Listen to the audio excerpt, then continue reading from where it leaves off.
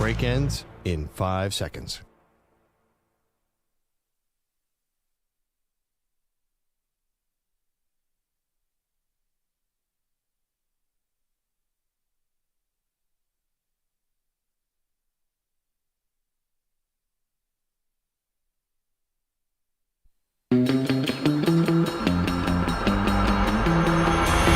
She was the Heisman Trophy winner in 1986. He left her off the ballot. They are Maggie and Perloff on CBS Sports Radio. Listen, Justin Fields just wants the drama to end. That's why he unfollowed the Bears. That's why he unfollowed the NFL. No, I'm sorry, he's going on vacation. That's why he unfollowed the Bears. Wanted a cleanser of a timeline. Hey, welcome to the show. Maggie Gray, Andrew Perloff. We're talking about Justin Fields, the interview he did yesterday on a podcast with the St. Brown brothers, Perloff. My guys. You have Equanimous, Amon Ra. You have great podcast. You do. Let's listen to a little bit because, listen, you get where Fields is coming from a little bit here, right? So Justin Fields says he wants the off-season saga about will they or won't they trade him and draft Caleb Williams. He just wants that to be over. It's a business. I ain't got no control over it, so whatever happens, happens. But I feel like the biggest thing with all this going on right now, I just want it to be over. Like, just let me know if I'm getting traded. Let me know if I'm staying, this and that, because I like watching film in the offseason. I like watching the offense, you feel me, seeing what they're going to do a lot and stuff like that. I get it. Of course he wants this to be over, but this is not how the process is going to play out. It could be over soon, Perloff, but until we get to the draft would be the last possible time any of this stuff would happen if trades are coming. I think he's going to know in the next couple weeks, but I do feel a little bit of sympathy for him, just wanting to clear up the unknown. I don't know, sympathy. Listen, it's going to be what free agency starts early March, and they're going to have to, Atlanta's going to have to decide, are we going for Fields, right. Are we going for Cousins, are we going for Russell Wilson? So it's going to be 3 weeks. I don't buy this. I'm going on vacation, so I have to unfollow the NFL Instagram because the NFL, just having NFL Instagram posts is going to ruin his vacation. First of all, do you unfollow anybody? I mean, I haven't unfollowed anyone in years. And I don't follow anyone anymore because if you're on Instagram, let's just talk about social media for a second. Yeah. If I watch a video for 4 seconds, I know that it's going to get fed to me like some kind of goose liver getting, stuffed like a foie gras. Maybe that's why Justin Fields had to unfollow, but that's such a lie that he's doing this so he can relax on his vacation, not see Bears. He was obviously thinking, listen, Bears, you can't string me along. I'm going to get you by going off IG. To me, maybe I'm naive. This read, he found out, listen, the Bears are going to draft Caleb Williams and I'm going to be somewhere else. Or the other option is that they keep both. Either way, things are not working out for Justin Fields in Chicago. That's how I read it. Yeah, and here's the thing about Justin Fields. He said, about the media and everyone's taking social media so seriously when he unfollows people. Well, don't blame the media for that. Blame other professional athletes who have gone to the well on this strategy for going on almost 10 years now. I mean, I can take it back to multiple guys. I mean, the first one that pops in my head is Jamal Adams, but you can do so many others who this was a harbinger of, I want to send a message to the organization that I'm not happy. So how else are we supposed to take it? You really can't pull the you guys are overreacting when this has been a playbook now that's been used time and time again. You want to even go a step further. Blame the NFLPA for creating this rookie salary cap. The Bears have no choice but to draft Caleb Williams because of the way the finances are structured. Even if they like Justin Fields, he's going to be 20 times more expensive than the number one overall pick, who might be a generational pick. Yep. And I think Justin Fields realizes the writing is on the wall. Just look at the money. There's just no way the Bears can pay this much more for Justin Fields. So he must know this. So I think I'm sensing frustration too. What frustrates players more than anything when they're unsure about their salary? I think he's already angling, listen, I'm tired of all this stuff. He wants to get settled. I think he wants a contract. I think he really wants to know, that I'm part of a franchise and they want to build around me. And I don't think that's the case in Chicago. So I understand him saying, I want this to all be done. Sure. Now, saying the right things about the city of Chicago and the Bears, let's hear from Fields. Said, it would be his preference to stay. Of course I want to stay. To be honest, bro, I'll be trying to with all the talk, it's hard to, I guess kind of just boom be in one place, but I can't see myself playing in another place. But I know how that league is. Like EQ, was probably the same way before you left Green Bay. But I mean, if it was up to me, I would want to stay in Chicago. I love the city. The city's lit. The fans there, they're great. Saying the right things. That's exactly what he should say for now. But I think it's going to be most likely, and I've said it, a farewell to those fans. And it's the salary is part of it. To me, it's more than that, though. It's the salary, but if you really believed in Fields, you could probably find some kind of middle ground where he doesn't have to get a Justin Herbert, Joe Burrow type contract right away, and maybe you get some kind of Daniel Jones sort of contract with him, about $40 million a year, but a short deal. If you really loved him, I think the money wouldn't be the thing. I think the thing is, you've had 40 games of Justin Fields, and while he's good and could get better, this is not saying he's some kind of scrub quarterback. No, that's far from the truth. But have you seen enough that you can say, oh, I'm going to pass on Caleb Williams, and I'm just going to be fine with handing maybe a generational quarterback to somebody else? And that, to me, is where the issue comes with Fields. It's not even about the money, even though the money is big. Well, in that scenario, though, if they did 2 years, $80 million, like Daniel Jones, then they're in 2 years they're facing a massive contract decision again. So, in a sense, I do think it is the money. I think they're uncomfortable paying Fields that now. If Drake May was the number one potential pick, would we even be having this discussion? Yes. No, I don't think so. I think they would go Fields over May. I don't think so. I think. If you're using the money example, then they definitely would go May over Fields. But it's because I think first of all, I don't think the Bears would ever take a North Carolina quarterback ever again. But also because of Trubisky? I don't think that's not fair. Having 4 years, and you're right. Maybe I'm being hypocritical here. Having 4 years of contract certainty, maybe 5 years with a generational talent like Caleb Williams, is way too tempting. I think if it was Drake May or even if it was Jaden Daniels, I think it would be a no-brainer to keep Fields. This is a function of the real, there's only a few drafts where there's a real number one overall pick. This is one of them. If it was Bryce Young, no way. Justin Fields, first of all, could be in this draft. He's 24. With a COVID year, he could have still been playing right now. He'd still have 3 more years left. He could be in this draft. So I think it's the combination. There's so many different things that are working here against Fields. I agree with you. It's not that Chicago doesn't like him. I think they do. I think if you go back just a couple months, there was a Justin Fields in Chicago thing. He was getting red hot toward the end of the season. Then they lost in Week 18 in a meaningless game to the Packers, and that all disappeared, which is kind of weird. What was weird to me about that, and you're right, and I think that's why the fan base for Chicago is so split, like 50-50 down the middle. I don't think they've ever had a quarterback they like this much. Probably going back to maybe some fun moments with Jay Cutler and going back to Jim McMahon. Yeah. But here's the thing. What you were just saying about Fields.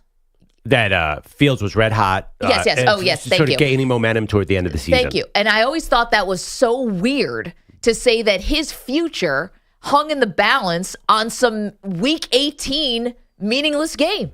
It was like, everyone's coaching for their job in Week 18. Everyone's playing for their job in Week 18. That's the most short-sighted thing I can possibly imagine. You knew you were getting the number one pick because it's Carolina's pick. They stink. Yeah. So you knew you were getting number one. To say, if they play well in Week 18, now it's going to change our mind. That never made sense to me. I'm like, if that's how the Bears are operating and doing business, this franchise is more screwed than we could possibly imagine. That sounds good in theory, but actually to watch them play their arch rivals, Green Bay, and it's the way they lost. They couldn't move the ball at all, and Fields took 5 sacks. I mean, five sacks against not a ferocious defense by any means. This wasn't the Baltimore Ravens. This was the Green Bay Packers, who got a little better on defense as the season went along. I think that the Cowboys. They have this fear that Justin Fields just doesn't know how to get rid of the ball, or whatever it is. Maybe he's not anticipating. Maybe he's not comfortable with short passes. That is the only thing that Justin Fields does wrong is he won't let it rip. And I think the Bears think, well, maybe we'll get a new offensive coordinator in here. Maybe we can fix this. So there was this moment. I just think the way they lost to Green Bay is what did it. Because the game before, I was looking at this, was Atlanta, interestingly, and he was perfect. He had an amazing game. They blew him out 37-17. I think they were going against Taylor Heineke. But I wonder if Atlanta was watching that game If Arthur Blank was sitting at, I don't know if he was at the game, it was in Chicago. I don't know if he made the trip. Do you think Arthur Blank travels to Chicago? Probably. I don't think so. I don't know. More of a I think he dome was guy. on his yacht in Florida, but he might have watched that game. Sounds nice. That was a perfect Justin Fields. And then the next week, Chicago's owners or whoever is running Chicago saw Justin Fields hold on to the ball. So I do think you're right. Ideally, that's not the way it is, but we're humans. The last thing we see does matter, Maggie. Yeah, but not when you're running a business. You can't be swayed by just a week or something. And here's the thing about Arthur Blank, the owner of the Falcons. We're talking about Justin Fields. Latest is he says he wants to stay in Chicago, but more, he really just wants this sort of drama over with. Like, are they going to take Caleb Williams? Are they going to stick with him? What's the situation? Arthur Blank should know Justin Fields very, very well. Because when Justin Fields was coming out of the draft and coming out of Ohio State, the Atlanta Falcons had the 4th overall pick. And it was a heavy quarterback draft because that was the Trevor Lawrence, Zach Wilson, Trey Lance. And what did the Falcons do it for? They took Kyle Pitts. So you would have an idea about Justin Fields, who, by the way, was just playing in the semifinal, like playing in the college football playoffs. You know this dude. He's from Georgia. And Arthur Smith was also part of that regime. Now, Steve Weish from the NFL Network had an interesting connection that he made, which is that Arthur Smith was the head coach of the Falcons at the time. Arthur Blank's the owner. Now Arthur Smith is the offensive coordinator for the Pittsburgh Steelers, another team that has been linked at least a little bit to Justin Fields because Mike Tomlin is allegedly a fan. But would Arthur Smith, say, listen, I don't want to build an offense around this guy? Does he even have that kind of power or say in the Pittsburgh Steelers? So is that a Steeler team? We've been making a connection there between the Steelers and Fields.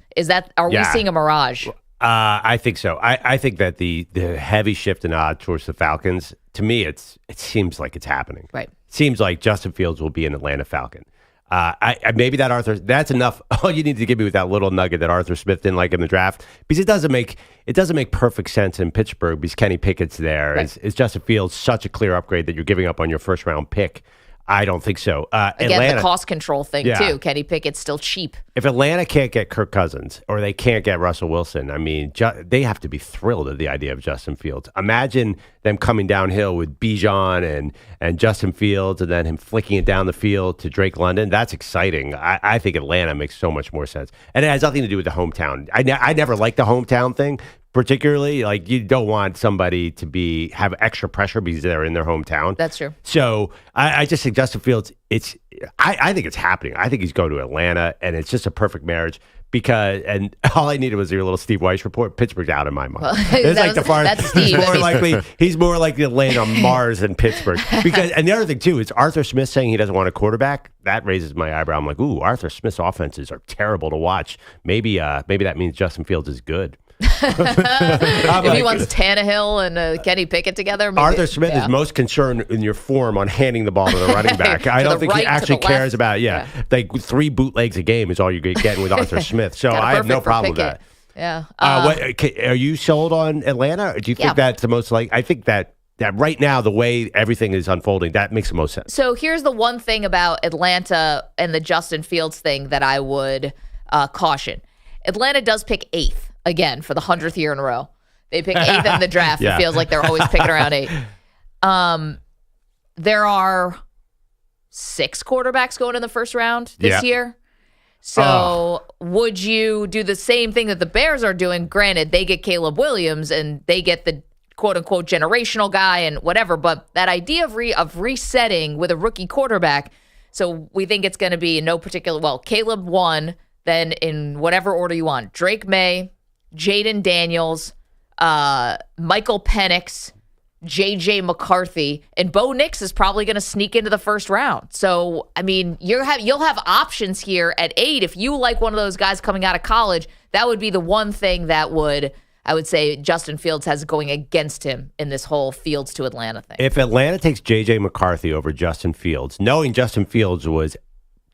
Say you could get Justin Fields for a second-round pick, and they took J.J. McCarthy, and he doesn't work out because just eyeballing it. How many touchdowns did J.J. McCarthy throw in the second half of the season? 5? Okay, but here's the thing about J.J. McCarthy, and we're going to talk about this more, the Michigan quarterback, as the draft process goes on. He's going to have 2 things going for him. One, the sign-off of Jim Harbaugh. Okay. I think that goes a long way. Jim Harbaugh said he's the best quarterback in the history of Michigan football. Jim Harbaugh, I know he's the Chargers head coach now, but Harbaugh putting over J.J. McCarthy all around the league, I think is going to help. Number two, I think they're going to paint it as J.J. McCarthy was a selfless guy. He could have been throwing the ball all over the place. He did have the receivers, but the offense dictated that it was more of a Blake Corum run first, and he really can play from the pocket, and he can manage a game in the pocket, but he was selfless and was fine handing the ball off. Yeah, I mean, I think actually Harbaugh, if anything, screwed J.J. McCarthy because he said, hey, we don't trust you to pass the ball. You're going to hand it off every time. I think there's no way the NFL is going to look at his production. I mean, you're telling me the game tape of J.J. McCarthy equals, first of all, these other college quarterbacks, let alone Justin Fields. Justin Fields has abused certain NFL defenses. The odds, if they go J.J. McCarthy, I'm unfollowing the Atlanta Falcons. If they go J.J. McCarthy, J.J. McCarthy's going to be a Raider. At 13, I think, because that's a team that makes mistakes at quarterback. And J.J. McCarthy is just so green. We've never seen him in a drop back situation. Like he has not thrown the ball in college. I'm just telling you, I think this is what's going to come out. This is what's going to be, hey, he really can throw the ball. He just wasn't throwing the ball because they were going through the run game. I think if J.J. is good enough to get drafted 13 and 8 is not that big of a difference. Yeah, but I understand. J.J. McCarthy's obviously a very good athlete. He can run. But I do think that the lack of production is going to be huge. That's my opinion. But you still think he's going first round? Oh, he's definitely there's no doubt he's the fourth quarterback. I mean, okay, so obviously the game tape is not going to hold him back that much. I think 8 is way too high. I mean, Justin Fields was the fourth quarterback taken in the draft that he went in. But Fields was a weird case. He was obviously a much, much bigger star than Zach Wilson and Trey Lance. Right. Justin Fields it was Trevor Lawrence, Justin Fields, 1-2, 1-2, 1-2, and everybody. Dwayne Haskins stunk out of Ohio State, so everyone's like, "Oh, Ohio State quarterbacks are just system quarterbacks." There was a whole slew of mistakes that went into Justin Fields falling to 11. The fact that Justin Fields, we've seen it on the NFL field, is so much more valuable to me than J.J. McCarthy. The one thing about McCarthy, the rookies have the money advantage. Sure. They're free, but not free, but they're cost controlled. If they go J.J. McCarthy at 8, oh my God. First of all, I don't think I'm alone. I think the Atlanta Falcons fans are not going to like that. If they knew they could have gotten Justin Fields for a second round pick. Well, again, it could be Penix. It could be Penix. I mean, if you're worried about the medical stuff, and again, we're going to get more into the draft as the weeks go on, you're worried about the medical stuff. Well, he just came off 2 healthy years. So all that stuff, the knee and the shoulder, that happened at Indiana. How long are you going to hold it against a guy when you just saw him play in the national title game? So I know one thing Perloff said off air that I think is a fair point. When talking about Justin Fields isn't he maybe the closest thing in the NFL to Lamar Jackson? And those Falcons fans have not forgotten that they screwed up not going after Lamar Jackson last offseason. When they came out and said, no, we don't want him. Yeah. Thanks, but no thanks. Falcons fans remember. Now, if they got a guy like Justin Fields, who's younger, who's maybe more athletic, which is crazy to say, but maybe true, and they pass on him for, again, a quarterback who may have thrown 2-3 touchdowns to finish the season, and they're not going to be happy about it. And the other thing, Justin Fields against Atlanta in the second to last game, he pulled a full Lamar Jackson. He was sacked about 5 times, escaped every which way, threw the ball against his body. I mean, he is EJ and I had an interesting argument. Who's the best scrambler in the NFL? Is it Lamar or Justin Fields? I still think it's Lamar Jackson. When Lamar wants to turn on the Jets, except actually in the AFC title game on that 4th down play. For some reason, the Jets weren't there. But I think Fields is that kind of electric. And there's no way J.J. McCarthy's a very good scrambler, and all these guys have their great skills. But come on, Justin Fields, that's a skill you cannot coach up. The fact that he's faster than pretty much every linebacker in the NFL. Okay, I'm giving you a team that passed on him once. Yeah. They do pick in the top 10 in a quarterback-heavy draft. I'm just giving you the things that Justin Fields is up against. Maybe this gets done for, a second-round pick. What do they pick? What was it, 43? Yeah. I think was a second-round pick maybe for the Atlanta Falcons. Maybe a second Falcons. and a fourth or something. Okay, sure. I mean, they've got an extra third, pick 79. We can go through any kind of machination of this you want to. I'm just telling you what he's up against. He's up against the fact that they already passed on him once, and he's up against the fact that they have a top 10 pick in a quarterback-heavy draft. By the way, the other closest to Lamar Jackson is Jaden Daniels. I think by our Justin Fields being this close thing, Jaden Daniels is also incredibly thinner, fast. though, than Lamar. Yeah, but Jaden Daniels can move like Justin Fields and these guys. He's incredibly fast. So maybe they get up to, if New England doesn't want a quarterback, they get up to 4. That'd be interesting. But if you're not giving me Jaden Daniels, you're not giving me Caleb Williams, do not go J.J. McCarthy at 8, Maggie. I'm just saying. Just don't do it, Maggie. Stop. Well, I'm not doing anything. Yeah, you have Arthur Blank on speed dial, and you're saying, well, no. We are tight. I'm not saying J.J. McCarthy. Don't draft someone at 8 unless you really love the guy. Take Justin Fields. I think I could be good friends with Arthur Blank. I think I get along with people in their 80s. Is he 80? 70 really? something? Maybe I shouldn't say that. He's up there. I shouldn't call people in their 80s in their 80s. Yeah. You a yacht person, Maggie? I'm great. I'm a little seasick. To be honest. That might not go well then. It's like you can't even tell you're moving, though, from what I've heard. I mean, Arthur Blank likes to conduct business on yachts. I know, imagine me. Interviews, so you can't even just hang for 10 minutes. That's a problem. I'd be looking like the shade of green, like everyone who was at the All-Star game Saturday night with that LED basketball court. I thought you said shade of green like Adam Silver giving off the MVP trophy to the team that scored the most points. By the way, congratulations, guys. I think he looked like he was battling tuberculosis.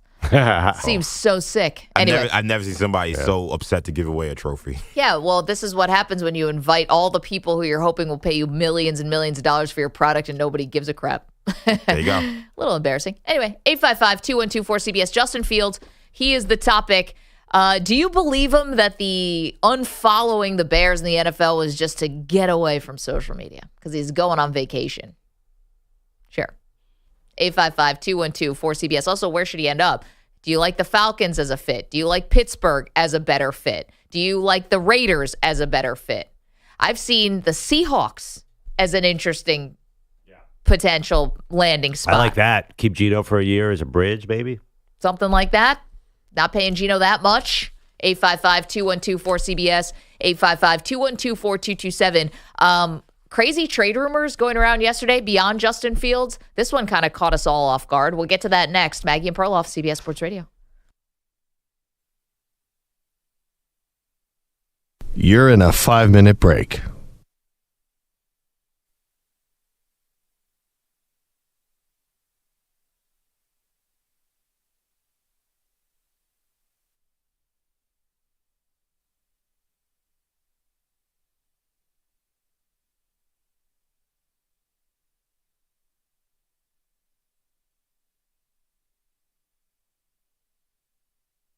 Four minutes, 30 seconds remaining.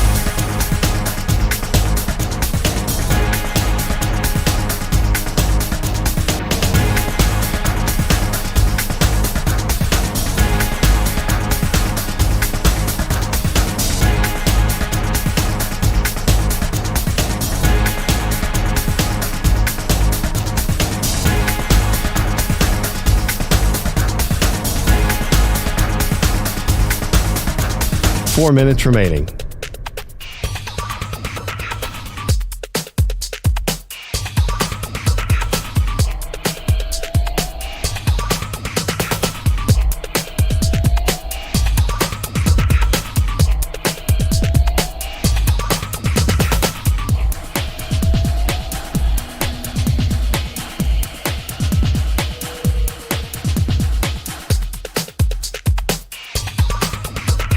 Three minutes, 30 seconds remaining.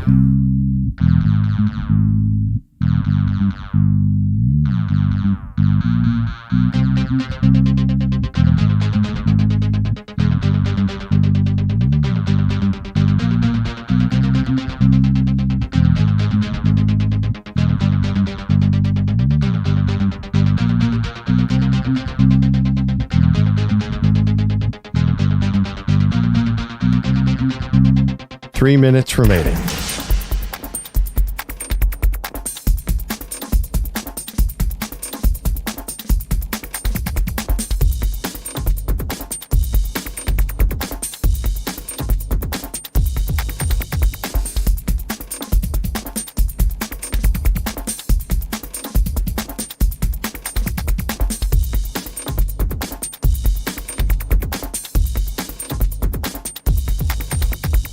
2 minutes, 30 seconds remaining.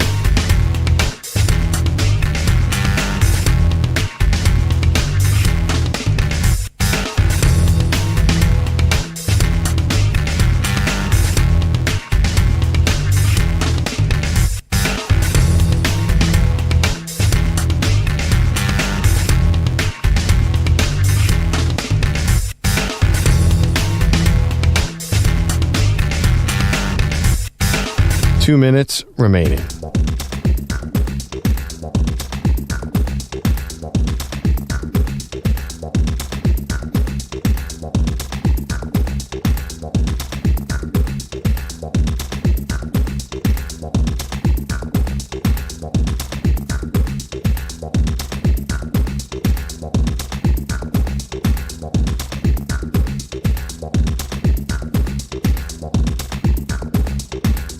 One minute, 30 seconds remaining.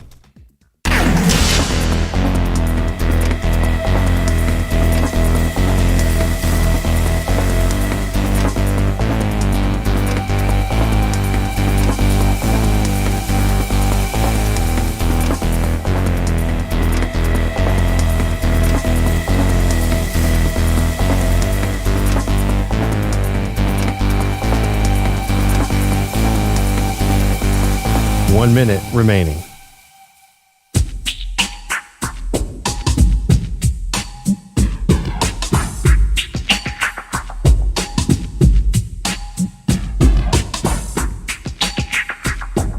.45 seconds remaining.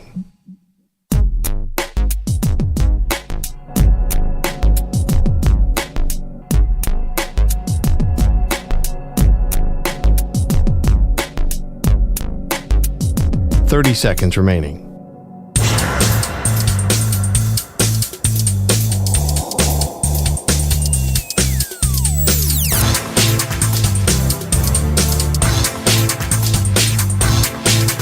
.15 seconds.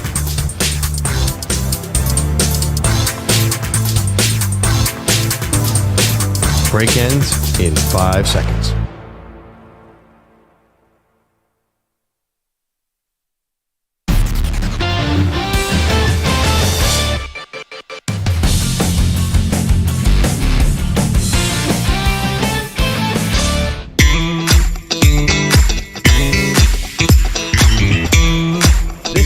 Show is sponsored by the new Hyundai Tucson, available with complimentary class-leading Blue Lake Plus. Now it's easy to use your phone to control your Tucson.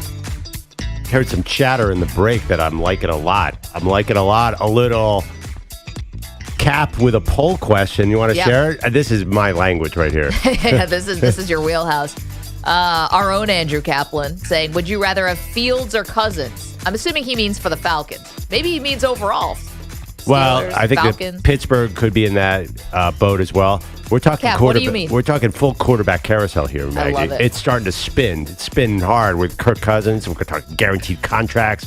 Talking mobile quarterback versus distributor. Oh, pair that with a little how many quarterbacks are going in the first round. It's like catnip for us. Slight disagreement. Here's the issue with me in Atlanta and Justin Fields is Atlanta's invested so much in their skill positions. So you would think you want a Brock Purdy-like point guard to distribute the ball, and you want all the yards to come after Yak. Now, Justin Fields will not throw the pass. He will wait around until he sees a big play. So he's not that kind of quarterback. No, Cousins is the guy you want. Cousins is the guy for that. But I disagree with EJ on this one. I don't think Atlanta's skill players are nearly as good. Just because you draft them high does not mean that they are that effective. Like, you watch Atlanta, it's not like, oh my God, these wide receivers are so open down the field because they're so talented. So I think Justin Fields running an RPO style where you don't know if Fields is going to run, you don't know if Bijan Robinson, the running back, is going to run, you don't know if he's going to find Drake London long. I kind of like this mix. So I'd rather, with Atlanta, I'd go with Justin Fields over a Brock Purdy, Kirk Cousins type. Okay, but you just had a guy in Arthur Smith who was like a run game guy, and you couldn't get any of this stuff going. So now you've got Zach Robinson who's coming over from McVay. I mean, you're basically trying to find who's the next Puka. Like, can you be Cooper Kupp? I mean, Stafford is more talented than all these guys, but That's what you want, right? You want the system. This is right up your alley here. Your Mr. System. To get it to Puka, you need a really strong arm, and Justin Fields can sling it downfield way more than Desmond Ridder. Well, but what about Kirk? I mean, Kirk can get the ball there. Kirk throws a little air under the ball. That's why wide receivers like Kirk, because he doesn't throw it as strong. Kirk's pretty good at that. But are you telling me that Drake London and whoever is going to be Cooper Kupp and Puka Nacua with Zach Robinson is not strong. I know, but just because they did that with McVay does not mean that that's going to repeat itself. Well, that's the hope. Yeah, I hear you. I still think there's something very tempting about Justin Fields. I'd like to see Kyle Shanahan with a Justin Fields type. Could he do anything with him? Well, he tried with Trey Lance. He picked the wrong guy. I think Justin Fields is twice as fast as Trey Lance. That's the big difference. I just think we're a little too down on Justin Fields. We forget that there was a point a month before the season ended. I was like, oh my God, Justin Fields has finally figured it out. What happened to that? Listen, it's not about being down on Fields. It's just about looking at the options here, right? If the Bears, we're going to do this a little bit later on in the show, which is a brilliant idea from our executive producer, EJ Stewart, which is, I don't want to give it away now. Yeah, don't give it away. Okay. Shoot. It's going to be fun. How the turntables have turned now. I back myself into a corner here. But and a multiverse where somehow the Bears don't have the number one pick. Can I say that? Yeah, sure. Okay. A multiverse where the Bears don't have the number one pick. And then what did they do? So it's not that anyone's down on Fields necessarily. It's just when given the option of Fields or Caleb Williams, this is a conundrum. To me, not really. How the turntables have. Yeah, exactly. Andrew Bogish is here. By the way, the poll question is just Cousins or Fields. Boop, boop. Yeah, in any particular setting? Yeah. He clarified. If we're going to steal At the blackjack that table, I don't know, whatever. I think we need to do for Atlanta. Help people out a little Well, bit. he clarified he wanted for any team, but we can do for Atlanta if you want an official poll question. Yeah, I think we override any team and go Atlanta. Okay. Because you're getting confusing otherwise. I kind of I like the confusion. Minnesota's got to be Cousins, right? Maggie's a chaos agent over there. I love it. Kirk Cousins is staying in Minnesota. This is the way the universe I don't know wants about it. that. I don't know. I don't know about that. I mean, what is the more perfect marriage? You want Justin Jefferson to be happy. You're going to bring in somebody else? I think that's a mistake. Okay, but we know from Albert Breer, at least there's some reporting, that Minnesota's not willing to go to the full guaranteed contract. And I think Cousins is going to get that guarantee. And I think that's important to him. Also, his wife's from Atlanta. An $80 million signing bonus is an $80 million signing bonus. It doesn't really matter. Even that fully guaranteed wasn't the biggest bonus at the time.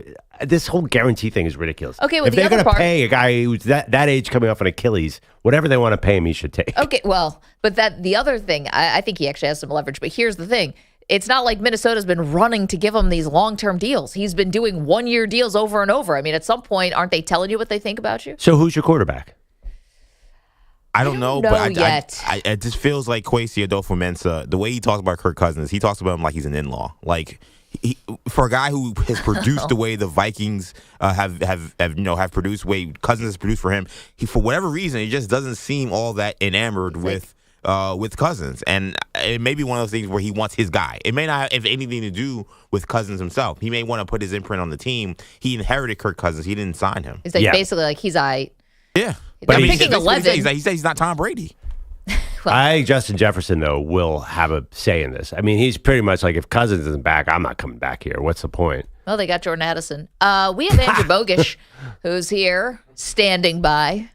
Wait, just to say, Jordan Addison, you can't let Justin Jefferson out of that building. He's the best player the Vikings maybe have ever had. Well, except for Randy Moss. Randy Moss and Chris Carter, but... John Randall was good, too. He's no Justin Jefferson is surefire Hall of Famer. John Randall would eat Justin Jefferson. John Randall's a scary man. Yeah. I wouldn't want to say anything bad about is him. Randall in the Hall of Fame? I was just thinking that he is. Yes, he is. Okay. Yeah. Even if John Randall was not better than Justin Jefferson, I'm going to say he's better than Justin Jefferson just in case I run into John Randall. You guys listening. Well, you guys are big pro wrestling fans. It's John Randall's face paint that makes you so scared of him. Well, the sacks those happened too. Have you ever heard him mic'd up? He sounds like a nice person. Again, because I don't want to get John Randall mad. A humanitarian. Yes. A gentleman. Yes. He retired like 20 years ago. I Right? mean, this might have been the advent of NFL films, but they had him. They knew to put a microphone on that guy. Yeah, and EJ's right. He is, however old he is still in a 3-point stance right now, ready to go if necessary. He actually wears that face paint around. Ordering a pizza. It's kind of weird. He has the Ultimate Warrior, the triangles that come down from his face. What I tried to do when I wore that Patriots uniform and didn't go so well. I looked like a sad clown as opposed to looking like John Randall. Yeah. You did look like a sad clown. And then you started singing it, and you really solidified I was a sad clown. really drove it home. Bogish, good morning. Headlines. Good hello. morning. The headlines are sponsored by Progressive Insurance. Drivers who switch and save with Progressive save nearly $750 on average. Call or click today and find out if we could save you hundreds on your car insurance. My wife. Justin Fields is probably going to get traded this offseason. Jalen Waddle probably isn't, but at least a few people think Miami should consider moving the young wide out for defensive help. Tyreek Hill strongly disagrees, tweeting that Waddle's the future. Hill writing that Jalen is better than him at the same age. Waddle is entering the final year of his rookie contract, with the Finns holding that usual fifth-year option. He is also now eligible to sign a long-term extension. Yeah, this was another Mike Tannenbaum special here, right? This was former Jets and Miami general manager saying that they should trade Jalen Waddle for for McDuffie, right? Trent McDuffie. What? Yeah, first of all, I don't know why the Chiefs would do something like that. They just won 2 Super Bowls with questionable receiving core. Yeah, I think Trent McDuffie's one of the most valuable players in the NFL right now. If they could do that, A shutdown corner on a rookie deal, I don't know why they would do any of this, but I love the Tyreek Hill tweet. I just woke up in Greece. and I wake up to this. Nice flex. Yeah. The Lombardi, I don't know if it was just yesterday, but I mean, he is on some kind of trade rumor bender. Like, he should get fired from jobs he doesn't have. Wait, Lombardi or Tannenbaum? Oh, Tannenbaum, sorry. Yeah. Same. Yeah, well, he was the one that put out the crazy Giants-Bears trade, or was that, am I confusing former GMs? He did a Russell Wilson to the Jets, which was quite that was Tannenbaum. Said Russell Wilson to the Jets. It was like, do you remember who the offensive coordinator is? I love it. We're getting former Belichick Parcells guys mixed up here. Somebody else on ESPN presented a trade Giants-Bears where the Giants got the first pick and the Bears got like 17 picks and Kayvon Thibodeau. Because ESPN, then it had to be Tannenbaum because Lombardi, it doesn't work for him. It like hurt my head. Well, I mean, there's a lot. Graphic. There's a lot of pressure to say something on those shows. You got to really push the envelope on trade scenarios. Russell Wilson to the Jets was an all-timer. I mean, Mike Tannenbaum, no. I mean, he acts like I act on Madden when I'm a franchise GM. He's just trading star players for star players, trading 8 picks for the number 1 pick. I mean, maybe he's been playing too much Madden since he left the NFL. I don't know. EJ, no offense to your dynasty mode, but like Tannenbaum actually did this and was a cap guy. And he did do it. I don't know. Any former GM who's not a GM now. He got 2 jobs, though. I mean, he did get hired again. I love Tannenbaum. I think he's great and he's really funny. But listen, if you're so awesome at GMing, then you're a GM, right? Fair. Well, he's more of a cap specialist than a GM. Tell him that. Sure. In reality, he's more of a cap specialist because that's how they were able to manage their payroll, was because he was so good at the cap, but he wasn't good at procuring players. First, he's paying them correctly to be terrible? Is that what you're saying? Yes, okay. He's finding the right ways to get all the terrible players. All right. College football playoff officials met in Dallas yesterday, and a 14-team bracket was floated. That would begin in 2026. The exact format's unclear, but could include multiple guaranteed spots for the Big Ten and the SEC. I mean, the ink's not even dry yet. Not even a little bit. Yeah. By the way, 14, let's all be honest here. 14 doesn't sound right. It's going to be 16 before this show is over today. 10 a.m. Why Eastern. would we stop there? It's 64 in no time. I mean, who cares about these kids, their heads? It doesn't matter. 16's easy math, though. I think they stay on 16 for a few months. That one has some stickiness. But So they want it to look like the NFL has got 14.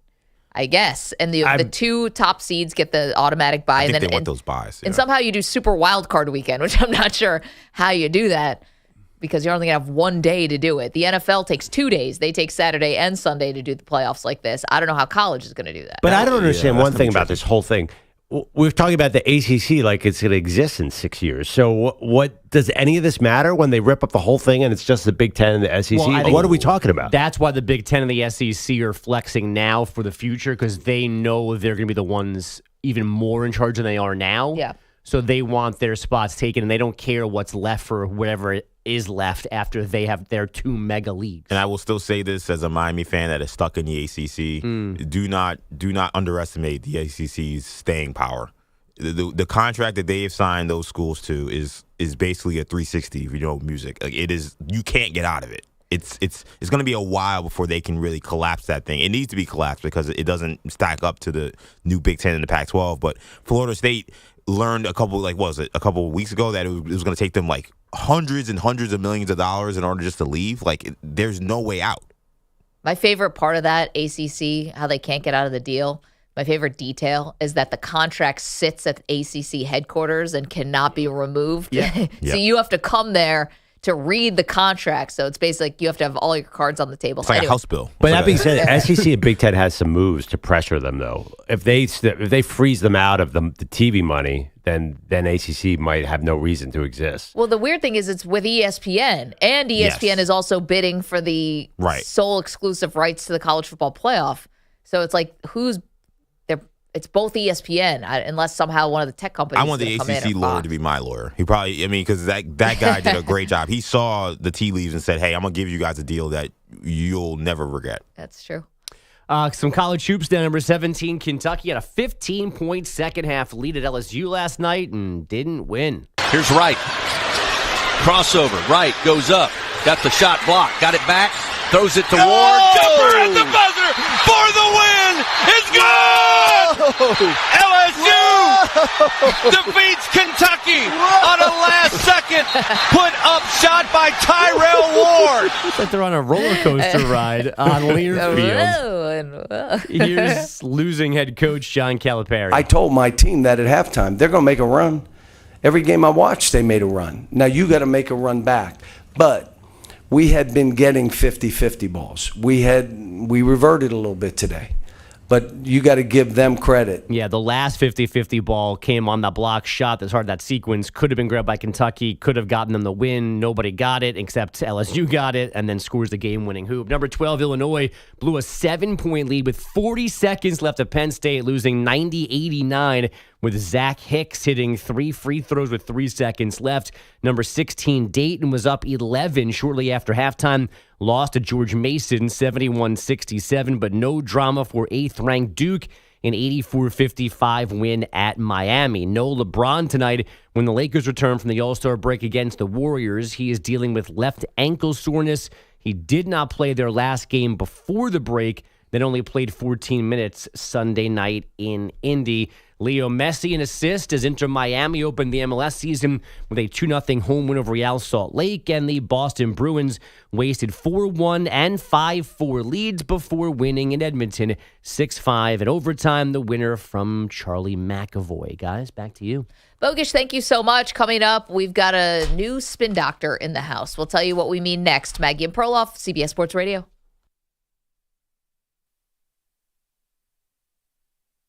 You're in a 5-minute break.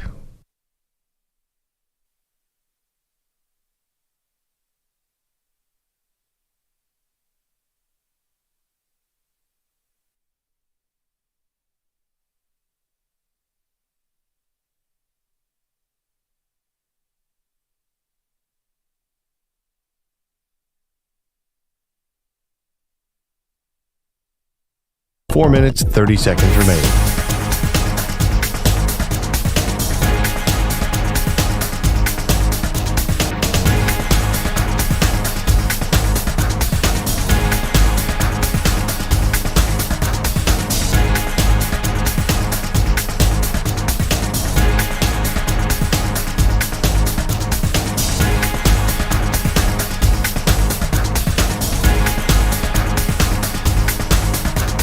Four minutes remaining.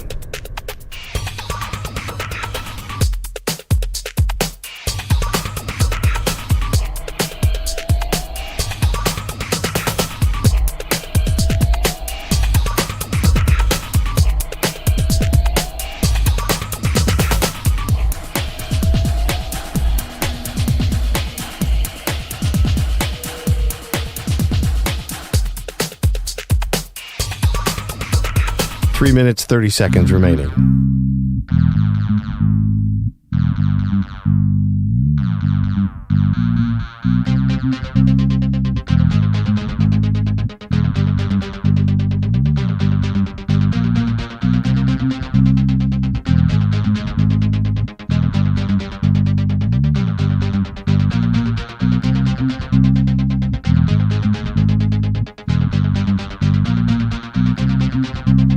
Three minutes remaining.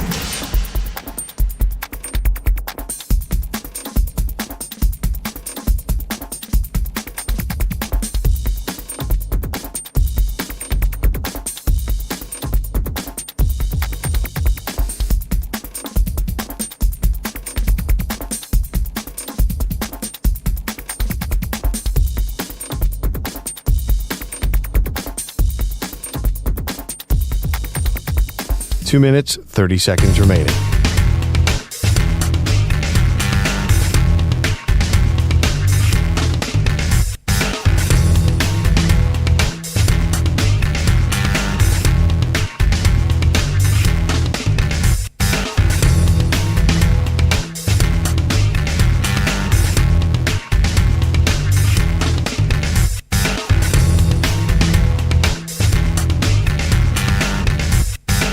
Two minutes remaining.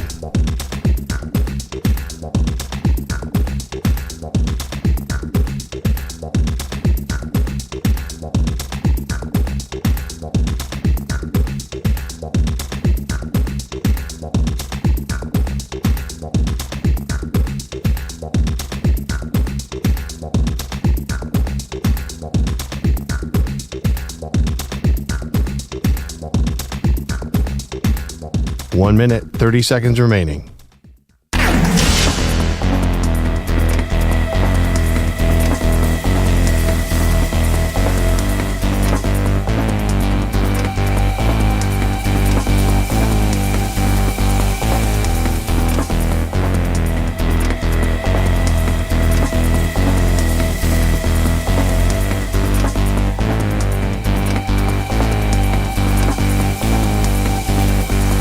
One minute remaining.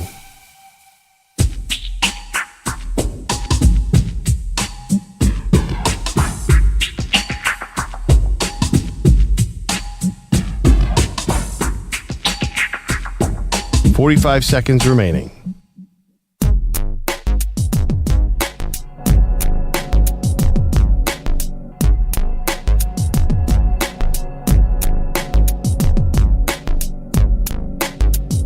.30 seconds remaining.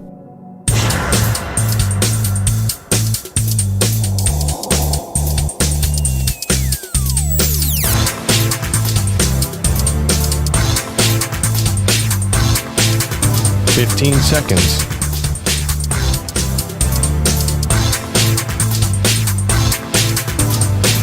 Break ends in 5 seconds.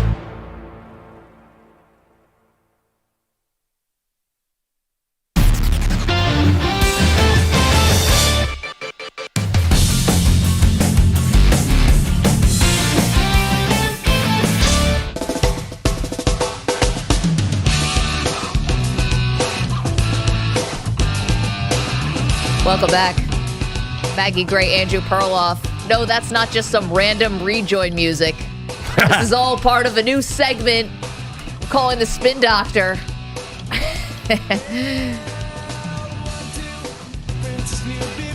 And this is now our homage to Doc Rivers, the ultimate spin doctor, Perloff.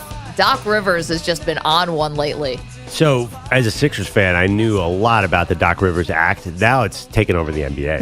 He is the voice of the NBA. Well, that makes it sound like he knows what he's talking about, but all of a sudden, Doc Rivers is moving into LeBron territory. He's boxing him out, the guy who has an opinion on everything. Well, and LeBron famously, remember, he knew Kobe was going to score 81. Yeah. Somehow he knew that because nobody moves in the NBA without LeBron knowing about it. So the latest spin doctor move from Doc Rivers is this. He was talking to Tim McMahon of ESPN, and he said that he basically tried to talk Kawhi Leonard out of forcing the Clippers to trade for Paul George. He goes, I even brought up to Kawhi, are you sure you're going to want to trade Paul George and have to give up Shai Gilgeous-Alexander?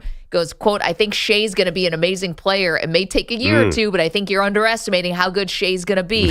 I didn't argue the decision or anything, but I brought it up. I just thought, is there any way we can do this deal without putting Shai in it? Yeah. So now that Shai Gilgeous-Alexander is probably going to be the MVP of the league this year, now Doc is saying, well, he tried to tell Kawhi Leonard, you don't want to trade this guy away for Paul George. It's interesting, too. Actually, Doc Rivers, when I think he was still a player, called up the Blazers and said, I don't know if you want to pass on this Jordan guy for Sam Bowie. It's amazing how he has had the foresight that Doc Rivers now has. Yeah. It's interesting how he's gotten so much smarter because I don't remember him making all the right moves in the past.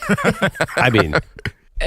Yeah, this is funny. Doc Rivers retells history, probably consulting FDR. It's like that show Drunken History on Comedy Central where people get drunk and retell what happened. By the way, going back to that trade, it wasn't the worst mistake in NBA history to give up Shai Gilgeous. For Paul George has been productive at certain times, right? I mean, obviously I know Shai Gilgeous is a superstar now. Was that so? That's not the worst thing that ever happened to the Clippers, is it?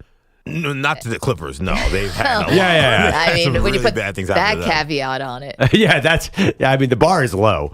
But, I just like that. I can't wait to find out what Doc's going to say today. And now his press conferences are must listen. No, but the thing about, not to totally go back and revisit the Paul George thing, it was just how insane that trade was because it was like all self-inflicted. Paul George could have just went to the Clippers, but instead decided to do this detour through Oklahoma City, but then only wanted to go to the Clippers to play with Kawhi Leonard. So then it took them 5 first-round picks and 2 pick swaps to get Paul George to the Clippers, and they haven't done diddly. That's the problem. That's the problem with this whole thing. But no, did anyone know Shai Gilgeous-Alexander was going to become this guy? No, of course not. No one ever knows. There were 5 rookies that were ranked as better than Shai Gilgeous-Alexander. Like, he was 6th in Rookie of the Year voting his rookie year, and I loved Shai. But for Doc to be like, hey, that Paul George guy, I know he's an all-star, but I'm telling you, the guy that averaged 10 points a game off the bench, he's going to be the next one, Kawhi. Well, and this all obviously is coming off the heels and Perloff saying,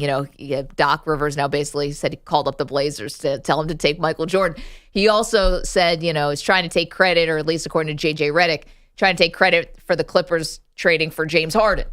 And how that's working out so well. And he told them, hey, the Clippers called me, and I said, you should definitely do this. Honestly, I would like to see Shai Gilgeous just get him to play a couple games with the Clippers to see. I've never seen players who have less interest in passing the basketball than Shai Gilgeous-Alexander and James Harden. The two of them I know we disagree. I watched Shai Gilgeous, me and EJ have been fighting over. That guy is not a passer. He's a dribble, shoot. And the point is, even the Clippers, that never would have worked. So I don't understand. Doc Rivers left the Sixers, Maggie, and he said, the reason we weren't good is because James Harden was too ball dominant and it was easy to play defense against us. Right. Now he's taking credit for making the Clippers good. Isn't the same problem still there? Yes, I mean, this is why Doc is he's the spin doctor. This is why we're playing the music for him. His logic makes no sense. Well, he's trying to turn everything. And everything. It's just very funny because, listen, the whole real thing about this, right? Doc can go back and do the revisionist history, and believe me, we're going to have fun with that Spin Doctor's music because any excuse to play that song is, we're going to get that one stuck in your head, America. It's like going in a time machine back to 1996. Anyway. Listen, Maggie, it's hard to take over a team midseason and win games. That's the bottom line. I know. Especially when you didn't even want to. And you didn't even want to. The Bucs were just begging you. And you had 6 other offers and that we can't know about. And it's really hard to win in high altitude, too, especially if you play a low altitude game before. If you go to Dallas or Utah, nobody's winning that game, Maggie. Nobody's beating Utah, the Jazz in Utah. They're undefeated there, according to Doc Rivers. So this is where the real thing becomes interesting. Giannis just signed this extension, and the Bucks made the trade for Dame. But as we know now in the NBA, the extensions, the commitment is not worth the paper it's printed on. And no matter how big the contract or how unmovable a guy looks, there's always a way to move him. And I'm not saying that Giannis is going to want to leave Milwaukee. I'm just saying Giannis has played this passive-aggressive thing already with the Bucks. And if Doc comes in and this thing really dumpster fires and burns to the ground and Doc's trying to spin it to save himself and Giannis is looking at all this like, what am I doing?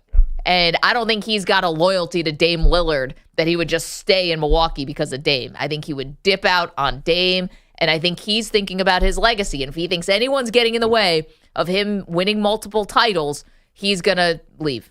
Well, I think Pete Bellotti actually has the perfect strategy for the Bucks. What was your strategy for coaching the Milwaukee Bucks? Win. Win. Roll the ball out and win. Give the ball to Dame. Give the ball to Giannis.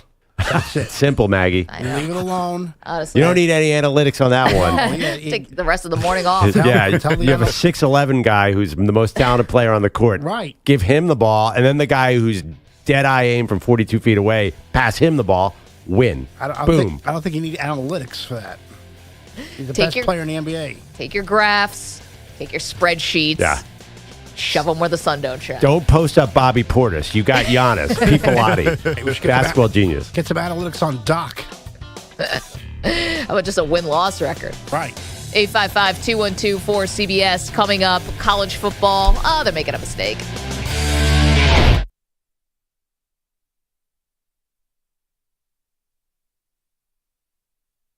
You're in a 5-minute break.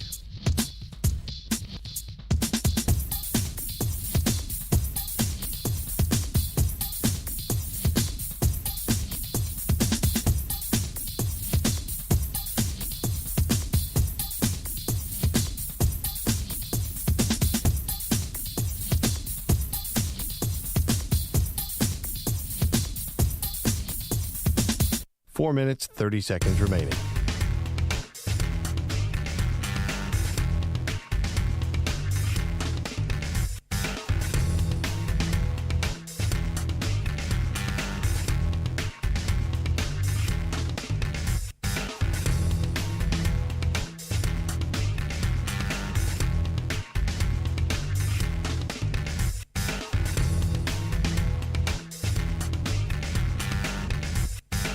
Four minutes remaining.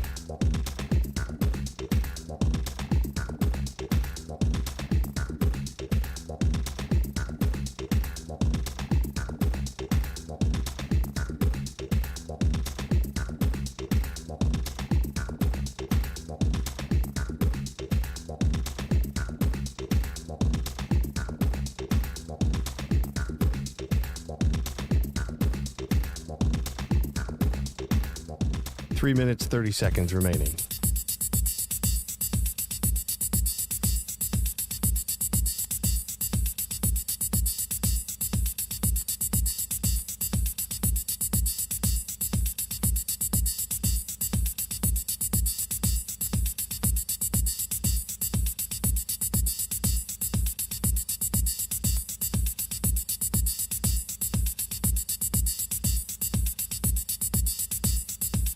Three minutes remaining.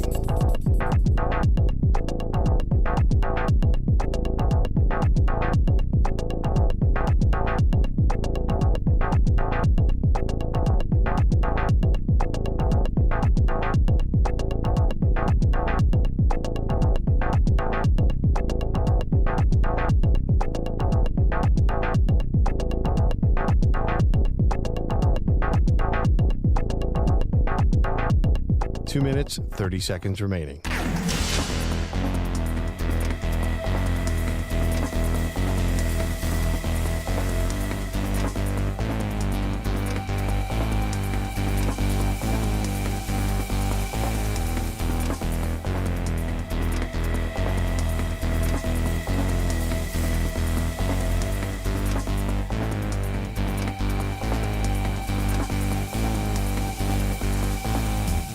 Two minutes remaining.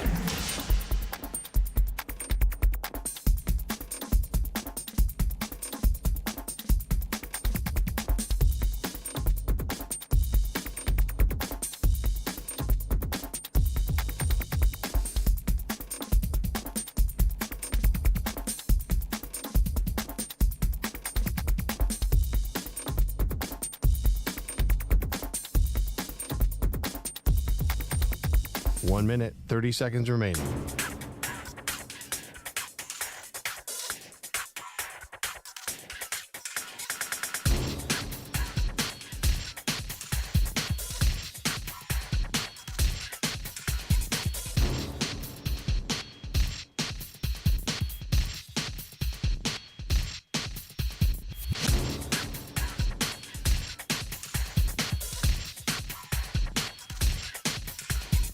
One minute remaining.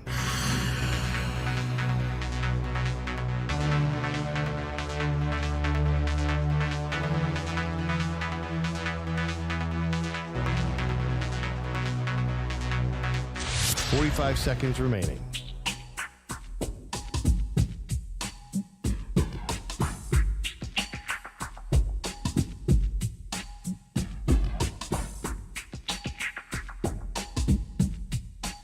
Seconds remaining.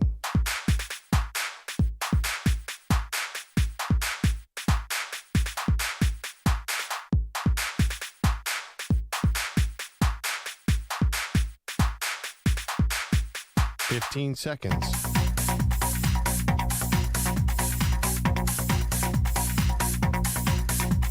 Break ends in 5 seconds.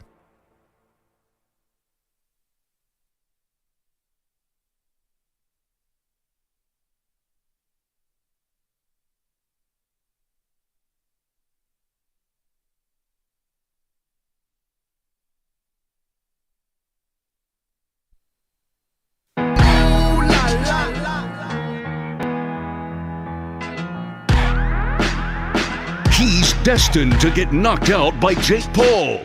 She's destined to film it. They are Maggie and Perloff on CBS Sports Radio. Well, the ink's not even dry on a 12-team college football playoff, and already they're talking about 14 or 16 teams. Hey, welcome to the show, Maggie Gray and Perloff. I'm old enough to remember when there was a 12-team playoff. How about a 14 playoff? That's ancient history. It moves. College football always moves fast, and I think the momentum is picking up. But this is an all-timer. To go from the report that they officially cemented the structure of the 12-team playoff, the 5+7, everybody was happy. I can't believe how fast ESPN Pete Thamel, our old buddy, came out with the report that they were in Dallas and they were seriously talking about 14 teams. And the way Thamel reported it made it seem like, oh, somebody told me to say this so we can get it out there and float out to the public because it's happening. Yeah, it's happening. So you're probably going to get 2 years now of 12 teams, and then it's going to automatically bump up to 14. So after 2024 and 2025, then it's going to go to 14 or 16 or who knows. And listen, why just hold their beer until we get to 64? I mean, what are we doing? Everyone's brain's going to be mush, but nobody cares about that. I mean, here's the thing, right? This is obviously going one way. And if you have 14 teams, what does that look like?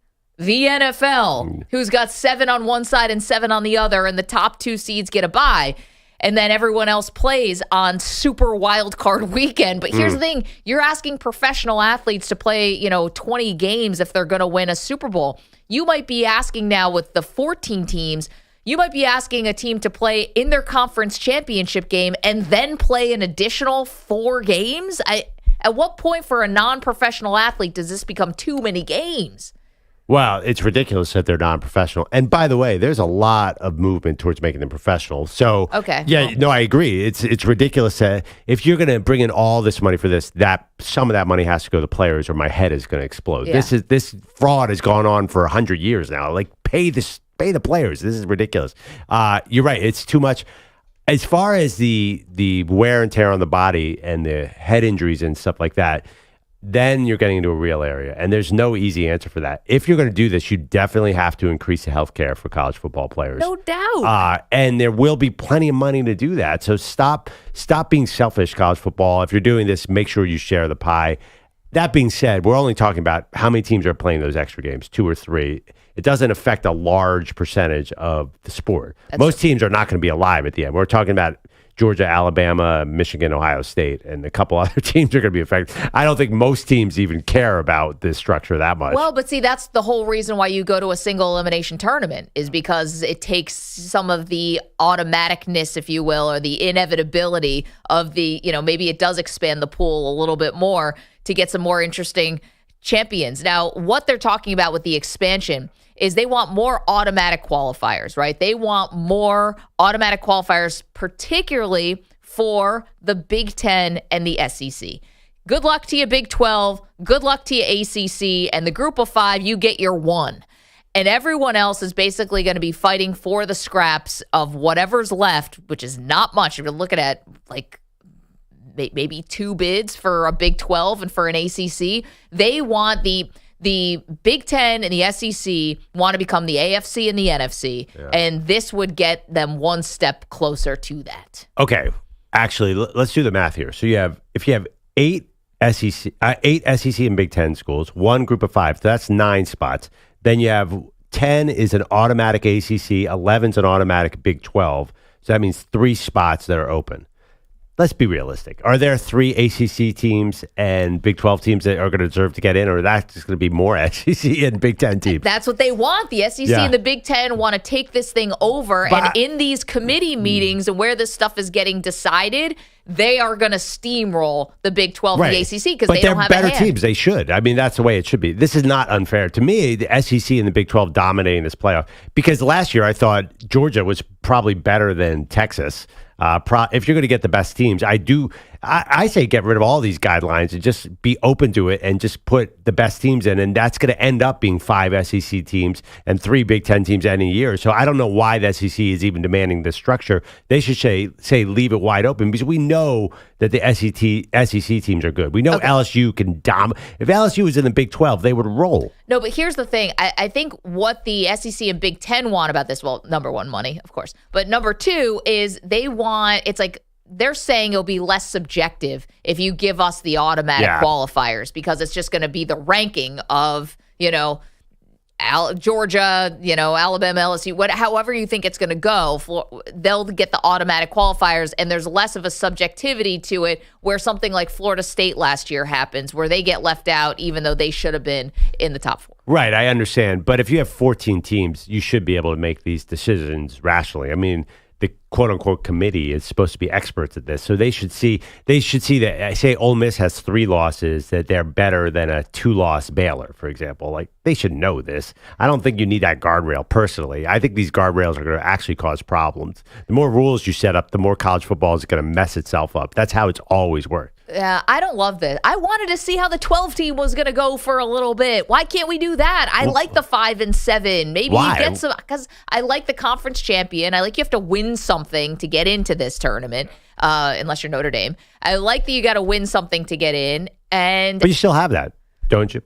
No, I like that the top 4 get a bye. Like you're playing for something where not just the top 2 teams get a bye, but the top 4. To be honest, I liked it better in the NFL when the top 2 seeds in the AFC and the NFC both got byes. I think you could make an argument, though, that the top 2 seeds getting a bye is more fair, because that 4 seed, I didn't think that was fair at all. Say ACC, a 3-loss North Carolina gets that bye over a 1-loss Alabama or Georgia. That's not fair. So that system was always a little flawed logically as well. Okay, but look at what you're going to set up now. You'd be better off being a lower seed. If you have a 14 or a 16 team playoff, you'd be probably better off being a lower seed, because you don't have to play in the conference championship. So you don't even have to play that 13th game, and you can still get into this tournament. And I do think we talk about, I know we're picking on the ACC, and I got to defend the ACC a little bit. Remember, we just had a Big Ten championship game where it was Michigan versus Iowa. And if Iowa beats Michigan, guess what? Iowa would have been a 3-loss or 4-loss team that gets that bye. Like, I think it's unfair to pick on the ACC. Well, that's the only way we can get a scrub team that gets a top seed. Like, that could have happened in the SEC. We've seen years where the SEC East or SEC West is down, and there are teams with multiple losses. That could have happened in the Big Ten this year. So it's not only ACC where you could have that conundrum. Yeah, but LSU made it to the SEC championship game 2 years ago. Brian Kelly's first year. Right, exactly. Well, they would make a 14 team, but you also have the trend where we're getting rid of the divisions. I mean, that's a good trend too, because that's ridiculous. It should always be conference. Yeah, it should be the 1 versus 2 because of the exact reason. I think that's where things are headed in college football. Also, too, it's a much more lucrative. They don't want Michigan, Iowa playing when they could have. They just didn't want to go Michigan, Ohio State back to back so often. I think the way college football, it's getting like the NFL. One of the big problems I have with college football is the beginning part of the schedule is so crappy. I would like and to that's see, only getting crappier. Yeah, I would like them to see. I can't wait for the Big Ten SEC merger, so we have more of an NFL schedule, so there aren't so many bad weeks of competition. I would like to see them actually sit back and say, "Hey, we're giving away money by having Alabama play Morgan State in Week 3 when we could have them play, say, Oregon or somebody. Just get more big matchups going." Well, think about it. I mean, the SEC said if you want us to play a 9-game schedule or whatever it was, we're going to need some more money for that because you want us to play more competitive games. You're going to have to show us a little bit more love. The expanding the playoffs more is only going to lead to more meaningless games in the beginning part of the season. And Matt Rule of Nebraska came out and said as much last week. He's like, why would I ever schedule a Power 5 conference, Power 4, pardon me, in non-conference? It makes no sense now because all that matters is what you do in your conference. Well, I think the committee has to actually do what they say they're going to do and reward strength of schedule in a big way. I think they have to. Come on, let's look at Georgia last year. There's no way that if you're actually make it fair, put Georgia in the Final Four. If you know they're the best team, just put strength of schedule. Well, actually, Georgia didn't play anybody, so that's a hard one. But generally, just get rid of all the rules and say, listen, we all know, all the fans know who the best teams are. And if you schedule crap, we're going to penalize you for it.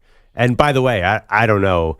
Nebraska, is there a schedule easy enough for Nebraska to get to this playoff? Don't pick on Nebraska. Can you imagine who they'd have to schedule to get to this 14-team playoff? Raiola now. They think they got some hope, maybe. Yeah, right. Oh man, trying to help you guys in Lincoln.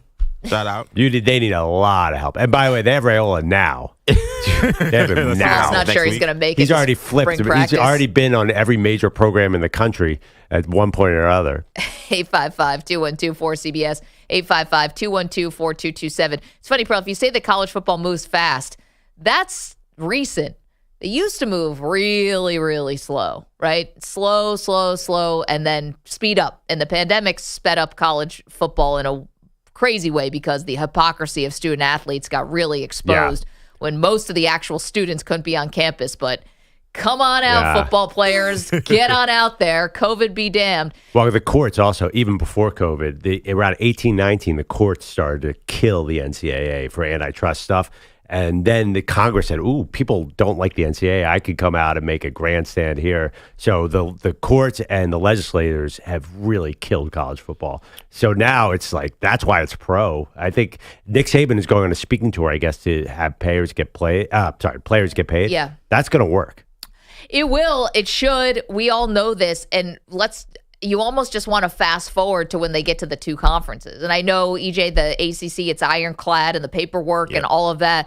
And the Big 12 has been gobbling up teams left and right and trying to hang on. I mean, we know where this is going. We know where it's headed. Is it going to get there in 2030? Is it going to be 2035? Whatever it's going to be basically the AFC and the NFC. Yeah, just quick. Oh, sorry, go ahead. Well, a quick question. In that formula, what do we lose? Rivalries is what those are we basically gone. Charm anyway. Is it? I'm not sure what's that. I think you're essentially going to lose true affiliation with the school. I mean, you'll be known as the Auburn Tigers, but what type of affiliation do you actually have with the school? I don't know. But what's the difference? You've been paying players at Auburn for 30 years. Well, yes. Maybe that was a bad example. I understand what you're saying. I don't think the affiliation goes down that much. I think you can survive this. You can become like the NFL, but you are like the NFL. You're a major television product.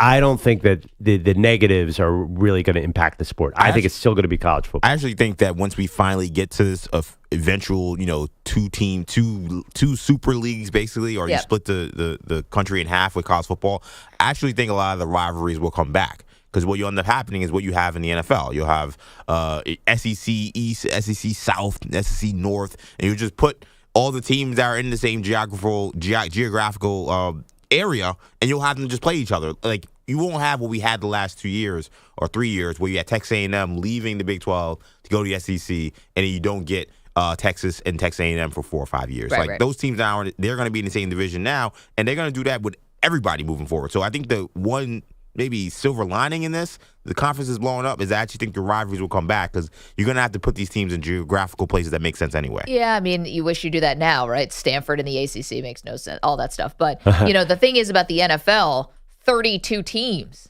it's a lot easier to keep the rivalry going, and you get to serve and play outside of your division and all of that, and you can serve a lot of Masters there. Yeah, but most colleges legitimately have no more than two rivals. Yeah, like, if I'm a Miami fan, I only care about us when we face Florida State, and every other year we play Florida. In fact, Florida's been ducking Miami smoke for so long.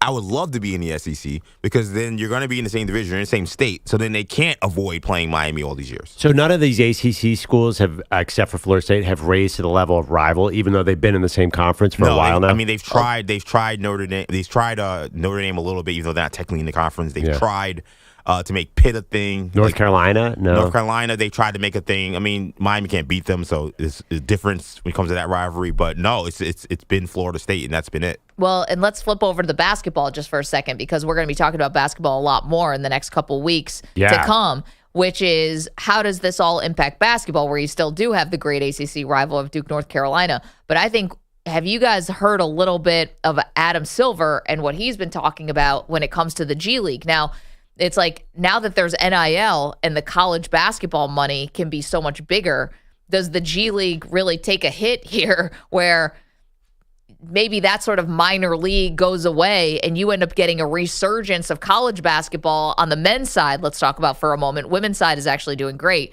but on the men's side, does it flip backwards, Perloff, and you end up getting a resurgence back to college basketball on the men's side because the NIL money can so much far outweigh the G League money? Maybe, but is it one and done as well?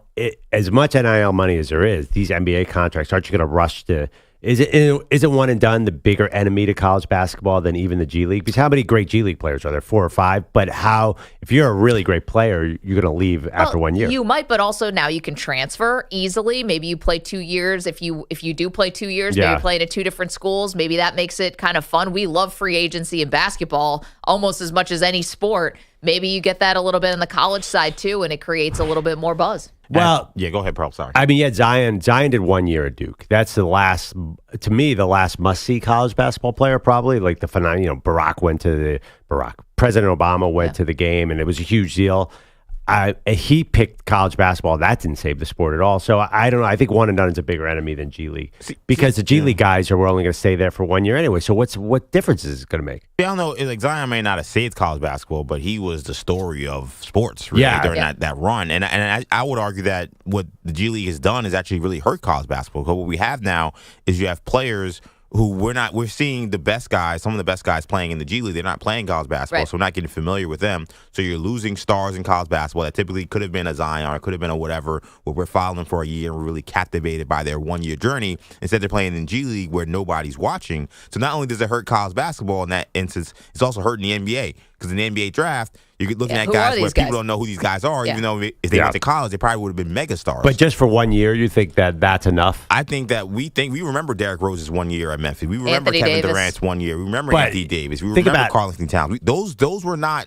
They happened and nobody knew who they are. Those guys were big stars when they got to the NBA. But I would argue the NBA draft, when one and done started, the NBA draft started to slide down big time. Well, definitely. I think. But I'll bet you the ratings have slid enormously going back 15 years, not 5 years. But they can get it back. I think they can get it back, and the NIL is the way to do it. And maybe if, because basketball just sort of gets dragged along here with whatever football happens to want to do, maybe this actually ends up helping basketball. Maybe having it be a little bit more like it's the NBA, Eastern Conference, Western Conference could be a little better for college hoops too.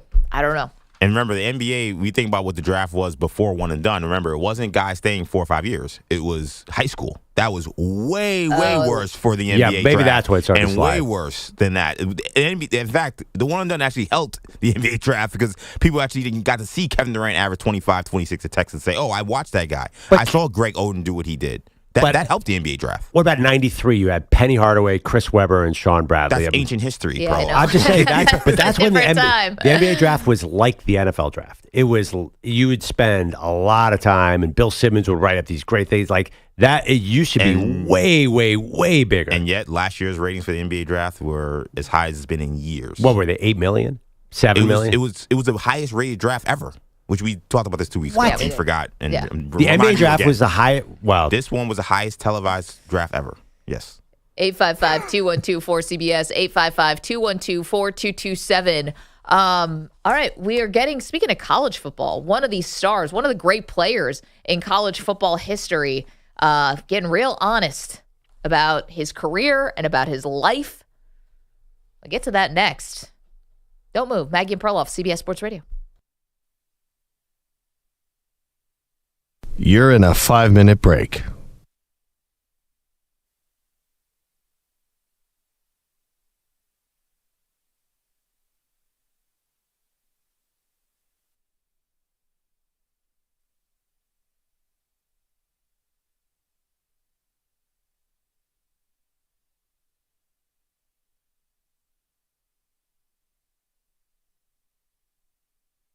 Four minutes, 30 seconds remaining.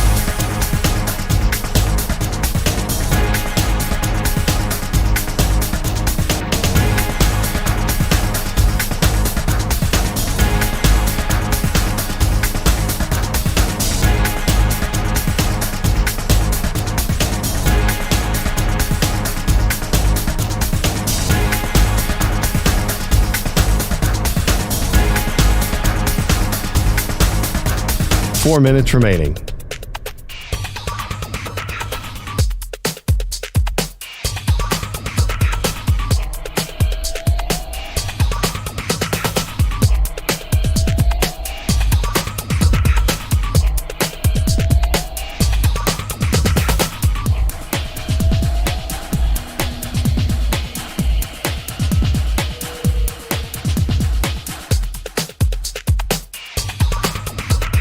Three minutes, 30 seconds remaining.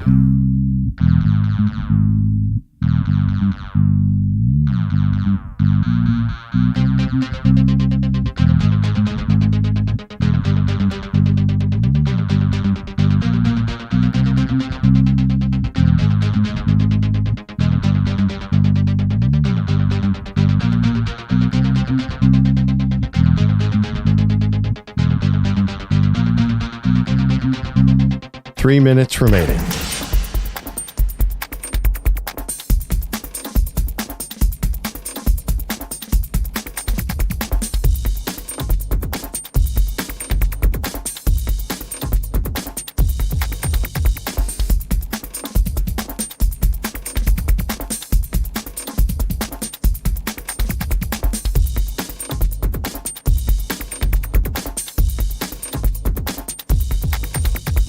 Two minutes, 30 seconds remaining.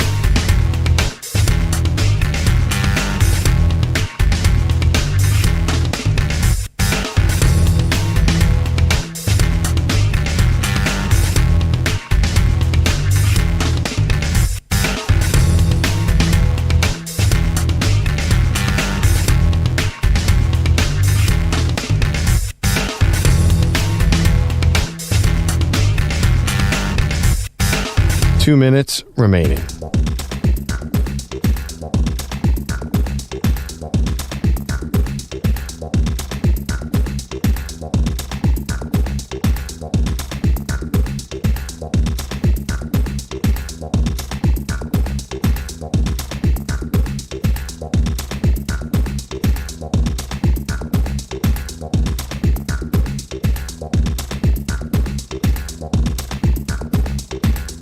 One minute, 30 seconds remaining.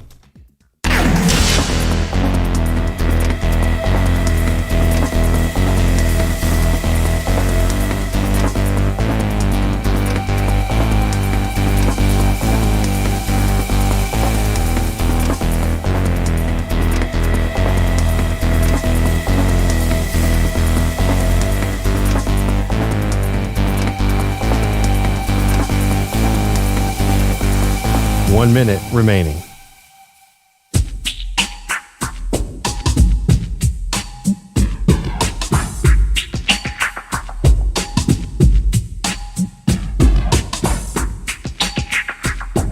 .45 seconds remaining.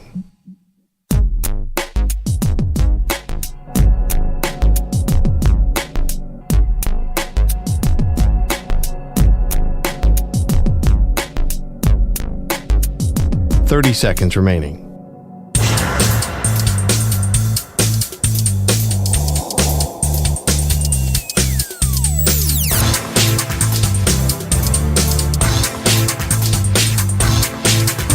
15 seconds.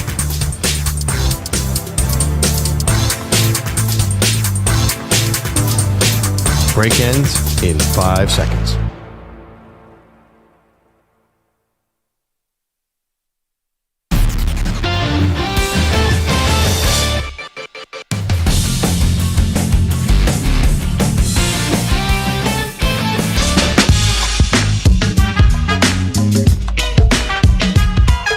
Welcome back to Maggie and Perloff. It is hard work for us. We have to fix college football. Now we're fixing college basketball. Listen. Can't we just have a normal Thursday without a sport being in flux, Maggie? No, I mean, this is why we're here. Thank goodness they have us. Yeah. They're throwing out all these good ideas. Although you have to move fast and be on your feet to keep up with college football these days. No, I mean, ink's not even dry on 12-team college football playoff. Now they want to go to 14, 16.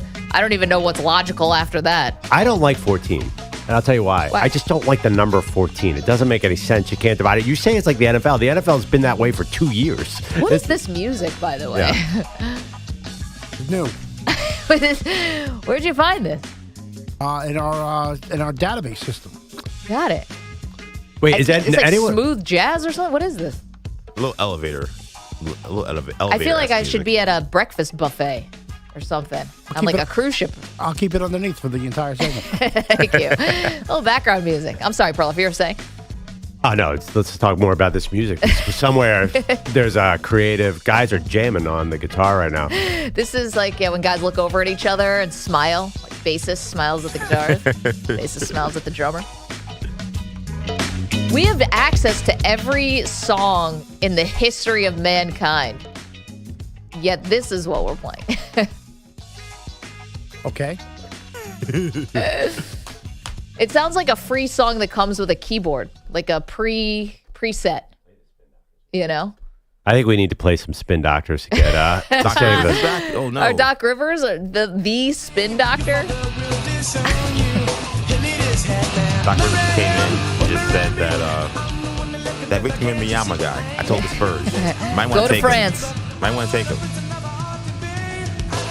The funny thing is, Perloff was pushing back that this is not alt rock. Yeah. I want to get into that. What's the difference between alt rock and indie rock? I don't quite understand.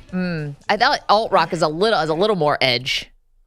Alt rock is more edge. This is alt rock, right? Indie rock is cool. Alt rock is more like pop rock. See, in my head, alt rock is more like Smashing Pumpkins, Rage Against the Machine, Pearl Jam. Smashing Pumpkins and Rage Against the Machine are not same to me. Okay, but, well, whatever. Yeah. They're going to get played on the same radio Smashing station. Pumpkins and Pearl Jam are super poppy, right? I think that's considered alt rock. Yeah, I think what you think is alt. What you think is indie is not alt. Indie is like Guided by Voices and Pixies and sort of like artistically, like things that Spin Magazine loved were critical darlings. That's indie. Alt is more like Linkin Park and gigantic bands. Yeah, well, Pearl Jam. Right, Smashing Pearl Pumpkins. Jam. Right. Big pop bands. Like I think of alt not being punk. Alt can't. No, alt's definitely not punk. Right. Punk's its own thing. Right, exactly. Right. Alt. See, to me, alt is more popular. Like these bands, Pearl Jam sold millions of records. Like REM. Yeah. That's closer to alt. But indie, you can't sell a lot of records because then you're no longer indie. You become something else. That's the key to being indie, is being unpopular. Well, but it's its own genre, so it's definitely going to be popular. When I think of indie, I think of like Jewel. Am I wrong about that? Oh, jeez. Hey, I mean, listen, to each their own. Like, you could like Jewel. Yeah, I mean, there used to be called college rock. That's how it was in the back of Rolling Stone. And the REM, Spin Doctors were one of those college but rock that was stations. the 80s. Then in the 90s, I think you had to become, I think, Like to me, Nirvana. the two godfathers of indie rock to me are, and this is my genre, obviously, are the Pixies and Dinosaur Jr. Right. Like, that is like, you got to be. The Cranberries? No, that's alt. That's pop. I mean, alt pop.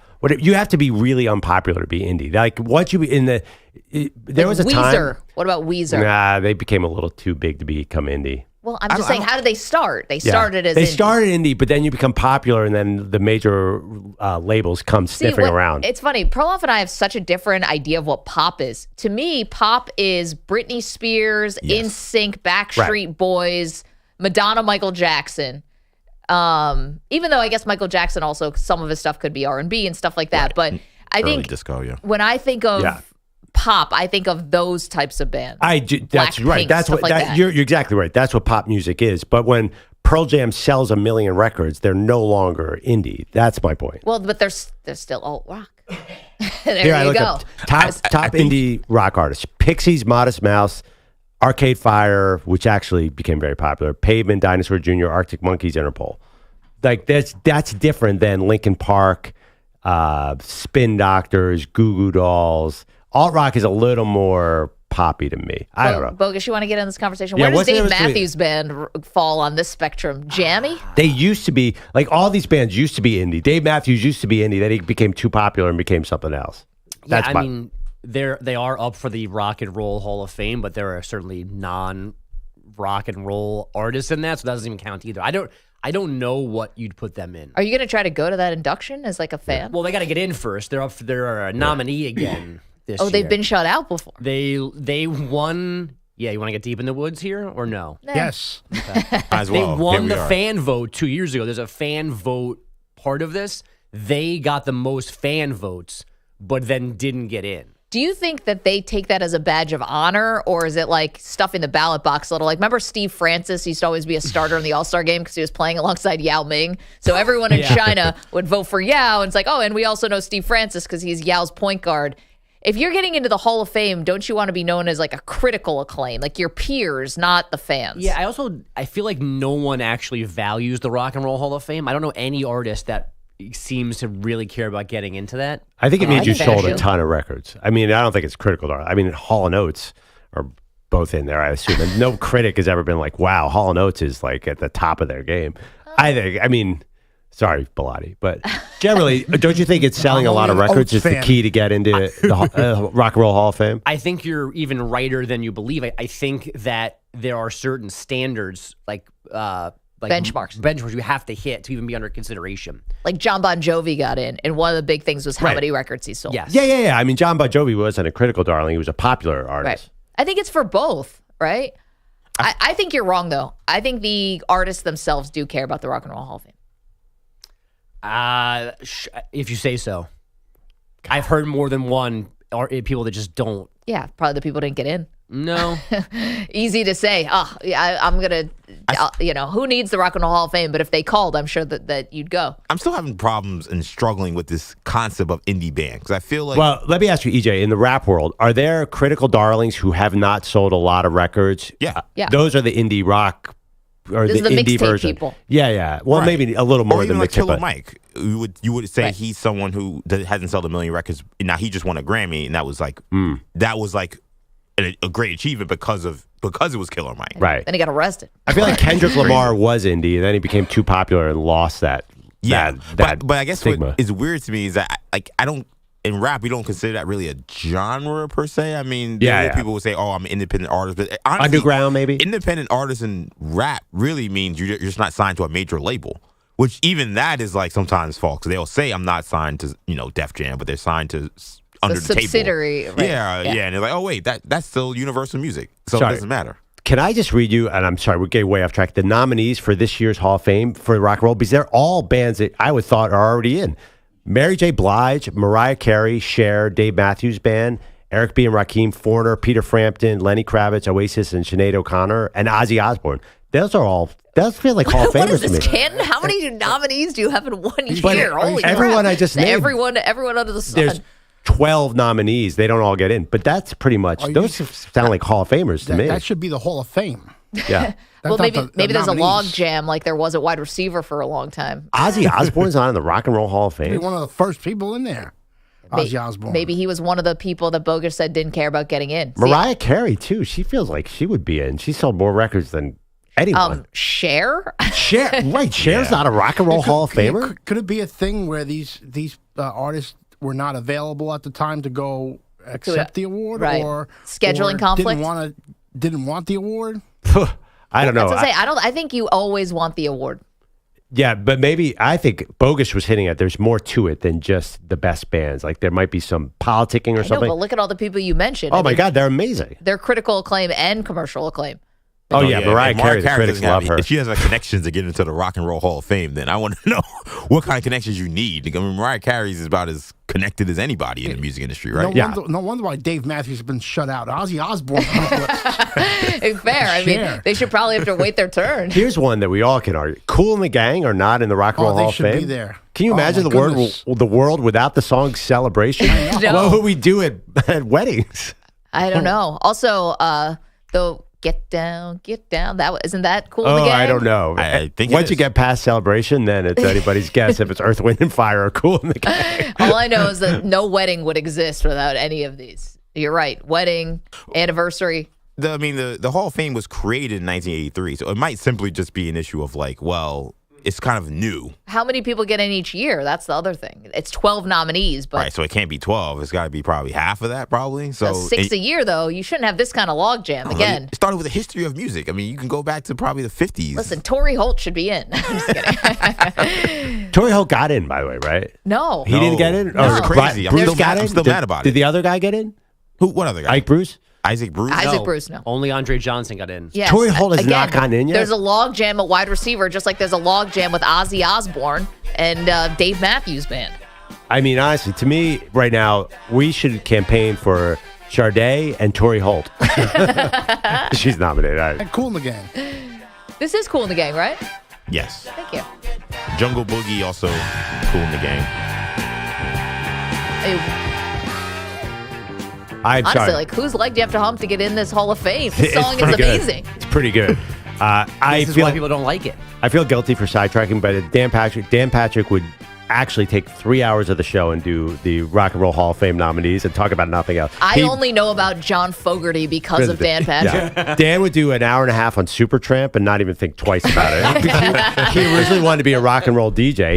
That was his first job, so he loved this kind of debate. I bet he's doing Foreigner right now. I said they're going to lead with it. They're on the air in 2 hours. Tribe Called Quest. I know EJ loves that band. Oh, yeah. Shout out to Queens. Well, also, Tribe Called Quest, that's now like classic hip hop. Yeah, Wait, no. Yeah. Foreigner's not in there? Foreigner? Come on. I know. Did you see Mick Jones, unfortunately, just revealed he's got Parkinson's. Oh, no. Which is sad. Terrible. I know. He was great. Interviewed him once. DMB, wow. Is He's an Styx Eric B. in? Rakim on that list, right? Yeah. Oh, yeah. They got to get in, too. Is Styx The in? God MC. Foreigner's not in? I just don't understand why can't it just be the Music Hall of Fame? They need to change the name. I Right. totally agree with that. Why can't it be the Music Hall of Fame? Distinction doesn't bother me that much because we all know. I think it's technically the Naismith Rock and Roll Hall of Fame. That clears it up. It's a Pro contributors Music to Hall the of Fame. game is how you get in. You're saying Yes. Mary J. Blige is not when you say rock and roll? No. And she's big in my house. My wife loves her. But no, there's non-rock. Just make it music. I don't know why we need to limit the name or we're going to go over the place. It's great. Just call it the Music Hall of Fame. And duck songs, too, like the logical song. I like The that logical idea. song should That's be a good in idea. there. Just Induct songs. albums. Induct albums for sure. Right. Thriller. Definitely albums. But why not just the Reasonable artist?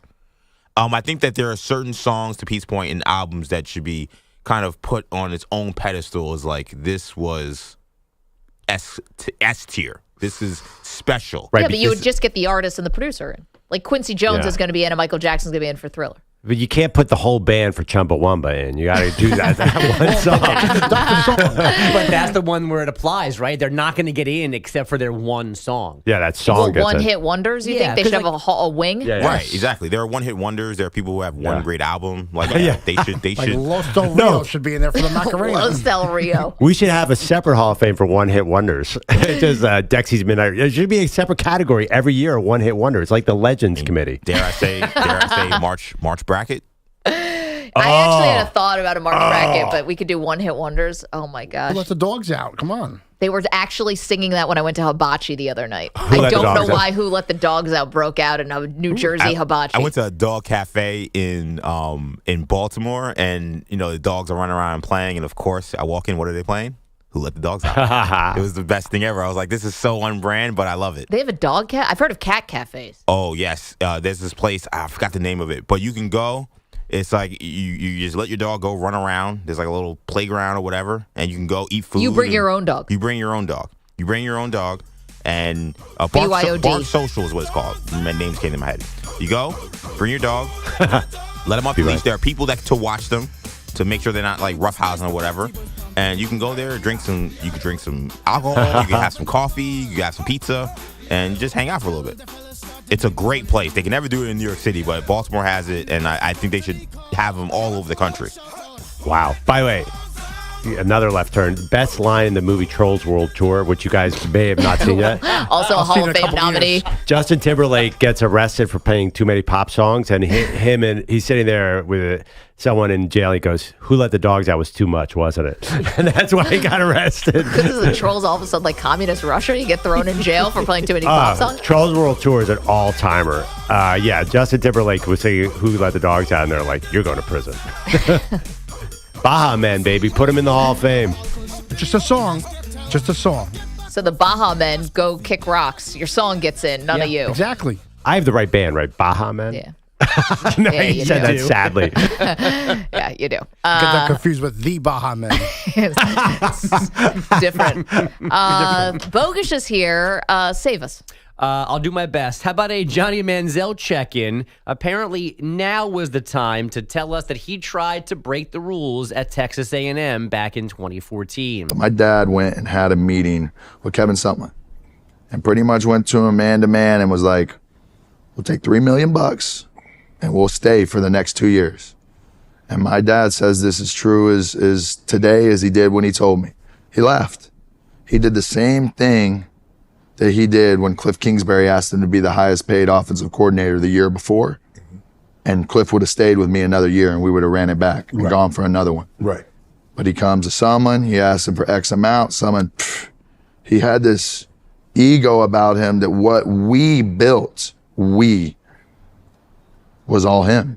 Now, we can get to Kevin Sumlin, but this, and even Shannon Sharp, I think, gets confused because Johnny continues to go, and Shannon has to bring him back to the point of, you guys walked into Kevin Sumlin's office and said, "We'll stay for 2 years if you give us $3 million, which was very much not allowed in 2014. Right. Yes, no, this is before NIL, but Yeah. to Johnny's point, he says, listen, everyone's doing it. This is going back 30, 40 years. You don't think there's a bagman at LSU, at Alabama. You know, everyone's got someone. He names LSU and Alabama. Yeah. That wasn't just me picking him out of a hat. Right. And he said, just leave the money somewhere. We don't need it now. It's just for the future. Yes, this is like, he's like, how would we do it?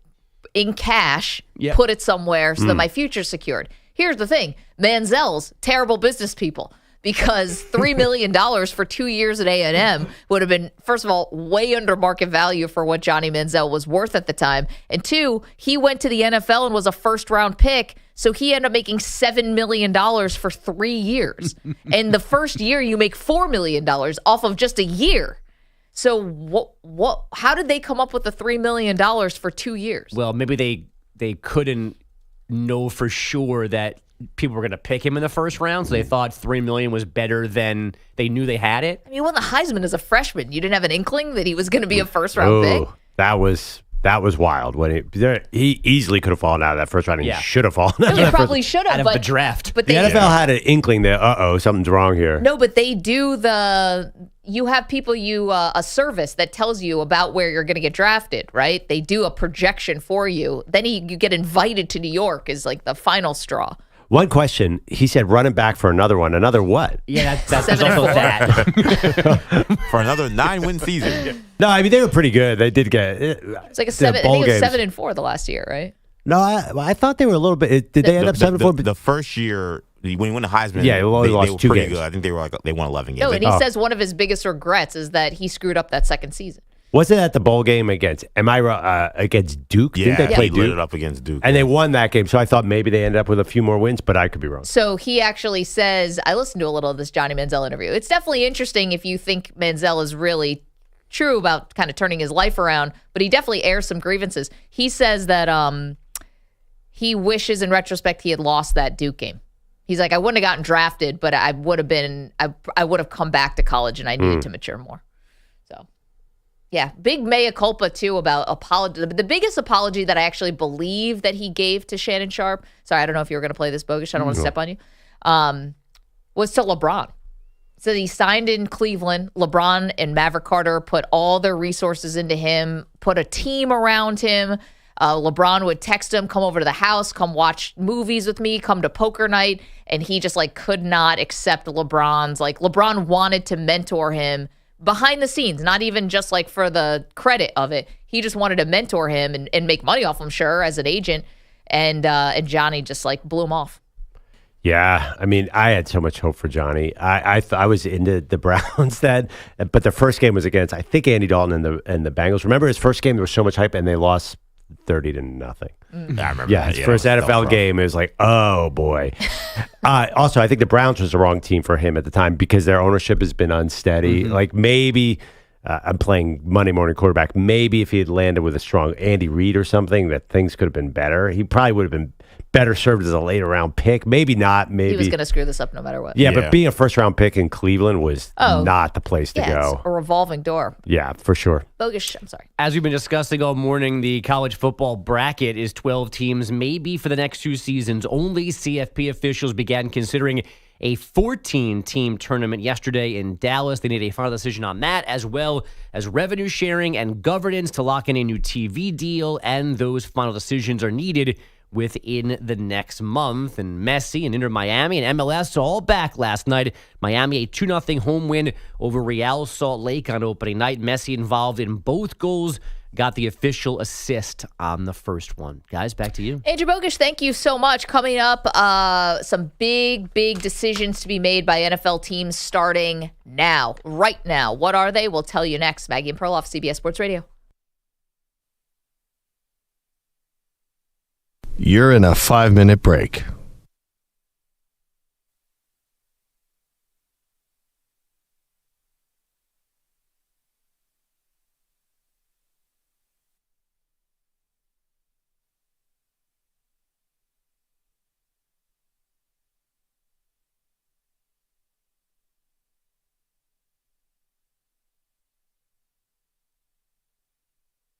Four minutes, 30 seconds remaining.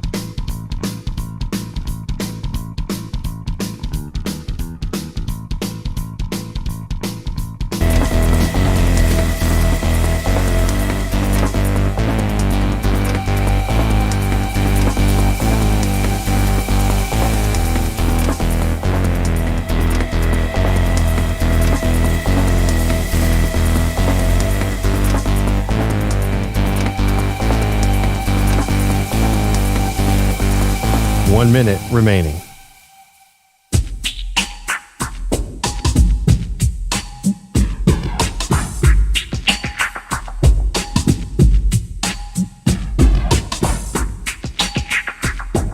$45 seconds remaining.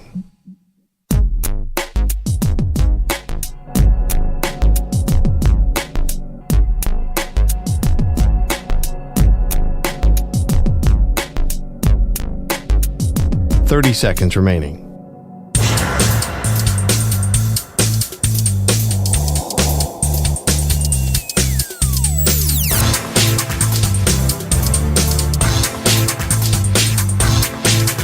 $15 seconds.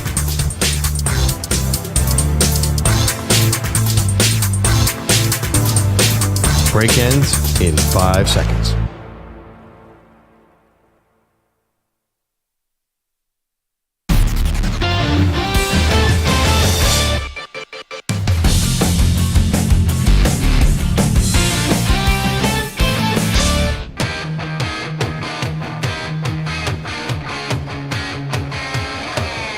Welcome back. Maggie Gray, Andrew Perloff. All right, Perloff, starting earlier this week, teams can start applying the franchise tag to some of their players, obviously in the NFL.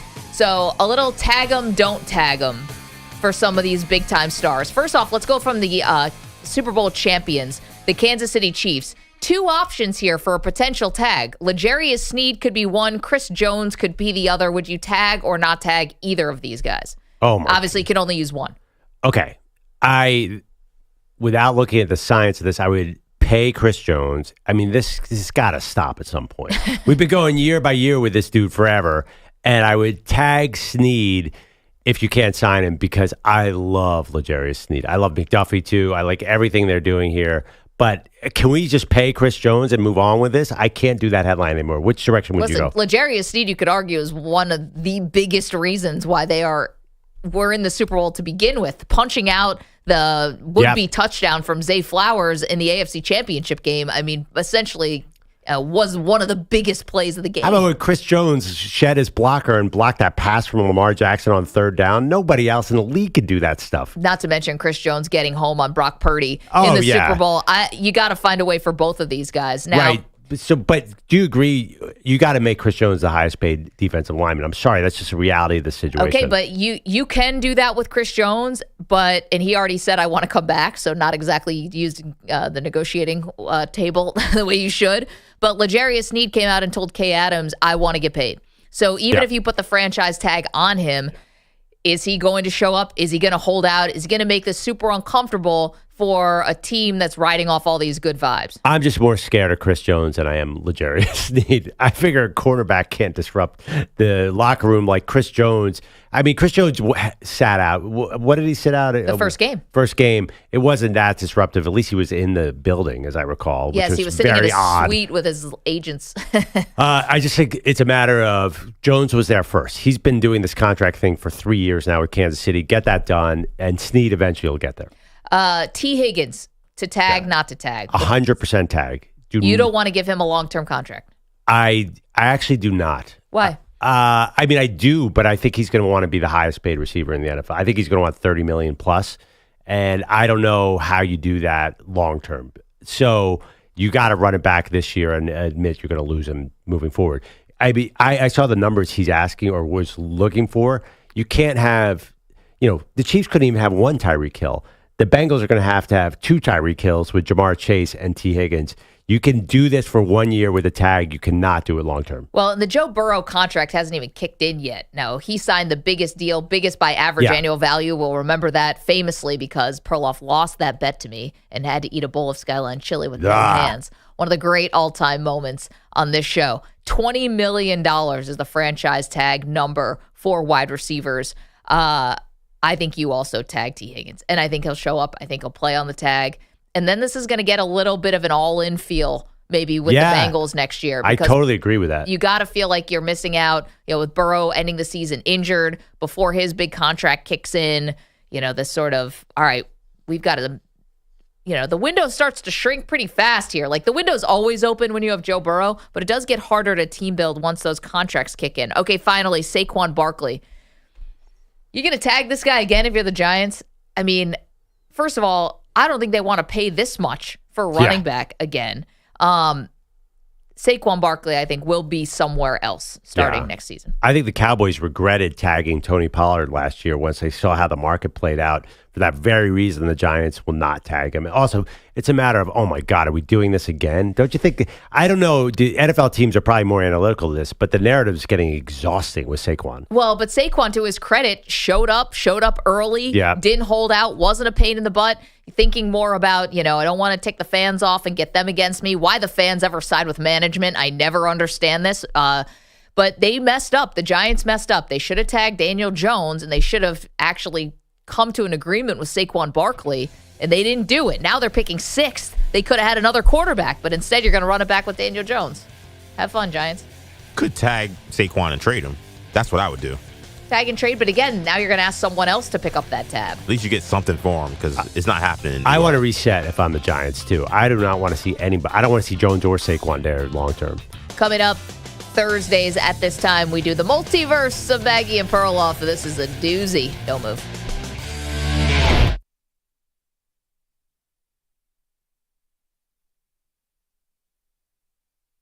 You're in a 5-minute break.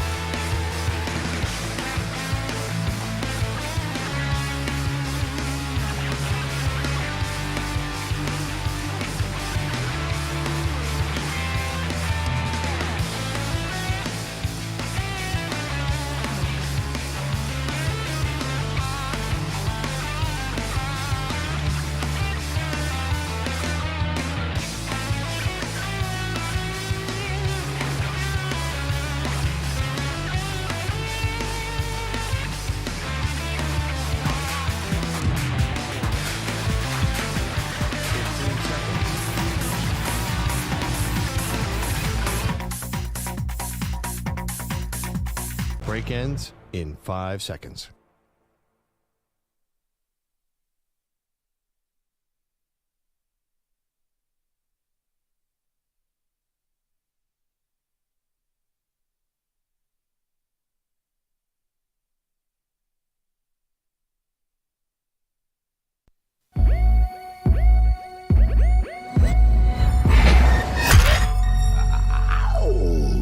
He's a violin prodigy.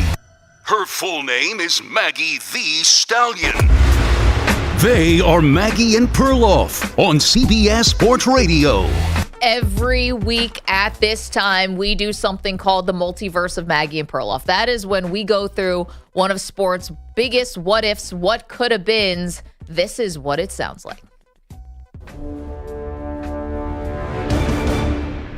Exploring sports' biggest what-ifs and could-have-beens. Let's dive into the multiverse of Maggie and Perloff. And this portion of the show is brought to you by Wesley Financial. Stuck in a timeshare and want out? Contact Wesley Financial Group now and get a free timeshare exit information kit at wesleyfinancialgroup.com. Perloff, what's the biggest story of this offseason so far? The number one pick. What will the Chicago Bears do? Absolutely. So they have the number one pick courtesy of the Carolina Panthers. And what do? Do they trade away Justin Fields to draft Caleb Williams? Do they trade away the number one overall pick to try to get a boatload and build around Justin Fields? So many different machinations. So for today's multiverse, again, exploring what ifs and what could have beens. What if this year's draft was actually a draft lottery? So to do that, just like the NBA, so to do that, EJ painstakingly went through all the different machinations of how this would be and came up with what the new order would be if the NFL did a draft lottery like the NBA. EJ, explain your work here. So shout out to Tankathon. I love doing work with them because they do the NBA draft stuff. And I thought, why don't I just plug in NFL teams before these NBA teams and you can simulate a lottery.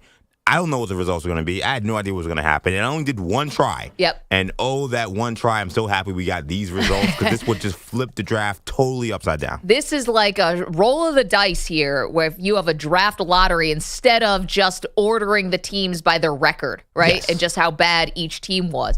So in this multiverse, Perloff, we'll just go through the top 6 because everything after 6 kind of held chalk.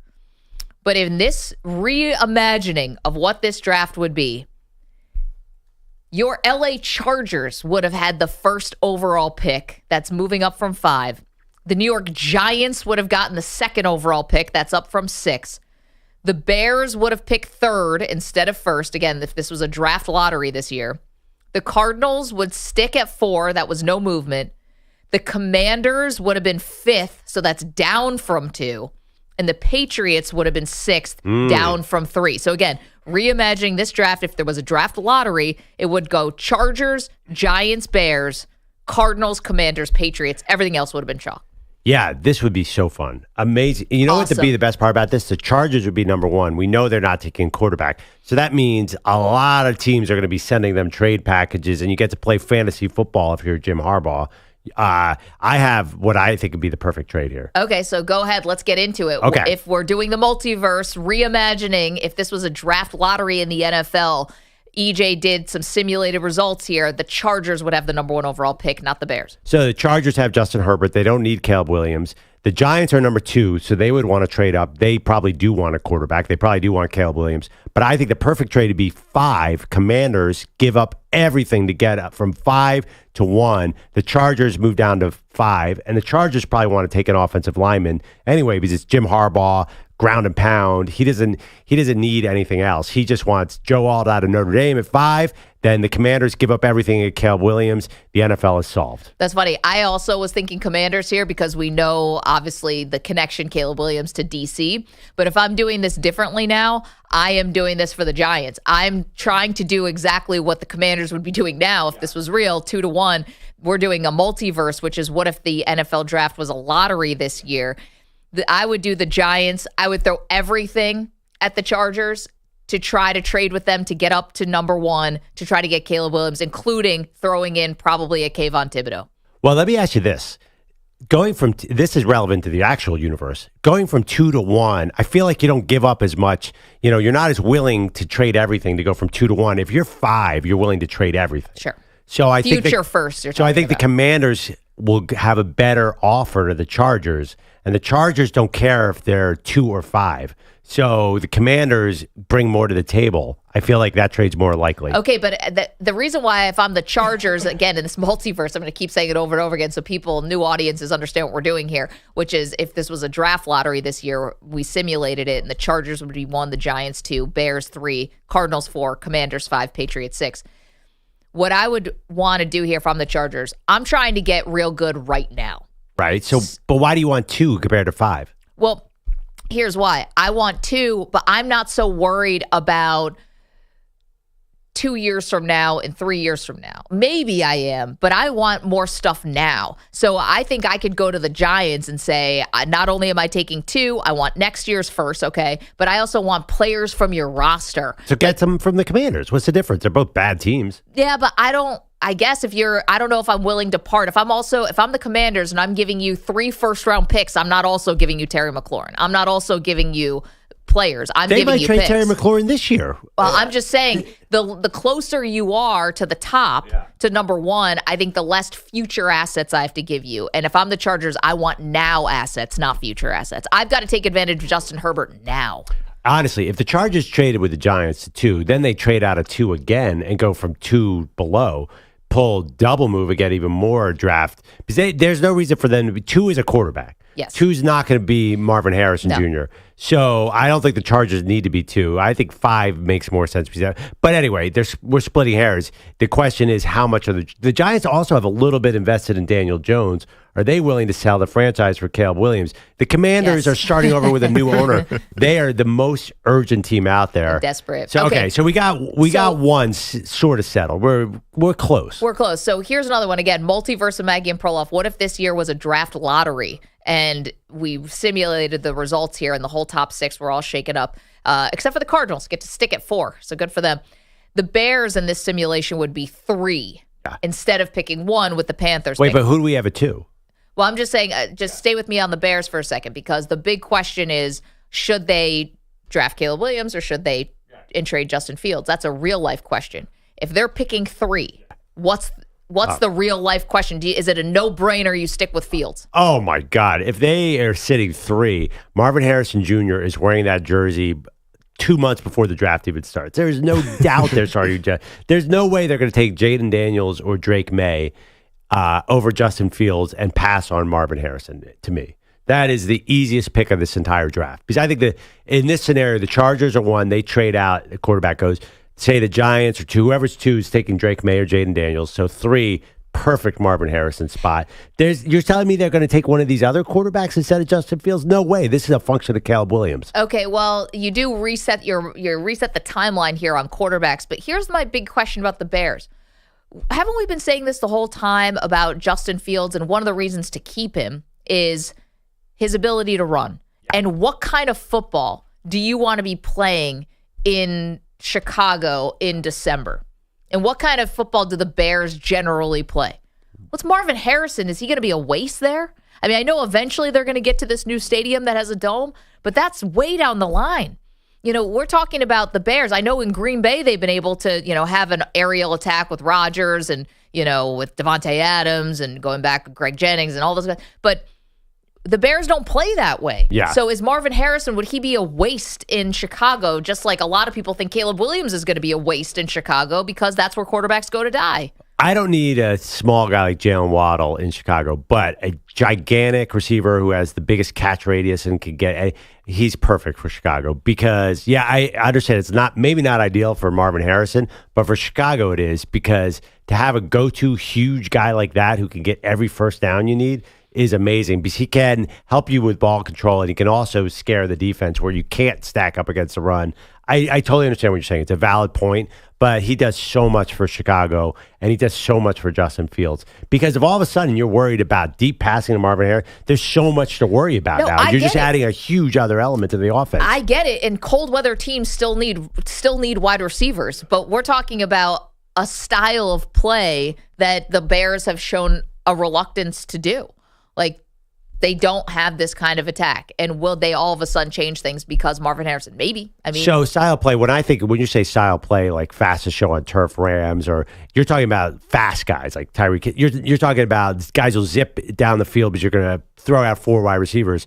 But when you think a big, strong like number Brandon one, Marshall. Yeah, when you think of big, strong number one receivers, I think that fits cold weather. I mean, Randy Moss was in New England and had his best year ever. Sure. I think you can add a number one to a team like this and be great. And what about the idea of not taking Jaden Daniels or Drake May? Do you think they would restart the clock on the quarterback contract for those guys? Because I do not. I do. And I think, so again, we're doing the multiverse of Maggie and Perloff. This is where we're reimagine things in sports. And today we're doing, what if it was a draft lottery this year? And the Bears, in this simulation, the Bears actually are picking third, not first. So do they still go quarterback here, or do they go with something else? I think you are still going quarterback here. This is about, I think a lot of it's about Caleb Williams, yes, but you made great points, which is about restarting the clock rather on a quarterback, and you're going to get something for Justin Fields. I think there's no way you can go to a guy who couldn't even really win in the ACC and Drake May, eyeball him and say he's better than Justin Fields. That's a huge developmental thing in Drake May. We've not really seen what he's going to be. And Jaden Daniel, I feel, is too slight to play in Chicago. If the big knock on him is he's thin, you're going to take a guy who you know can run a little bit and bring in another guy who can run but could be injury prone. Okay, so New England, who in real life is picking 3, they're going to go to Jaden Daniels. It's freezing cold there. We're talking about Chicago. We're talking about Chicago. No, I don't think the Patriots are super high on. I don't think the Patriots take a quarterback in that spot. Honestly, I think that there seems to be a lot of movement that the Patriots go non-quarterback at 3 for that very reason. Except for their head coach already told the fan base, we're going to pick a quarterback. He said that in the introductory press conference. Maybe he walks it back now, but like you got some messaging issues if you're, out there saying, guys, we all know what we're going to do at 3. Obviously, we're taking quarterback. You're really going to let Justin Fields, who's done it against real NFL defenders, walk out the door to bring in Jaden Daniels, who you have not seen? Well, maybe I get Drake May. That's way too big. Even Drake May, I mean, first of all, I said earlier to you, there's no way they're taking another North Carolina quarterback ever after the Trubisky experiment. So I feel like a developmental quarterback, you watched Drake May in North Carolina last year. Do you think that guy's as good as Justin Fields? That's hard for me to swallow. I'm talking about a projection, and you're always talking about that with the draft. But here's the thing. If you just say, I don't want to take a guy because they went to a certain college, well, that's how you fall into Justin Fields going 11th overall to begin with, or C.J. Stroud not going number 1 overall, or whatever you want to say about Ohio State quarterbacks. Well, that Ohio State rule would have helped you in the past. But you need to evaluate each person on their own. I understand. Like Jeff Tedford quarterbacks were never good until Aaron Rodgers was good. I totally understand what you're saying. But that being said, Jaden Daniels to Chicago just doesn't feel right to me. Durability. I don't think they would take him. And hey, there might be a situation where they trade down to number 2. Say Washington offers them a lot and they're looking at a quarterback. Don't you see the fit of Marvin Harrison? I honestly think the Bears would be happier and sleep better at night if they were the number 3 pick and not the number 1 pick. Because it would be so obvious that they would put Harrison Jr. on that jersey and just move on.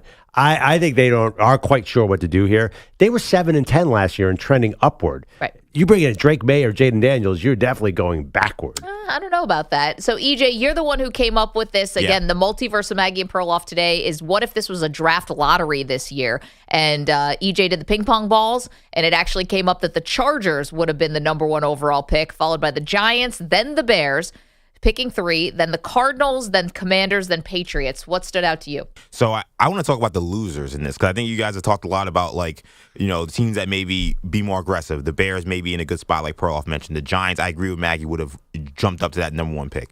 Losers, the Patriots here. Because the Patriots are in a situation right now where they're at 3 in this draft, and there's already rumors that maybe they want to trade down because they're such a bad team that maybe they can get more assets and get a guy they like at 6 that they would have taken at 3. Well, they don't have that option now. No. Now they're at 6. And in our world. Yes. They're at 6 in our world, and they can't trade down because they're not going to get a worse player here. And they're stuck. They also have an option at a quarterback. So even if there was a inkling, maybe we could take a quarterback, they'd have to trade up to get a quarterback probably. Oh, I don't know. I mean, at least the top guys. Oh, well, the top guys, yes. But if you wanted Michael Penix, or you wanted J.J. McCarthy, or you want Bo Nix, again, I don't know if those guys are going to beat Mac Jones out. I don't know. I slightly disagree with you. I think there's a chance that one of the 2, Jaden Daniels or Drake May, falls to 6. There are a lot of scenarios, unless somebody trades up, because New England, who is they don't want to take a quarterback here. I know what he said. I know what Jerod Mayo said. But you bring in, I think they actually sleep better at night at number 6 and number 3 because look at these receivers. Devontae Parker, is Juju coming back? I don't even know what his deal. Kendrick Bourne, who we loved at the media row, by the way, in Super Bowl. But it's a tough spot for a rookie quarterback. I think they'd rather build their offensive line than draft a quarterback if you had them in an honest moment. But you got to think about how this draft worked out. So you got the Bears, who I agree with you, won't take a quarterback. You got the Cardinals, who won't take a quarterback. You got the Commanders, who probably would want to take a quarterback. And then now you're at 6. You're not that far from the Falcons, who can now say, hey, you know what? Maybe we're not trying to get this to number 1, but can we get up to number 4? Right. The Vikings, talking about what they're going to do with Kirk Cousins. Can they go from 11 to 4? You bet. Broncos, talking about what they're going to do with Russell Wilson. Can they go to 12 to 4? You bet. Now, if you want your quarterback guaranteed, you may be bidding against these teams that right now you're not even worried about. If the Patriots want to take a quarterback today, they can take a quarterback without doing anything. Right. Now, if they're in a situation at 6, people are going to jump them. That they may get jumped. Yeah. Which they didn't have that situation. Well, but Perloff's saying they don't care. Like they don't actually want to take a quarterback. Here's where I'll disagree with you. And again, we're doing the multiverse of Maggie and Perloff. I want to keep saying this for new audiences. The Patriots didn't make a trade to move down. This is our reimagining of if this year was a draft lottery and EJ pulled some ping pong balls and the Patriots, instead of picking 3rd in this simulation, would be picking 6th. Here's the thing. I'll agree with you. If the Patriots are picking 6th, they're not going quarterback, in my opinion, but they're also not going wide receiver. I mean, that would be insane. You have to go offensive line or defensive line. If you're really rebuilding this thing, get a premium in the trenches position and try to do this thing right. Get your left tackle of the future. Try. Right, but 6 is a great spot for left tackle. You either get the 1 or the 2 guy, so you're stoked if you're New England there. I think there's one other loser in this draft lottery who's not even listed here. Kansas City Chiefs, because Jim Harbaugh is about to get an absolute treasure trove of pieces that he can now rebuild. And I think the Chargers are going to be a real threat to the Kansas City Chiefs in that AFC West. And now that just got accelerated by tenfold because he's going to get maybe 2 or 3 firsts. He may get another good player involved. And now the Chiefs that have been running the AFC West pretty much, unrivaled. Now a guy who's coming into your division who already has a franchise quarterback is about to get a bunch of assets. The Chiefs actually are losers in this lottery as well. Yeah. You guys are so high on Jim Harbaugh and the Chargers. Definitely. Aren't you? This year? I mean, I'm not this year. I'm wearing a singlet because of this guy, so now I got to believe. Honestly, they're going to bring in a bunch of rookies. No, I'm not high on them next year. I think everybody gets hurt. They're old and expensive. I think it needs a year or 2, to be honest, or actually more than that. Well, but that's the whole Harbaugh thing is he comes in and he makes progress right away. And you're already I don't see it happening this year. You're already starting with a pretty good, it's very rare that franchise quarterbacks like this, all of a sudden new coaches get to come in and really put their stamp on a guy like him. Now, listen, I've already said there are 3 things that Jim Harbaugh can't do as a head coach: injuries, meddling front office, salary cap hell. So, yes, there are definitely obstacles here. It's funny. Just going away from the multiverse for a second, we talked about Antonio Pierce, and he made the comments about Mahomes is going to have the Jordan rules now, and everyone's got to hate red, and we're going to just get in Mahomes spiritually, mentally, physically. We're just going to abuse this guy. You act like the Chiefs are the only people you got to beat, dude. You haven't exactly been gangbusters against the Broncos and the Chargers either. So go after Mahomes, fine, but it's not like you got a red carpet here to the playoffs. All you got to do is beat the Chiefs. Maybe he didn't realize that Brandon Staley is no longer the coach of the Chargers because he was beating him 42-0 in a game. So he's like, I'm not worried about them. But yeah, things have changed a little bit for Antonio Pierce in the division. The Chargers they're 8, 9, 10 in they're definitely in the bottom half according to Vegas of the whole conference. This conference is incredibly stacked. Forget about the West. What about Lamar Jackson? What about our boy CJ Stroud? What about all these other guys who are just awesome in this conference? Yeah, but at least they're going into a gunfight with another gun. Right. You have all these great AFC. You have all these great AFC quarterbacks, and they have one. We just haven't seen the full potential. Like, when's the last time we've seen a team that had a absolute surefire upper echelon quarterback that gets the number 1 pick? Like, that just doesn't happen. In our multiverse. Right. It happens in our multiverse here, but that doesn't happen. Like, again, if we're in the multiverse and you're talking about you already have the quarterback figured out. Now you can do whatever you want. Perloff mentioned rookies. It doesn't have to be rookies. You can say, hey, I want to pluck 3 or 4 veterans from another team. Yeah, so I thought Kayvon Thibodeau. Right, exactly. it would just give Back to the West Coast? a lot of options, and they can rebuild that thing real fast. That would, if I was the Chiefs, I'd be very, very disappointed in these multiverse results. So, again, this was our Multiverse of Maggie and Perloff. We turned this year's NFL draft into a draft lottery, like they do in the NBA, flatten out the odds for the top 3 teams, move some things around, and the Chargers ended up drawing the lucky ping pong ball. Imagine this, too, with the Chargers, with all their bad luck and all their chargering and stuff over the years. Just getting the number 1 overall pick would have been a dynamite move. And the one thing I thought about doing this is the NFL should move to a lottery. Like, look at what we just did for 20 minutes. And think about the conversation. Think about the ratings that would happen if you had a lottery night where teams who, years they thought, I'm the worst team, I'm getting the number 1 pick. Now they don't know. I mean, the amount of excitement that would go into that, this would be awesome for the NFL. Absolutely. I'm with it. I'm totally down with it. Yeah. And also, I mean, the NBA does it because you want to, try to discourage tanking. Right. The NFL has tanking. Yep. So I don't know if it would discourage anything, but. Yeah. Unless you get occasionally a Lovie Smith will win a game at the end and screw up. I remember when the Jets were tanking for Trevor Lawrence and couldn't even do that, right? Yeah. There's no way to avoid it. There's actual real football reasons to do this. This isn't just a fun exercise. I think you can make a great argument this should be reality. So on social, we'll put it up, the Multiverse NFL Draft Lottery, if they were to do such a thing. Congratulations, the LA Chargers would have the number 1 pick according to all our ping pong balls. 855-212-4CBS, 855-212-4227. Coming up, one superstar pushing back on questions about his leadership. Get to that next. Maggie and Perloff, CBS Sports Radio. You're in a 5-minute break.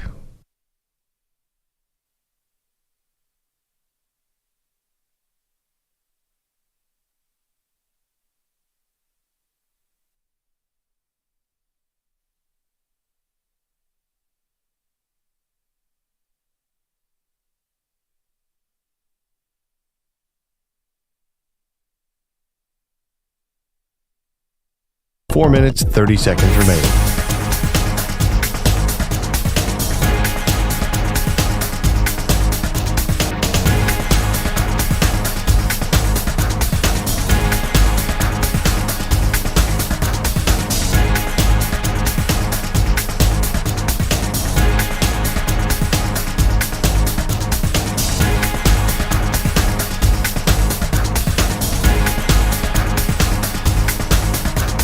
Four minutes remaining.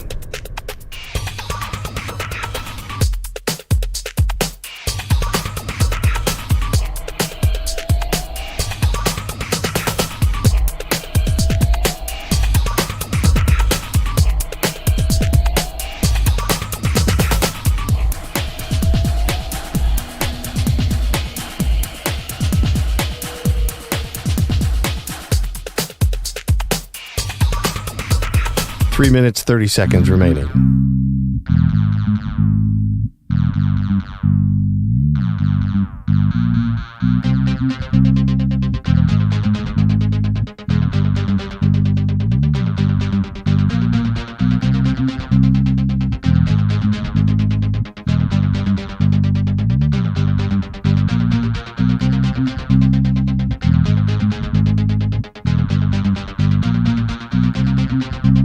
Three minutes remaining.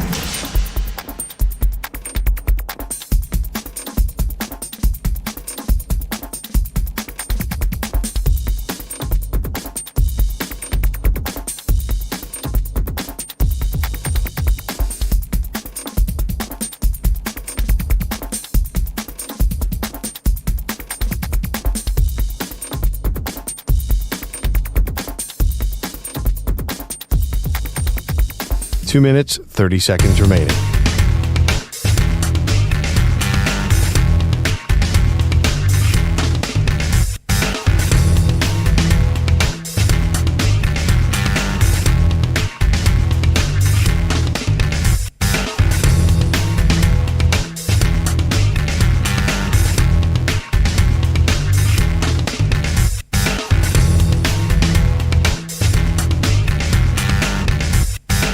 Two minutes remaining.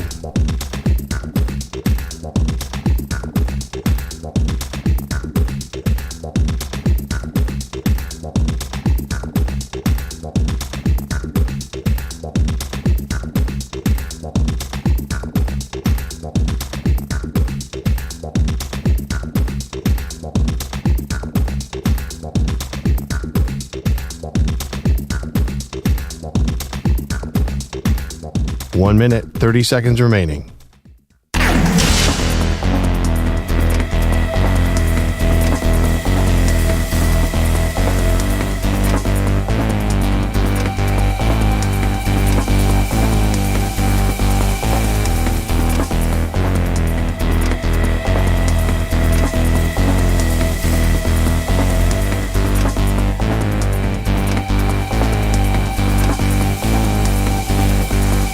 One minute remaining.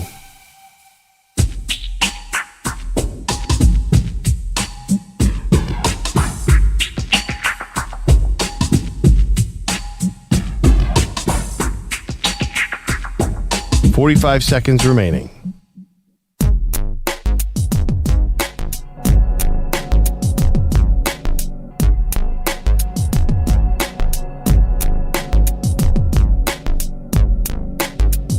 $30 seconds remaining.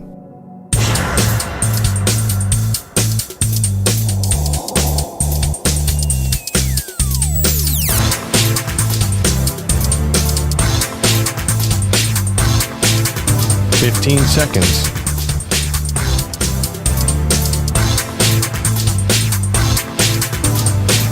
Break ends in 5 seconds.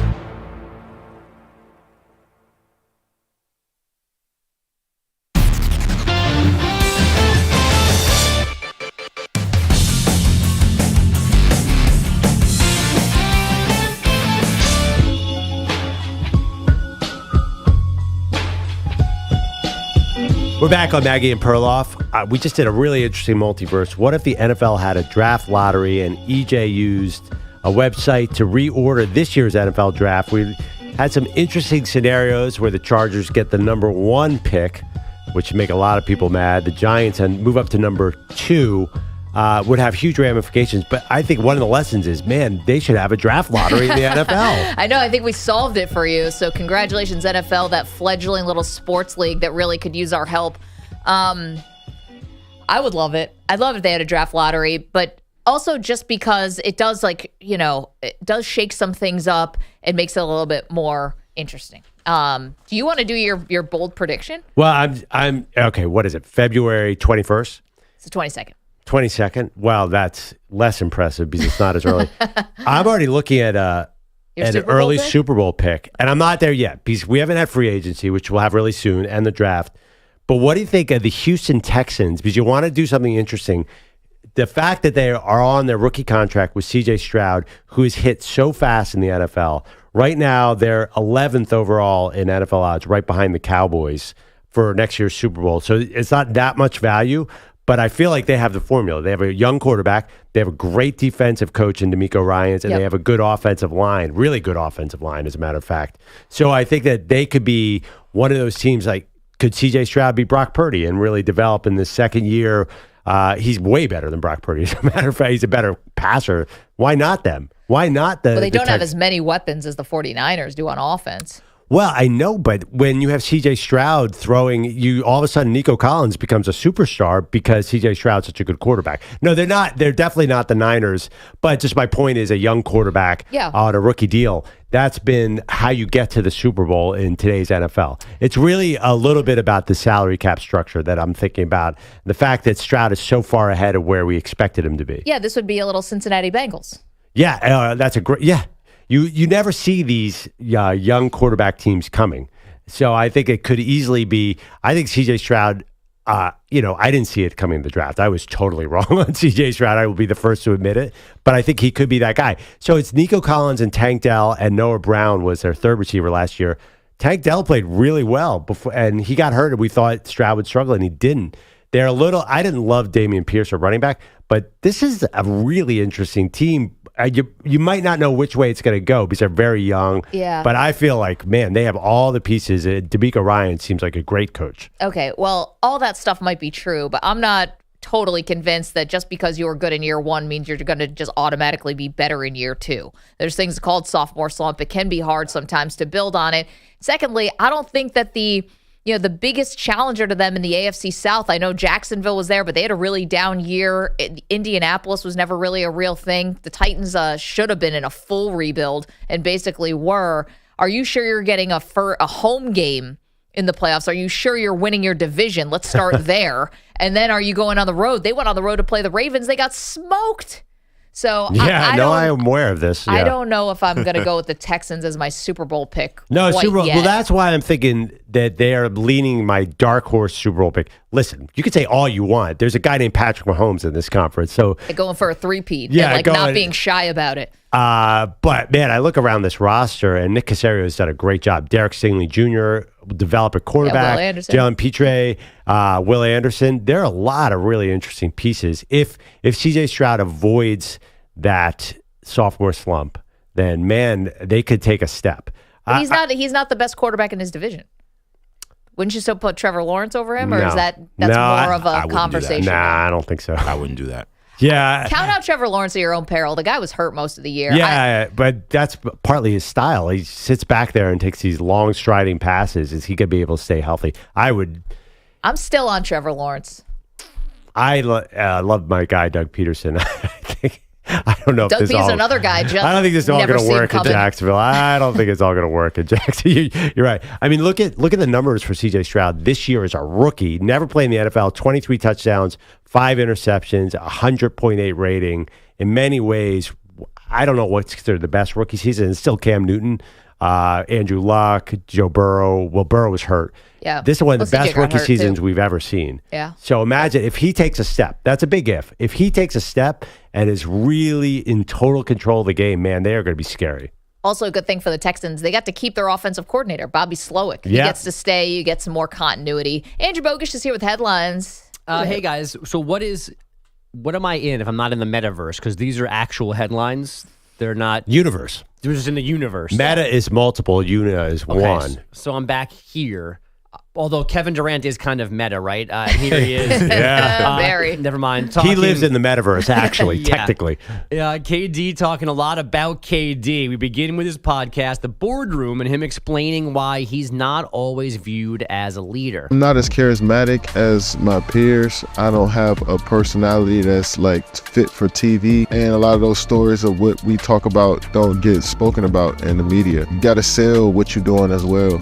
And I haven't sold it enough. I don't feel like I need to. I don't feel like I want people to call me a leader, but I also don't want people to say I'm not one either, because they don't see what goes on behind the scenes or what I talk about or my intentions or the relationships that I built with my teammates and support staff. But at least he's got good backup band. Now, this topic got amplified during the All-Star game when Charles Barkley on the alternate broadcast called KD a follower and said Devin Booker is the Suns' real leader. Here's KD's response. I just feel like a lot of people that's on TV that don't ever come to the gym, don't ever come to games. It's hard for them to speak on what I do when they're not in here. So it's just part of TV, you know, that they needed something to fill the segment up, you know, so they talk about some negative, you know, but you're not in the gym, I don't respect your opinion, you're not in the gym with me. That's just what it is. Yeah, I don't think that's it on either front. I think KD's off on both of these. One, Charles Barkley's been saying bus rider, follower for a long time. That's two things. That's joining the Warriors, the 73-win Warriors, and that's not being able to get a handle on Kyrie Irving when they were in Brooklyn. So those are the two things about why you're not a leader. As far as the charisma, I mean, is James Harden charismatic? Are any of these guys? Is it the charisma or is it just the choices you made? Because when Kevin Durant made his MVP speech to his mom, "You're the real MVP," I think people did think he had some charisma and did like his personality. It's all about the choices that he's made. It's not about him personally, right? Now, I've always thought he's quiet. His natural state is he's an introvert. I've always thought that his personality did not sort of lend where his game was. You know, he was one or two players. I don't think he ever really wanted this, did he? I mean, I was at a movie premiere and he was behind me. He was the softest spoken, most polite person in the entire room. I think he's always struggled with how do I be this big of a star. I think it's been hard for him. But it's weird, though, because he says he's not charismatic, and yet he is Mr. Charisma on Twitter. I mean, he's weird on social media. This guy will go after anybody, call people names, burners, make jokes. He has 1 million burner accounts. I mean, I don't know. When I think of characters in the NBA, Kevin Durant actually ranks pretty high. Maybe not for what he may say in front of a microphone, though. I don't know. When it came to Charles Barkley, that was pretty colorful right there. If you're not in the gym, you want to talk about some negative-ish, I don't really listen to you. He said that stuff all the time. I don't think it's charisma. I think it's his actions. Yeah, that's what I'm saying. I think it's the choices he's made with his career. It doesn't have anything to do with like his Q rating. Yeah, I think the TV cameras matter more than a keyboard. He's not out there being Mr. Personality on TV. He's not out there hosting SNL, doing commercials, doing skits. Maybe he does do things that we don't know about because he doesn't tell us, or his people don't put it out there that he's doing this or doing that. I mean, the other stuff absolutely matters, but he could change the conversation about him if he was a different person. Well, I don't think he's wrong about that. He did David Letterman's show, and then they did have like a skit thing where he was pretending to blow Dave off at a press conference or whatever. No one knew what to do with it. It was a little awkward. Yeah, but that's the Letterman style. And that was it. And it was Netflix. It wasn't on CBS. That's and it was true. Crazy old man Santa beard Letterman. And also, he had to be high to do that. He admitted on the interview. Right. He was high. It's he not didn't have to be. I think he chose to be. Well, no, my point is he's not. I don't think he could do something like that sober. Like, he is not a guy. He would not sit down with David Letterman normally. He's not that guy at all. Interesting. You don't think he's a little shy? I've always thought. I think he's very shy. Yeah. I think you guys are talking about a different Kevin Durant. It's a boomerang on social media. But he's saying behind the scenes, if you don't know what I'm like in the gym, kind of implying that in the gym he's more vocal. Right. And I just don't think I don't know about that. Maybe that's true. Who knows? But him not being able to get Kyrie Irving to like make winning the thing when they're in Brooklyn is part of this. Like, you're the one who followed Kyrie to Brooklyn because that's how the timing of it sort of worked out. It was Kyrie's hometown. He wanted to come to Brooklyn. You followed him there, and then Kyrie kind of spins off, and he could never get him back on. And who could? Well, who has? LeBron won a championship. 5 minutes. But they won. I know. So Think about Dallas. So and one LeBron person, had lesser Kyrie Irving than Kevin Durant had. Right. So, but that's one person, and it's okay if Durant's not as good of a leader as LeBron. But if one person had control of Kyrie for a short amount of time, that you can't hold that against Durant. So then Durant can't tell me, hey, why am I not in GOAT conversations? He can't do that. He can't do both. He can't be. Well, he can't be. Oh, I'm this great leader and nobody gives me credit because I'm so nice and I'm so humble. By the way, why am I not the best player ever? Yeah, that's what he does. We did that, and he was wrong about that. None of us. Right, he's none wrong of about us this backed too. him up on that. But he's wrong about this too. He clearly didn't handle that Nets thing well. Yeah, but I don't know who could have fixed it. Well, also, who could have saved it? Him. He didn't have to choose Kyrie to go there. Gandhi could have been there, and he would have fixed Kyrie Irving in that situation. Well, it wasn't just Kyrie. It was the trading for James Harden. Right. He chose to get Harden in there. Yeah, listen, they all suck. Wanting Steve Nash to be the coach. I mean, it all went wrong. And they have no self-awareness. None of them thought it was their fault. I get all of that, but that's not what this conversation started as. It was about whether he's a leader for the rest of his teammates he's put up for all his years in the NBA. I don't know how you could say someone's a leader who says, hey, I don't think that we even need a head coach. I don't think that. I mean, what are you trying talking to lead? You don't need that guy because I'm the leader. He said it could be anybody. I mean, he tanked a franchise, and it's your franchise. I mean, I'm surprised you're going to bat for him. Oh no. I'm going two things. 4 no's in a row. No. Phil, I don't want to be. It's not fair of me to claim the Nets the way other people around here do. So you don't need to include me. Okay. They're not my franchise. They're not the Mets. They're not the Rangers. Okay. But I get it. And I got nothing for any of them because of that. Yeah. But when you think about those figures, Marks, Kyrie, they all should be gone. Okay, but there's one alpha. There's one guy who you say, hey, of all these guys, he's the guy that's the all-time great. Because Steve Nash is not an all-time great coach. Sean Marks is going to be fired this year. Kyrie Irving, great, maybe all-time ball handler, but I don't know about all-time player. KD is the guy. So when we talk about putting blame on it, he's the guy who's got to wear it. And he can't say, well, because I'm nice or I don't do a dance or I'm not charismatic, that's why I wasn't a good leader. I mean, wait, can we reset here? I have a question. Where did this start? Is it about, does Katie's personality keep him from being the GOAT, or does it keep him from being an effective leader to lead a team to a title? I think he doesn't think he gets credit for being a leader because he's not charismatic. And if he was this leader, he'd be in the top 2 or 3 players of all time. Is that sort of the implication? I think that's probably the implication, yeah. Yeah. Or that Charles wouldn't be calling him a follower or a bus Yeah, driver. I think Katie's onto something. If he was more outspoken, if he had half of LeBron's charisma, I think he'd be viewed way different. Or LeBron's machine. Like, think of all the things that we're told, we are whispered to that LeBron does or did. Like, even your Johnny Manziel story. There might be a Durant story like that, but there's no one out there telling us about it. I mean, Durant has a machine, though.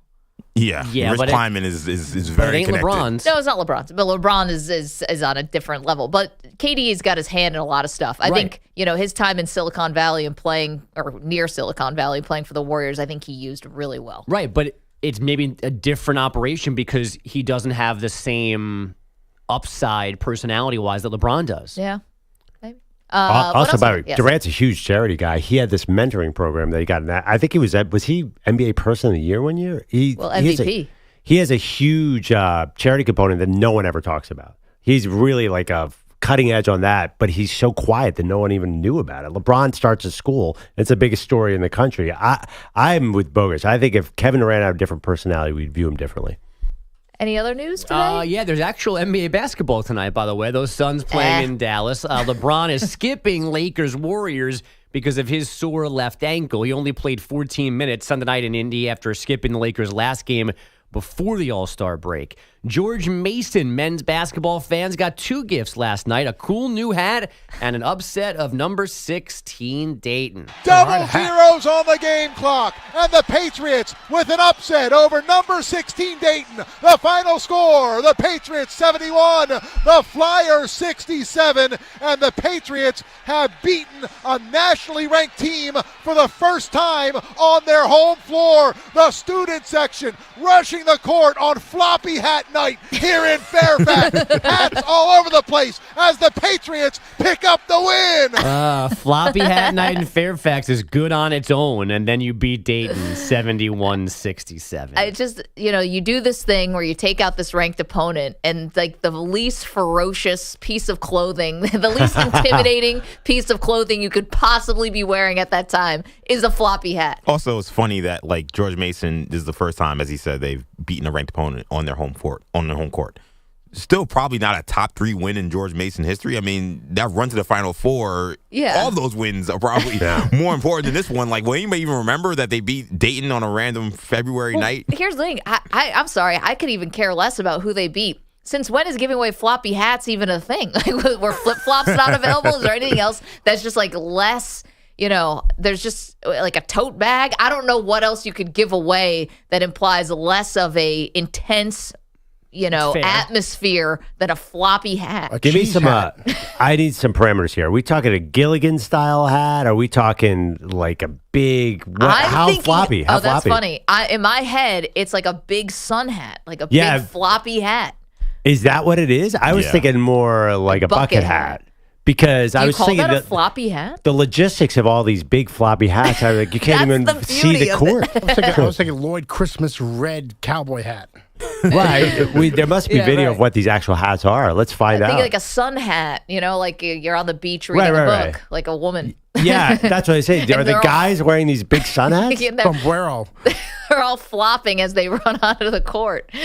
I love this visual in my head. Well, then you got to save it, too. They knock off Dayton. You can't throw the floppy hat like it's a hat trick at a hockey game. That's you got to keep it so that when you look over your bookcase and you see the floppy hat, you go, I was there that night in Fairfax when number 16 Dayton blew an 11-point lead and my Patriots won. You save those, not the bobblehead nights. Those are the nights that you save. The floppy hat night.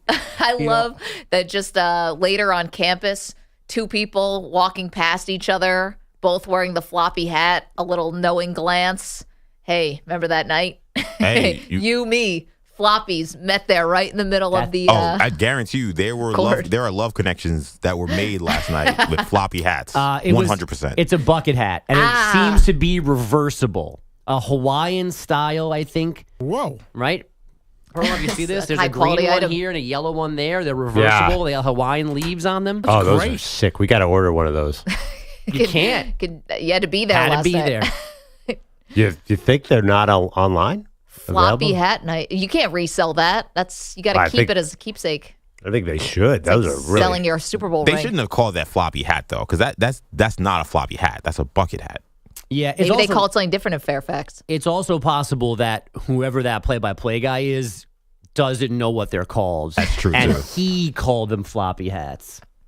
Because There's a bit of hats. floppiness to a bucket hat. I don't hate this description. But those are bucket hats. I mean, maybe there's an in between, like the guy from Survivor wears like a wide rimmed, like a safari but that's not hat. quite a sun hat. Yeah. Like What about Abe Lincoln's hat? Is that a bucket hat? That's top hat night. that's top hat night. You know what? Everyone knows that. Sponsored Pete. by Monopoly. We almost got that at the Vegas pawn shop. Yeah, we did see a top hat there. They're coming to Fordham next week. I'll see if they'll bring me a hat. You should. I'll ask the that's- SID if they can bring me a hat. You guys didn't like the idea of like a sea of kids just like running the court and all the hats are flopping in unison, and we don't get that. Yeah, they dropped the ball on that a little bit. Shoot. But Well, I'm next really best excited. I'm thing. really excited about the capital J journalism from Bogus getting us a hat next week. Let's see. Getting me a hat that you guys can look at. Oh, what? Yeah. Limited edition. I don't think Bogish wears hats.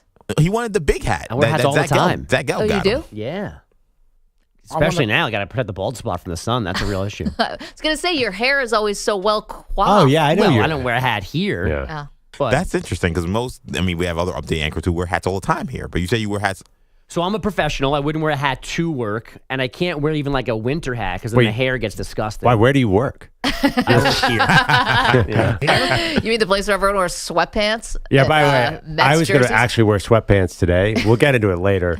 Oh, is this your knee injury? Yeah, I was telling you to wear sweatpants. I'm like, nobody cares what anybody wears here. Not even a little bit. No. Well, Bogish, thank you so much. Looking forward to that floppy hat. Coming up, one league looking to expand. Is this a good idea? We'll tell you next. Maggie and Perloff, CBS Sports Radio. You're in a 5-minute break.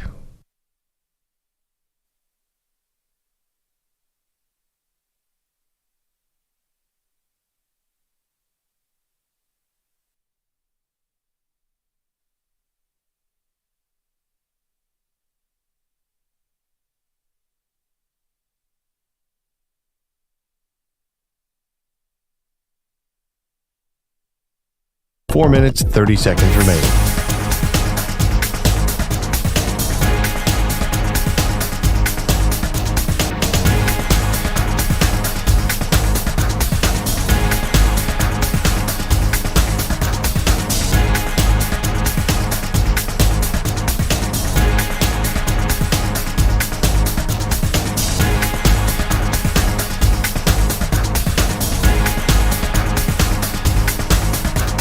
Four minutes remaining.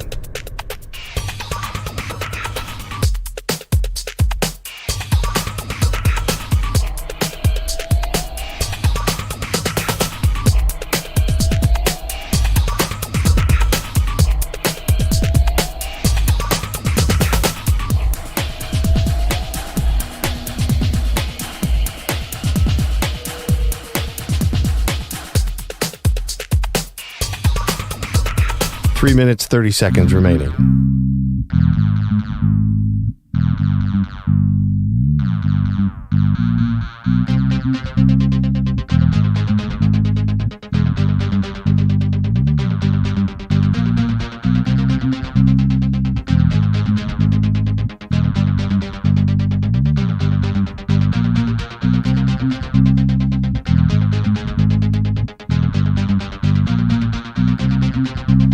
Three minutes remaining.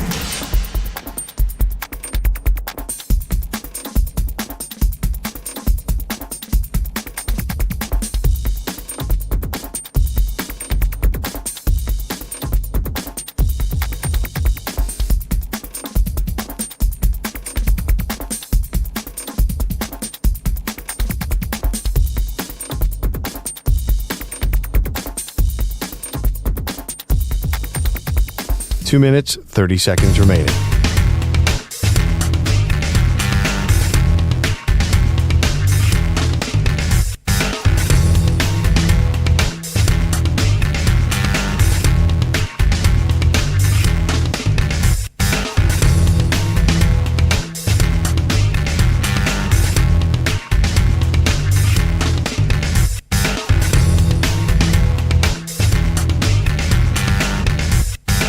Two minutes remaining.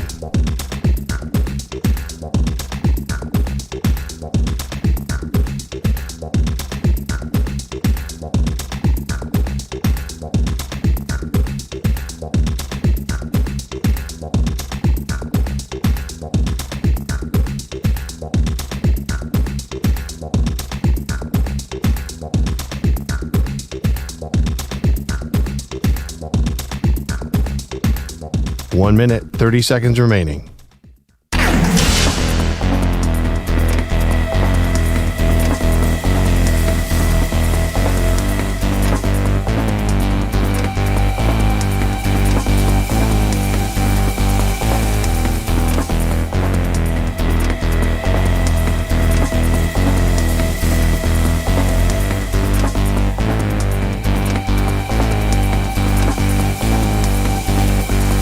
One minute remaining.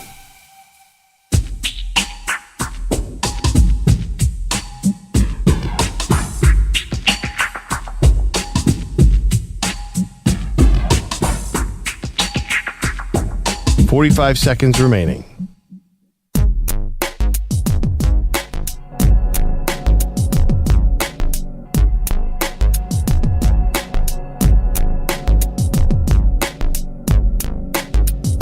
$30 seconds remaining.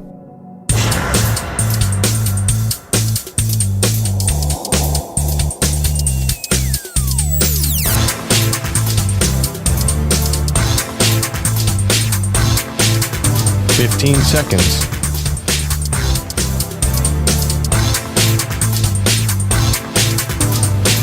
Break ends in 5 seconds.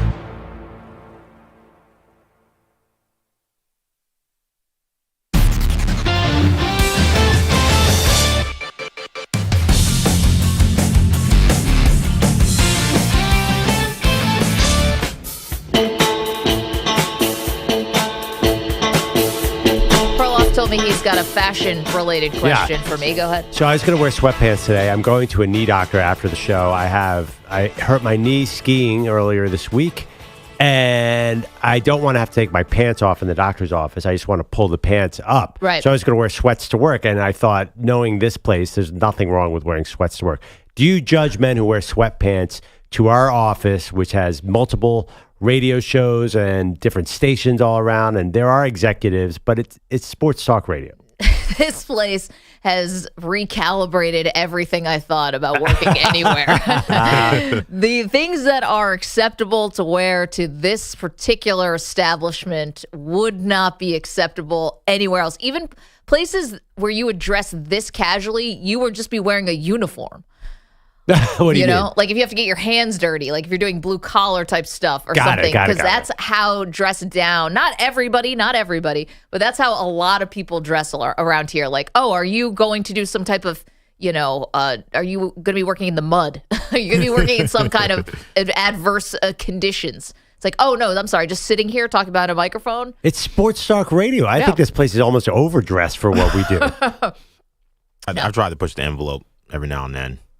I'm wearing like forward or backward? Forward. I guess more stylish. Yeah, less no. stylish? It's like depends on the day. Like today, I'm wearing. I think it's a nice sweater. Someone commented on. Look nice today. But other days, I'm wearing a jersey. Yeah, I wore a jersey totally to the show on acceptable Monday. here. I saw your outfit today. I said, "Ooh, ZJ got a job interview. He's wearing pants." I know. He gave the microphone one That's the funny day. thing, though. You think these are pants? These are technically joggers. I'm wearing. Oh well, that whole thing with the Lululemon and what's a pant or what's a jogger, that's complicated. Did you guys know? And I found this out about a few months ago that skinny jeans are totally out. I don't like ascribing to those kind of trends. I think you should dress for whatever looks good on you. And men, you generally, some have some idea what looks good, some don't. Defer to the wife or girlfriend if you have no idea. If you do have a sense of fashion, then do you. But I don't like going with the, oh, you got to be wearing baggy jeans. Oh, you've got to be wearing this, that, and the other. Well, as Dress for someone yourself. who through the 90s and the 2000s dressed like it was still 1988 with big clothes and big sweatshirts, I never got the memo until it's too late that your clothes are actually supposed to fit. No, not these days. Now you can go back to baggy. I think it's smart to follow the trends. Go back to baggy. Earth tones are in right now. No. We're going to go baggy. Now we got to go skinny because everyone's on Ozempic now. And everyone's like losing weight at a very rapid pace. And so now you got to tighten the clothes up. I am not going to miss skinny jeans. If those are really out, that's just fine with me. They look particularly skinny on you. Well, I mean, I'm in good shape, so I could fit in skinny. I don't know why you had to have a dig there. Just Makes saying, no sense. You're tall and skinny. You'd never be able to get them up, though, to show the doctor your knee. Not in a skinny jean. I did no save there, Maggie. Still, I'm going to remember that.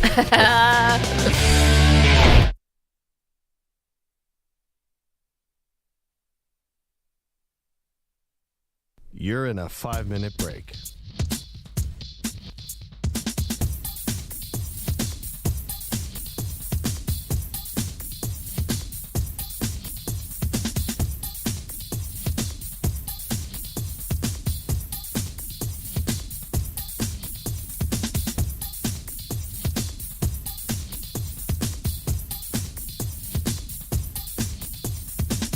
Four minutes, 30 seconds remaining.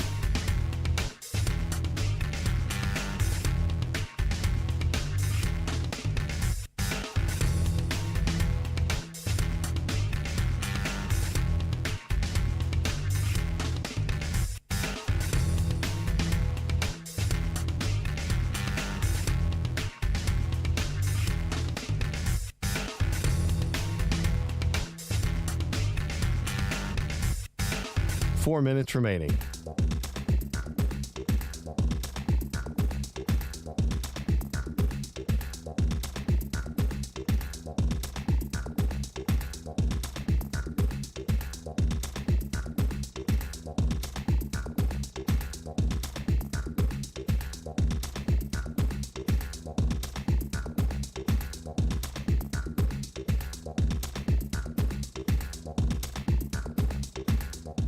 Three minutes, 30 seconds remaining.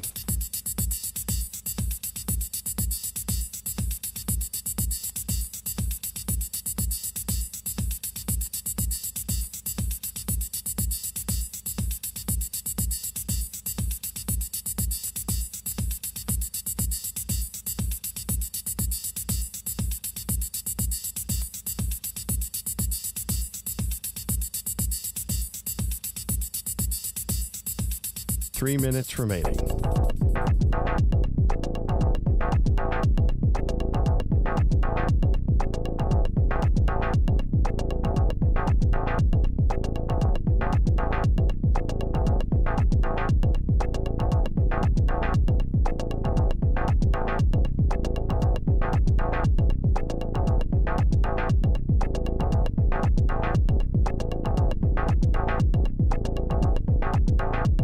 Two minutes, 30 seconds remaining.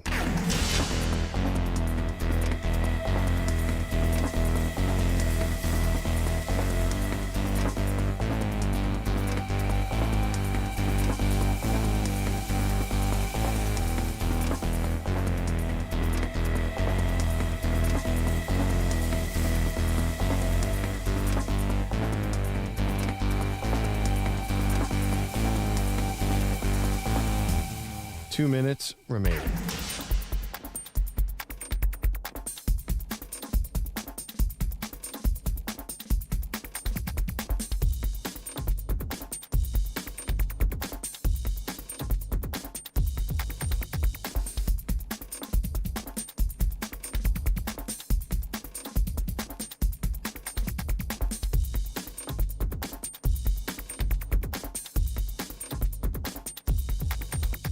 One minute, 30 seconds remaining.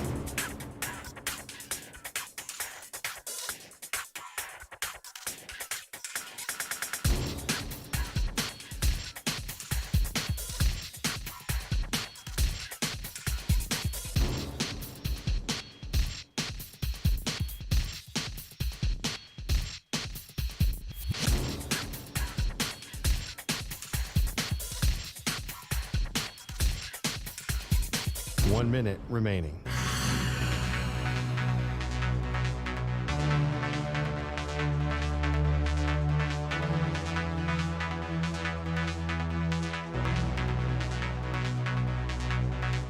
Forty-five seconds remaining.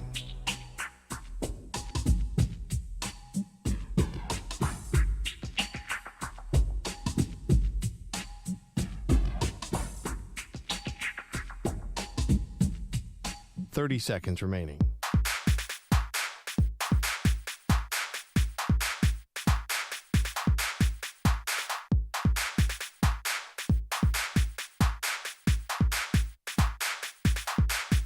Fifteen seconds.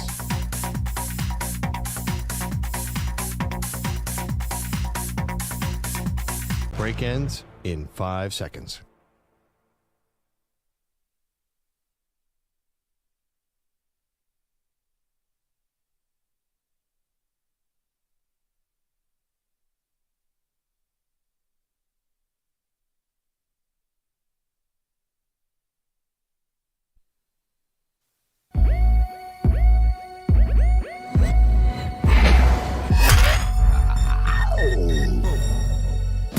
She can put away a large pizza by herself. He's allergic to cheese. They are Maggie and Perloff on CBS Sports Radio. Well, Justin Fields tries to clear the air. Welcome to the show, Maggie Gray, Andrew Perloff. Justin Fields says we should stop taking his social media so seriously. He unfollowed the Bears, unfollowed the NFL. He said yesterday on the St. Brown Brothers podcast, it's only because he's going on vacation. He wanted to reset the timeline. Yeah, totally. He didn't want to be sitting there in Cabo and have a post from the NFL distract him. And so when I go on vacation in July, I don't take it personally. I unfollow all you guys on every social media just because I don't want to think about work. So I don't want to see a Maggie picture of her meal from Cape Cod.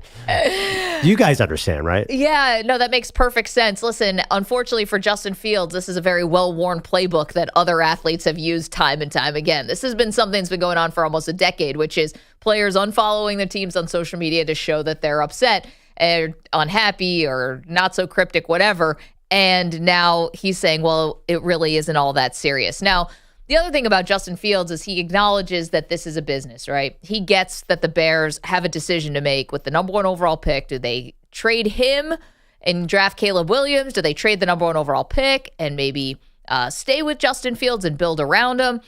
He says he understands it's a business, but at the same time, he says he wants it to be over. Can we hear from Justin Fields this offseason saga? He just wants it to end. It's a business. I ain't got no control over it, so whatever happens, happens. But I feel like the biggest thing with all this going on right now, I just want it to be over. Like, just let me know if I'm getting traded. Let me know if I'm staying, this and that, because I like watching film in the offseason. I like watching the offense, you feel me, seeing what they're going to do a lot and stuff like that. Okay, well, if you do know that it's a business, and I get where he's talking about, and you can have empathy for that. You want things to be settled. You want to know where you're going to be living. You want to be able to watch film, as he says, of his new team. But if you do understand this is a business, then you understand the timeline of this business and this industry. You know, you're not a rookie. You understand the rhythm of the league and the season. And we haven't even gotten to free agency yet. And this will all get sorted out in due time. He'll have plenty of time to watch film before the season kicks off in September. Not even his own film, just random film. He just likes to watch great offense. Merlin Olsen. Yeah, I don't even know what that meant exactly. So is he watching Chiefs film? Maybe he is trying to learn. Yeah, he's probably trying to learn things from other quarterbacks. Regardless, you're right. This is just pure finances. If the NFL didn't have this, what I think is quite unfair rookie salary cap system, that basically suppresses because the veterans who control the NFLPA were like, let's keep the money to the older players and not give it's all messed up, and it forces teams to move on quickly at quarterback.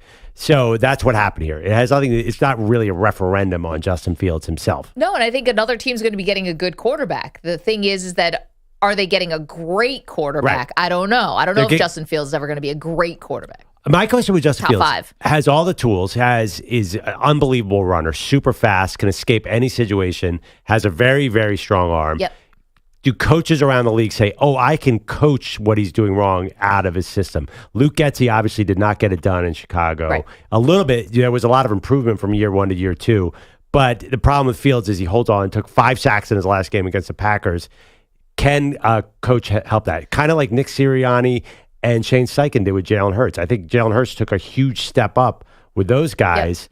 Yep. So I think that maybe the right coach can make Fields into a Pro Bowler, at least, not an All-Pro. Well, and the interesting part is one of those teams going to be the Atlanta Falcons, who passed on him the first time around and said no thanks when he was coming out of college when they held the 4th overall pick in that draft and instead went with Kyle Pitts as opposed to, and don't forget, the Falcons needed a quarterback at that point, right? Like Matt Ryan was really at the end to draft the quarterback of the future when you have a high draft pick like that would have made a ton of sense. And I don't even think Matt Ryan would have been able to, to be upset with it. He would have to understand.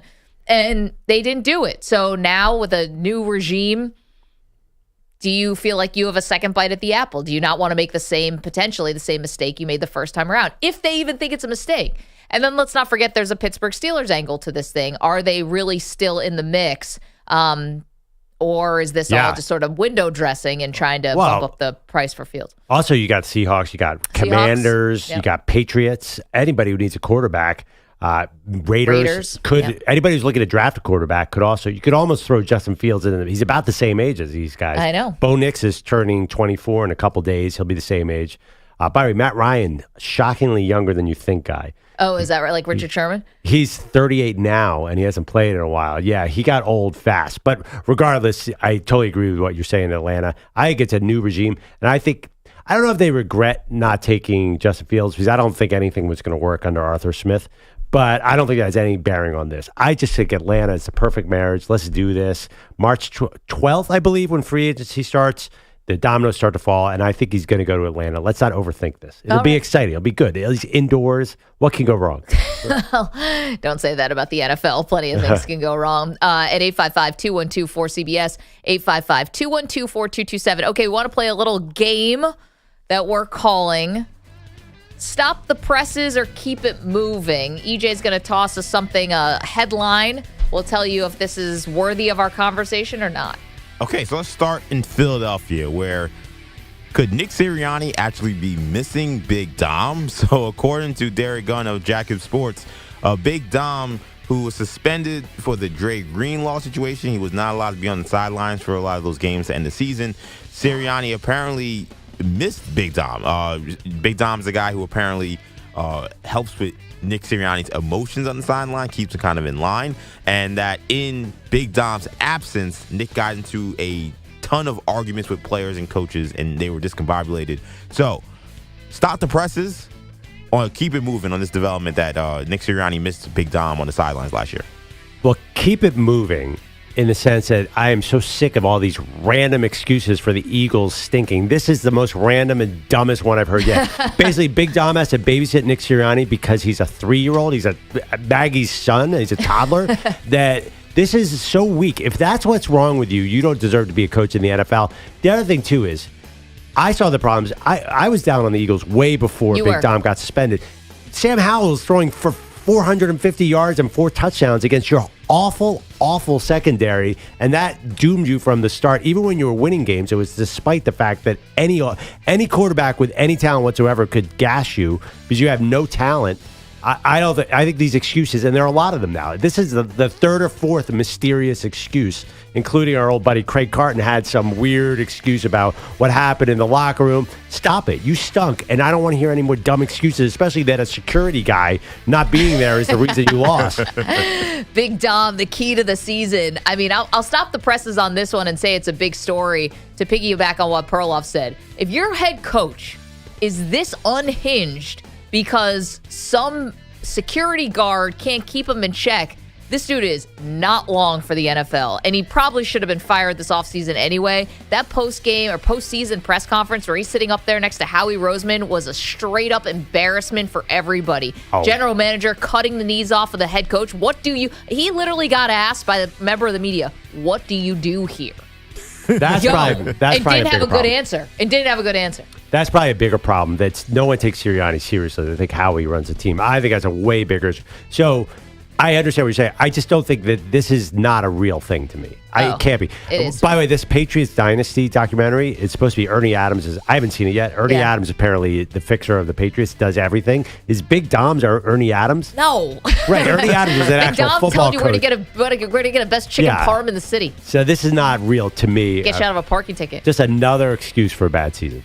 Okay, so I actually did watch the first episode of Dynasty, but we have a Patriots-related question next, EJ. Yeah, it's a new era in New England, and apparently the media will have a lot more access to coaches on the staff. So Jerod Mayo in a press conference yesterday said that media members will now be able to access the coaching staff, and that he is trying to build a much better relationship with the media and the team, saying they know that our relationship with the media is very important. I think that there needs to be a good relationship between the two groups. I'll try to make myself available as much as possible. So the new media relationship between the Patriots, their coaching staff, and the reporters. Yeah. Stop the presses or keep it moving. Keep it moving on this one. First of all, Bill Belichick has shown that as long as you win, you can do whatever you want, and you can be as big of a jerk as possible, as you possibly want to be. I appreciate, I guess, what Jerod Mayo is trying to do here, but here's the big thing. It's not going to be your relationship with the media in terms of how nice you are.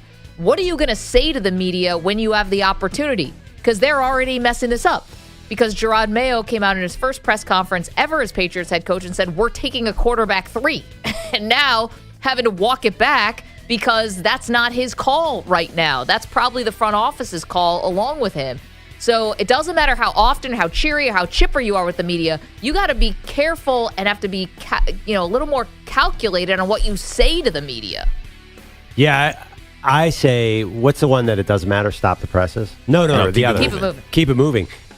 I mean, the list of Patriots issues right now, the relationship with the media is number 1,000. You don't know who your quarterback is. And whoever that quarterback is, look who he's throwing to. You could be the most media-friendly coach if your team stinks. Yep. I mean, I seem to remember everyone loved Marty Morningweg, but when he lost in Detroit, you had no choice. The media is going to bury you. So I think winning, exactly as you said, winning just masks everything. And the fact that they are so unsettled on their roster and sort of the structure of the team as well. It's like, who's really making the decisions? Those are much bigger issues. Media, to me, is not going to help. If you start losing badly there, I don't care how much you like Jerod Mayo, the Boston media is going to kill him. Last one. Okay, so Caleb Williams expected to be the number 1 pick in the draft. He's expected to do that apparently without an agent. So according to Mike Florio, the list of draft-eligible players and their agents published by the NFL Players Association was out on Wednesday, does not include the former USC quarterback. After sending a couple of texts, we confirmed that Williams has not hired an agent and apparently does not plan to do so. So no agent for Caleb Williams entering this draft. Keep it moving or stop the presses? Keep moving because of the slotting. Yep. So you're giving up whatever percentage it is. Guys negotiate different percentages now. I just think this is something that we're seeing a lot more of because of the slotting nature of the NFL. So to me, it's not going to be a huge deal. Okay, for Caleb Williams, I'm going to say keep it moving because not just about the slotted scale, but he's going to be the number 1 overall pick. I do think this hurt Lamar Jackson when he was coming out of Louisville and he was not a surefire. He should have been an obvious surefire number 1 first-round pick, rather. He probably should have gone number 1 in that draft, clearly. But he didn't have an agent, and he didn't have somebody out there playing the game for him. Now, Caleb Williams doesn't need someone playing the game. Other quarterbacks, I think, do, and other players do. You need somebody out there leaking good information about you. You need somebody spinning stories about you to try to bump up that draft slot. I don't buy that at all. I mean, I don't know. You think NFL teams didn't know who Lamar Jackson was? I think it would have helped him to have an agent, someone on his behalf. I don't think he would have been the 31st overall pick. I don't agree with that necessarily. I mean, Lamar Jackson was a very different prospect coming out. Yeah, the Heisman Trophy winner. Yeah, I mean, he threw the ball 3/4 arm. He was just, NFL teams did not know what was going to happen. And everyone who says, oh my God, how could you let him fall behind Josh Rosen? Nobody said that week. Josh Rosen was a wonderkid 5-star recruit with a rocket arm. Nobody knew Josh Rosen was going to be terrible. So I'm just saying, there's a lot of looking back on Lamar Jackson. That's all I'm saying. You don't think that front offices are influenced at all by the media? No, when it comes to quarterback, no. I think that I think they knew a lot about Lamar Jackson. Especially because he was around a long time. I don't think that the agent would have pushed Lamar Jackson up. I honestly don't think he fell because of that. I just think teams just generally did not draft mobile quarterbacks because they didn't think they were durable enough. They just wanted pocket guys back then. I know, but Josh Allen went 7 that same year. Josh Allen's 6'5" and throws the ball over. But he's a mobile quarterback, and so he went top 10. But just out of curiosity, when that draft was around, you had seen a lot of Lamar Jackson. The guy had won a Heisman. Was there anybody out there saying, oh, well, obviously Lamar is the number 1 quarterback? No, but it was always odd because his stats always lined up with all the other guys. The completion percentage, the amount of touchdowns, his measurables, everything always matched up, and yet Lamar was the one who fell. I don't see it that way at all. For this particular argument, I'll put it this way. I do think that front offices do get influenced by agents. For someone like Caleb Williams, I don't know if it matters. He's going number 1 overall. For someone else, I think it does matter to have agents on your behalf. I don't know if I would agree that because he's number 1, it won't matter. Because let's say Caleb Williams doesn't love Chicago. I mean, wouldn't you want an agent to advocate and say, hey, my guy, he's a good guy. All this complaining about whether or not he's a diva or a leader, like that's crap. Like to put out the narrative that, hey, like he is the guy, and that if you're a team that's Washington or Atlanta or one of the other teams that, hey, you should trade up and get him. Wouldn't you want that out there? And like, I mean, I'm not saying he can't do that himself, I guess, but I would think he could use that help. Yeah, but I don't think he's playing that game. If he needed to play that game where he really didn't want to go to Chicago, then you definitely need an agent. But I don't think he's playing it. I think he's going there. I think this is going to just be very status quo. Right. Yeah. To me. 855-212-4CBS, 4227. I got one for you. They say that, like, are we just like bored in our society? I'm not sure what leads people to do the types of things that we're going to talk about next. I don't get it. 855-212-4CBS. Maggie and Perloff, CBS Sports Radio.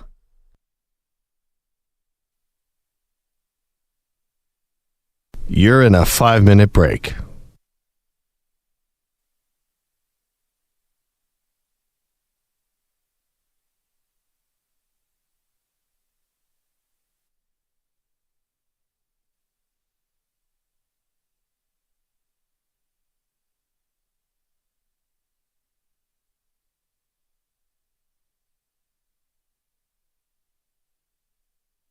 Four minutes, 30 seconds remaining.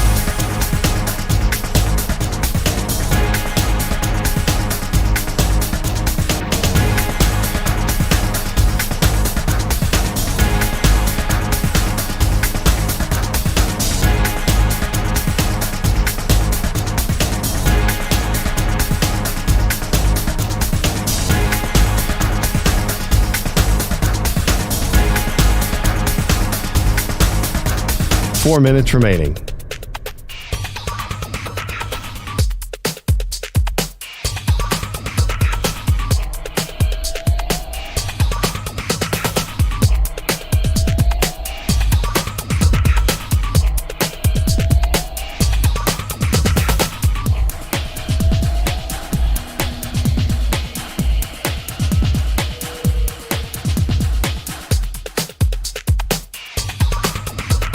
Three minutes, 30 seconds remaining.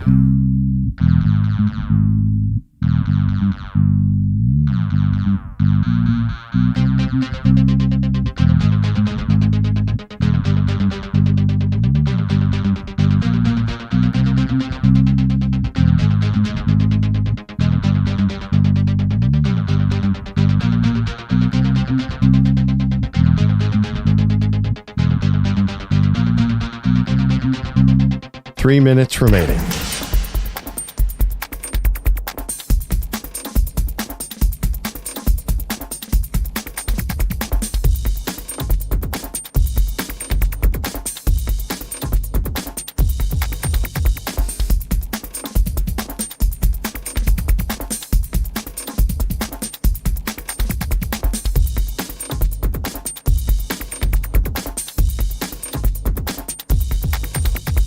Two minutes, 30 seconds remaining.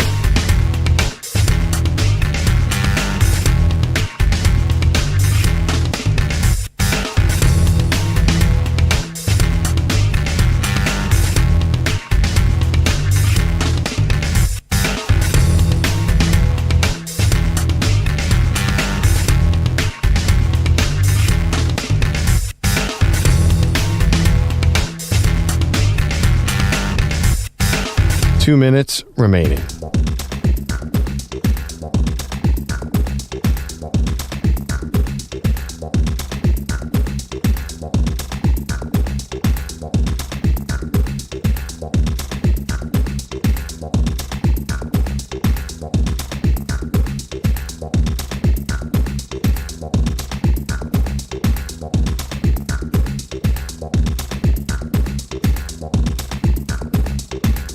One minute, 30 seconds remaining.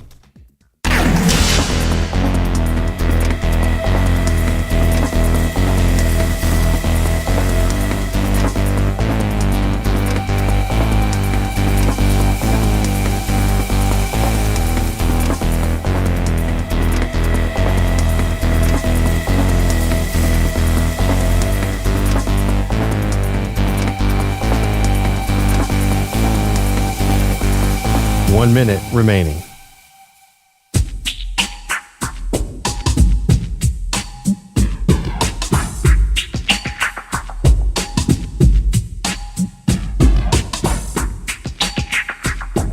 .45 seconds remaining.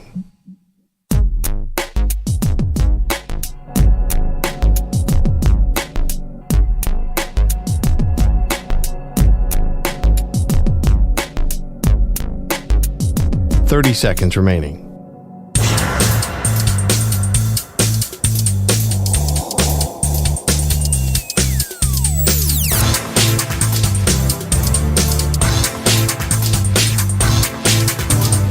15 seconds.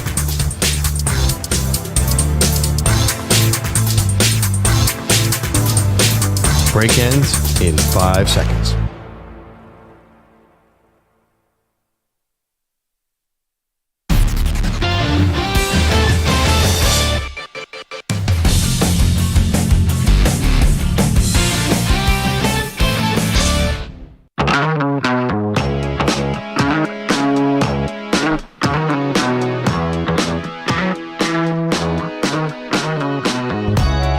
Back on Maggie and Perloff. Okay.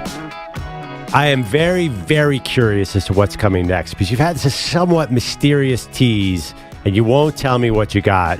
Maggie, hit me with something good right now. Yeah, so I don't understand. Are we just bored or what's going on with some of these things that end up going viral on social media? So this is the latest one. There's a guy out there who's got 400,000 followers on Instagram.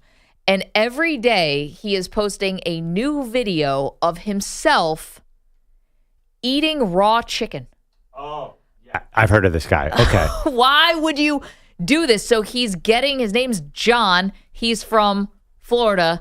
He gets chicken from like a farm or something down the road. So it's free Fresh. of all like hormones, or anything like that. And he dips it in ranch dressing. Sometimes he drinks the chicken blood and then he swallows the uncooked chicken. He's calling it the raw meat experiment. Yep. It's gone viral. The videos have like 8 million views. And he's like eating raw chicken until he gets a stomach ache. He says. So once in a while, I've gone to a restaurant and they have what they call chicken sushi or chicken sashimi. Oh my God. That's a big thing now in gourmet restaurants. So this guy is not alone. Apparently, just like raw steak or raw fish, if it's clean chicken, which it often is not, then you're at more risk for chicken than you are from, say, steak tartare. Do you understand that I will clean my kitchen with a hazmat suit on if I feel like any part of raw chicken has touched anything? I know a lot. Most people are like that. But I've seen it at gourmet restaurants, and I've seen this guy, the raw chicken guy. I've seen carpaccio, or steak tartare. Chicken carpaccio, Oh my gosh! What's the difference between why are you fine with raw steak carpaccio, or steak tuna? I'm not fine with it, but I've totally eaten it before. I love it. It's the best. And you mix it up with the egg, and you put the mustard on it. Yeah, eating a raw egg, I'm not into either. I know that's how they do it in France. Like Rocky, I'm so into that. Yeah, no thanks. I don't even eat raw cookie dough. Oh, in Japan, Japan they often break a raw egg over raw fish. Or but sometimes they'll have the raw egg, but they'll cook it like in the ramen or something. It will actually cook. Yeah, I've seen a lot of raw egg on raw fish. Oh, no thanks. You really want to make me puke? Can we do a food challenge with Maggie where she has to eat raw chicken? I will not. I won't. Wait, there's I'll nothing? shave an eyebrow. I will not eat raw chicken. Nothing? There's nothing we could do? No, not one thing. There's no amount of money. I will not eat it. I feel like HR would get involved with that. I don't think that can get her. They got involved with peanut butter. That was pasteurized. Wait, this dude can eat chicken for months on end just to get Instagram followers, and you can't have one tiny sliver of raw chicken. I won't do it. I won't do it. You eat raw fish? I do. I love sushi. So I think you got to open your mind. I'm not eating raw chicken. Yeah, no thanks. Thank you, Bogish. The other thing about sushi, too, I mean, beyond just obviously the dangers of eating raw chicken, I mean, there's different fish taste differently. I can't imagine like all raw chicken, I assume, tastes the same. Also, there's no advantage to doing it. I've gotten wildly sick eating sushi. That's been bad. That was the one food poisoning experience of my life is eating sushi on St. Mark's Place in New York City. Bad idea. You know it from the first bite you took. You know it immediately, and then the next 24 hours of your life are just absolute hell. I've never had that. What did it tasted too fishy or something? It was just like, ooh, this is weird. Then I took a second bite, and I was like, oh no. And then I couldn't go to work the next day.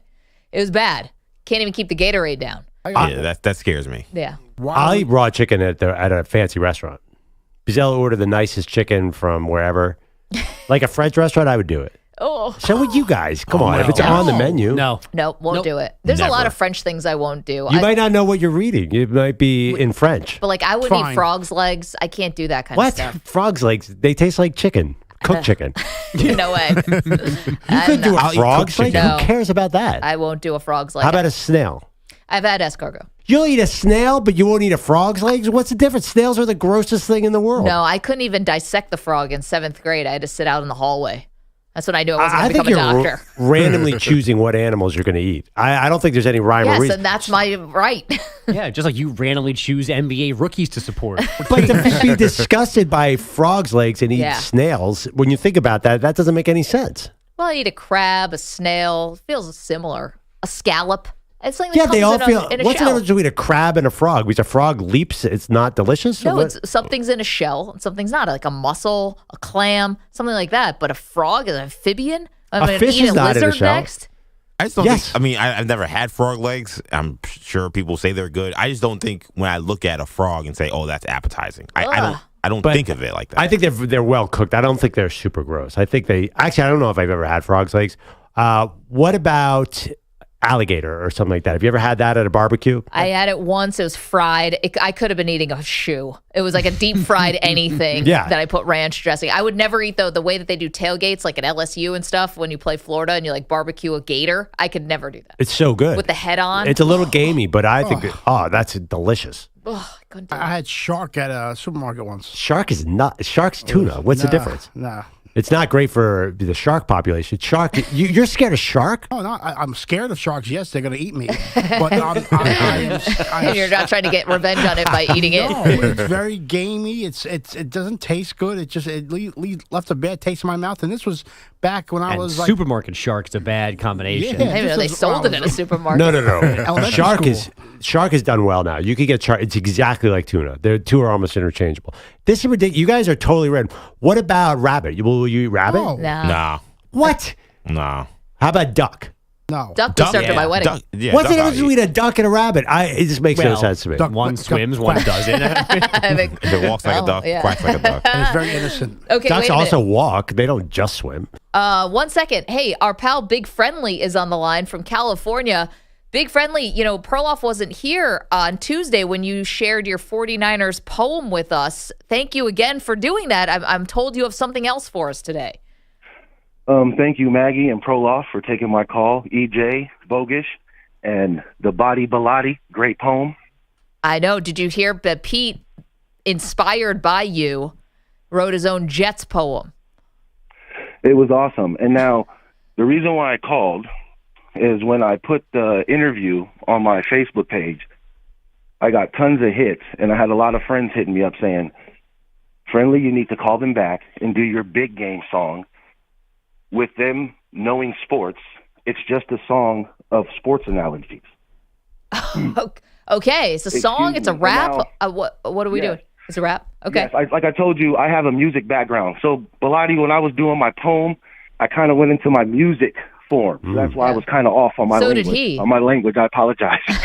So did Bilotti, also tapping into his language and music background. Okay, so do you need us to drop a beat for you, or you got it? Nah, I got it. Just give me a second. Just give me a second. Okay. We'll filibuster. Here we go.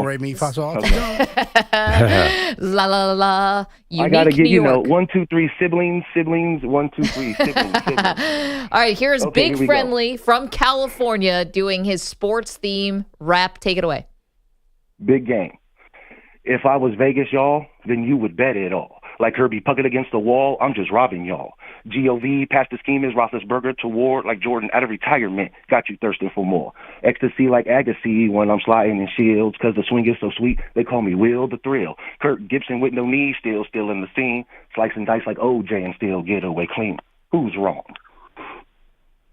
Wow. That's it. Wow. Beautiful. Love it. Now, the OJ line made me kind of, Yeah. I was worried where you were going with that one. My sister-in-law hates that part. Yeah.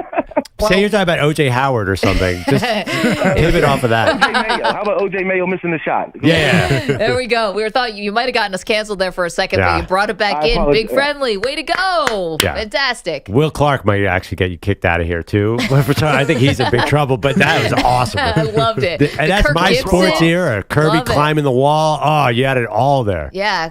But Gibson here's the in the greatest knee. thing you guys overskipped. What? The Andre Agassi I love and Agassi. Shields, Brooke Shields. They Wait. were married. What was the line right after Agassi? There was something about Ecstasy. sliding. I said ecstasy like Agassi while I'm sliding in Shields. Yeah, right. And they were married, Brooke Shields and Andre Agassi, when he had his big comeback. And now he's married to Steffi Graf. Yes, ma'am. I'm sorry, yes, ma'am. And now he's married to Steffi Graf, and they have like this all-time sports kid who's a baseball player, not even doing tennis.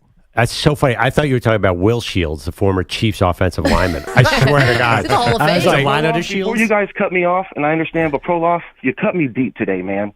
No, I loved it. That was great. You said, no, I know, but you said that Chris Jones is probably the only D lineman that can get to Jackson and Purdy when it counts. Now, forgive me, I was at work dealing with a client. Yeah. But there's a gentleman in Los Angeles for the Rams. Yeah, I'm aware. I'm aware. He may say, okay, I'm just saying, Perloff. No. I'm a Rams but fan. I'm assuming that Aaron Donald is eventually going to retire. Maybe someday going to retire. Chris Jones is the heir apparent. Now. Yeah. No, you're right. Actually, it's so funny. I think we think alike because I immediately thought, well, of course Aaron Donald can do that too. But Chris Jones is the next Aaron Donald, right? Is he? Yes, they're very similar. Chris Jones is a bona fide Clydesdale stud. Not getting rid of that. But until my guy 9-9 hangs it up, he's on average 78% double teams and about, I think, 69% triple teams. Might be higher, those percentages. Big Friendly, what a contribution you've made to the show today. Again, thank you. This is twice in a week. We get blessed by the 49ers poem where he's taken out a division rival, and it was awesome. And now we get the sports, the big game. Yeah, Big Friendly, can you update this periodically, too, to get more references? Because I want to hear them all. Hey, listen, I do music, so if you guys like, give me 2 weeks, and I will give you a new rap analogy with some more up-to-date stuff. Book it. We love it. Big I promise Friendly. you guys. Thank you so much. Appreciate that. It was a great rap.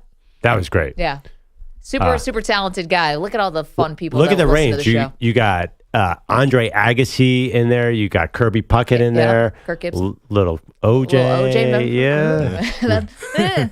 We reeled it back in. It was good. He was slicing them up like OJ. What could be like OJ is a Buffalo Bill? No, there's nothing. There's not. There's no saving that one. You know, getting in and out of the hole. Yeah. Let's move on from that. I did like he goes, OJ Mayo missing a big shot. Good Did OJ Mayo ever get to a big shot in the NBA? That guy, I was sure he was going to be the next one. You know, it's so funny. I thought OJ Mayo was going to be awesome. We've talked about this before, the people we were so wrong on. Oh, yeah. Josh Rosen, another one, Sam Darnold, OJ Mayo. Marvin Bagley, we've already admitted Marvin to that Bagley one. is the all-time draft mystery to me. How that guy has never been any good is amazing. Like, he's 7 feet, lefty, could shoot, and he is just soft. EJ said he couldn't shoot. That's why we should all seen this coming. Anyway, Big Friendly, awesome. Does anyone, Pete, you want to take that on now? I'm not singing. Jets related. There's a different rate for that. I never got to hear Pete's poem. Me neither. Well, we do have it, Pete. You want to play it? The Jets have arrived, and it's time for them to take a dive.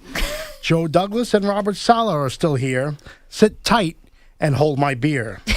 But hey, Aaron Rodgers is saving gangrene. Instead, all we have is spots with McAfee wanting to be seen. Far from the days of Namath, Martin, and the Sack Exchange, it's time for Woody to sell and bring about some real change.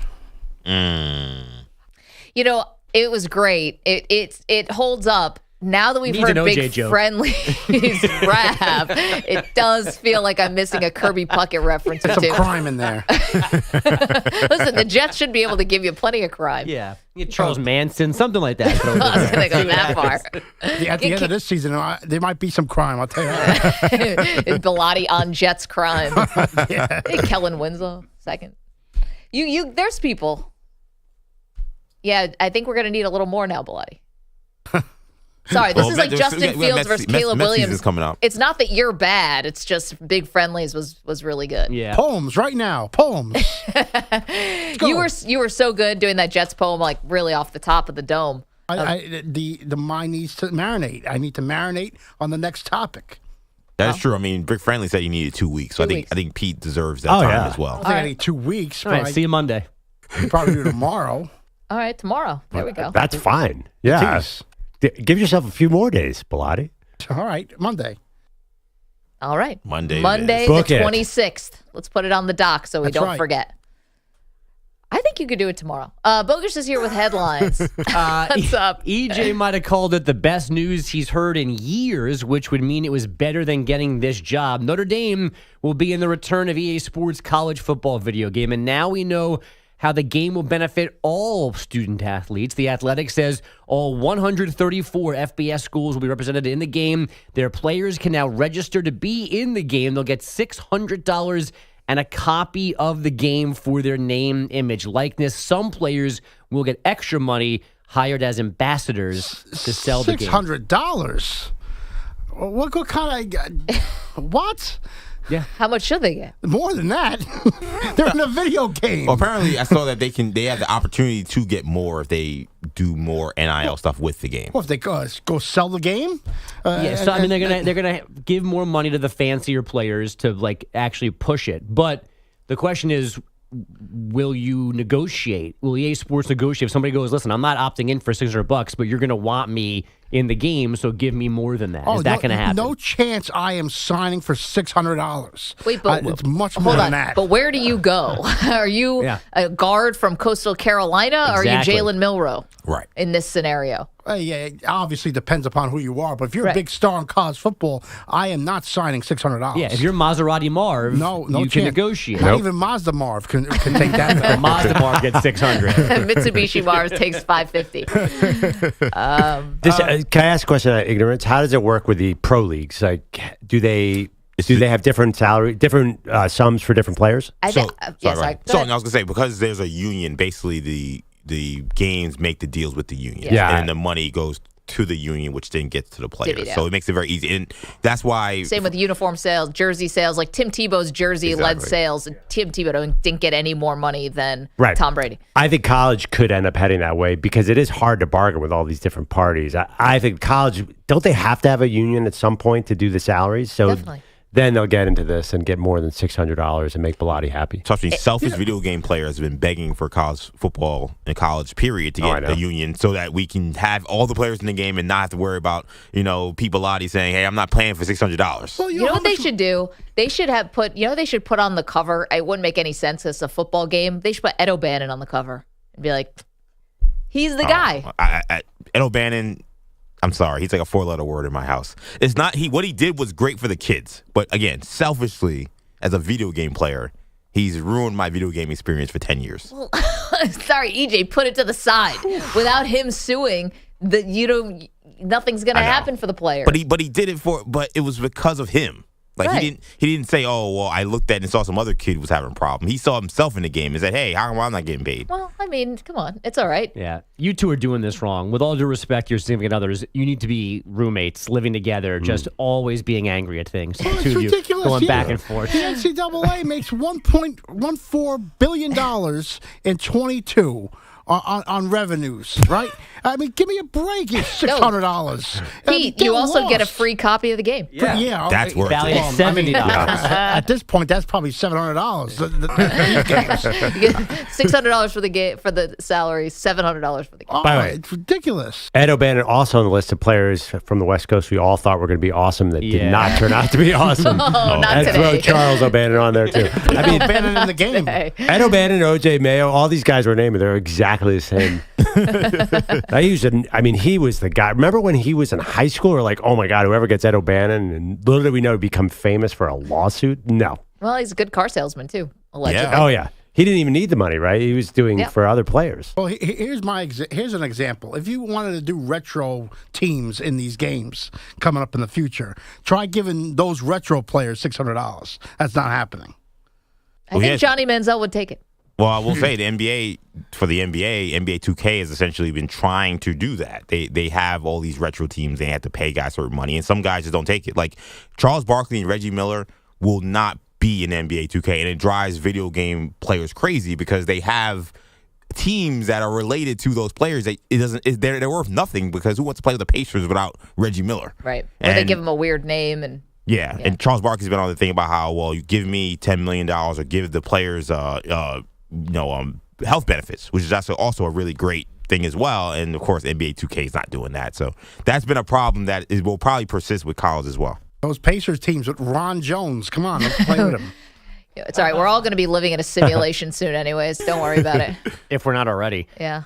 Some non-top 25 college hoops. The St. John's team that Rick Pitino hates held off lowly Georgetown last night, 90-85. Their first game since Pitino basically went down the roster name by name, telling us how bad each guy was. I should have never mentioned anybody by name. I didn't mean it. I was trying to talk typical clinic talk like I do. My family and my players, outside of breathing air, they're the most important thing in my life. That's why I'm still coaching today. He meant it. All the things he said he meant. Oh, my God. Just the BS that falls out of this guy's mouth is unreal. The best part about this is he goes, I should have never named names about guys who can't move laterally. Like Jokic. Jokic can't move out. It's like, you just said you're not going to name names. But also his priorities. It goes breathing air, then players. What about food and water? What about raw chicken? Yeah, I was about to say. By the way, what about his family? Our own Andrew Kaplan, speaking of the guy who's gone viral because he's eating raw chicken every day to his 400,000 Instagram followers until he gets sick. Kaplan said around 1 million people in the U.S. get sick every year from eating contaminated poultry. That's right. It happened to me. What about contaminated fish? Give me that number, Cap. I bet it's huge. Well, we're talking about chicken right now. Mm-hmm. Well, my point is the volume of fish that gets eaten that's raw compared to the volume of chicken. My point is, we'll eat raw fish and we'll eat raw cow. And now, why is raw chicken any different? If you get the right chicken, it's just a matter of finding. Like fresh chicken. The problem with chicken is they make them in these disgusting chicken farms. Yeah. That is a big problem. Right, but I also don't think that it's just because everything is equal because it's raw. You know, humans they're different things in different. Yeah, you eat them different ways. But humans evolve eating raw fish. I mean, raw animals. That's where we come from. I mean, we are capable of eating raw meat. I do it all the time. How many times people have gotten sick on cooked meat, let alone raw meat? Yeah, I mean. No, I'm just saying you can. I'm not advising that you go on Instagram and eat raw chicken every day, but humans obviously live for millions of years before fire, and even when fire was here, they were able, or our ancestors were able to figure it out. Yeah, but we've undergone a lot of changes since then. Yeah, evolution. I also am not sure that we ate a lot of raw things. I think fire led to eating non-fruits and vegetables and grains and stuff like that. So when I order steak tartare, you guys are not getting any of it. No. You can have it. I don't want it. What, are you crazy? You guys don't like steak tartare? It's the best. Never tried it. Oh, it's so good. Any other steak cooked, I liked. What about the seasoning, though, Pete? It has to be seasoned very well. I'm afraid well done. I'm afraid to ask this right now. When you're in a steak restaurant and you order filet mignon, what degree we've gone you through got? this. We've done Medium. this. Medium? Medium. It depends. It depends upon the place. Places cook it differently. Their mediums are medium well, medium raw. All I know is that Brandon Nimmo missed a week of spring training 3 years ago because he ate some bad chicken and threw off the whole beginning of the season. Might want to try it this year, too, because they're not going to be any good. Throw some raw chicken at the Braves. See what happens. Yeah. Maybe start serving it to all of your competitors. Would you guys have? Would you ever eat a live animal? Obviously, this is No. Because that's a big thing now. Live animal? Yeah, I can't remember. What are you watching, bro? In Japan. Kangaroo? I can't remember You what. got to catch it first. Got to tackle it. Take a bite out of it. No, it's what is it that's People big eat now? Squid and little Squid octopus. or and stuff. little fish things that are still moving. I know people eat Goldfish. I know People somebody eat does that. roadkill. I know that's a thing. Oh my god, That is a thing. That is a thing. roadkill. Yes, Oh, where no they way. particularly like roadkill. Where I don't know if they cook it. That I didn't go that far, and that was just something that was told to me. How could you not cook it? Okay. You're I gonna don't eat know. a dead possum? Yeah, but they don't want to go actually hunt like deer or possum. They actually want to eat it that's been run over. I don't know. I don't know what it is about, but that's the thing. Oh, I'd rather eat raw chicken than eat a dead possum off the road. Yeah, well, I mean, we don't actually eat possum. I'm just saying. Unless you're living in the but that's not the backwoods. possum. Again, people eat deer. Okay, I got one. Do you guys know I'm reading oysters are still alive most times when there's still life in them, and we all pay an arm and a leg to get oysters. Who doesn't love oysters? Oysters are great. I said anything in a shell, I'll eat. Okay. Oh, the shell. Oh, The shell, it's like a little. the shell protects it from. It's like a little house. But you'll eat raw fish that doesn't have a And shell. I grab it out of its house and I eat it. Yeah, but you won't eat a raw fish that doesn't have a shell. No, but again, I guess I think it'd be totally arbitrary. I'm being cultural norms here. I can't get past eating raw chicken. That's so gross to me. But when you sit back and you think about eating an oyster, I mean, that's not aesthetically pleasing. No, just down the hatch. But they're the Never. best. I don't eat oysters. I'm not a seafood person. What are you? What? He's a well That's done, a big question. well seasoned steak person. Definitely not eating roadkill. Away. What are you might need to be your first book. Are you a roadkill person? That's my first book, an unauthorized biography of Pete Bellotti. What are you? At the same time. Oh, competing New York Times bestsellers. Oh, Bogish, thank you. Yeah, my pleasure. Wow. Coming up, we check in on one of our favorite superstars. Don't move, Maggie and Perloff. You're in a 5-minute break.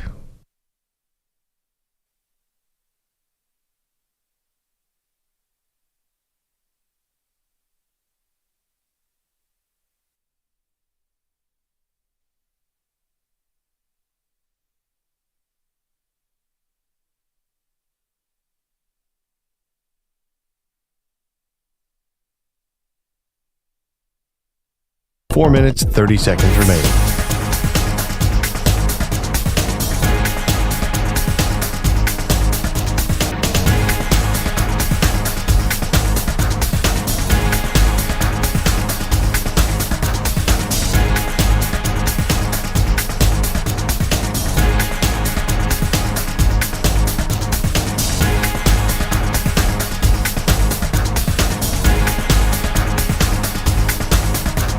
Four minutes remaining.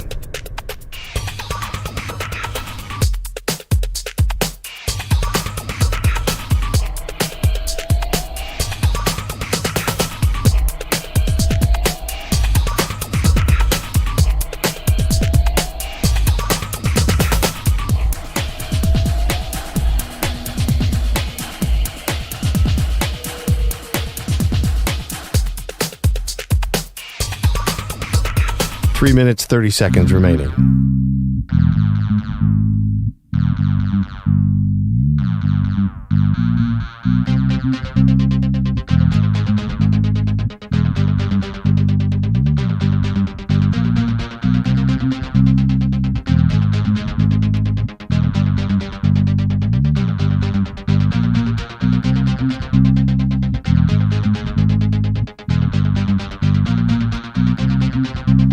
Three minutes remaining.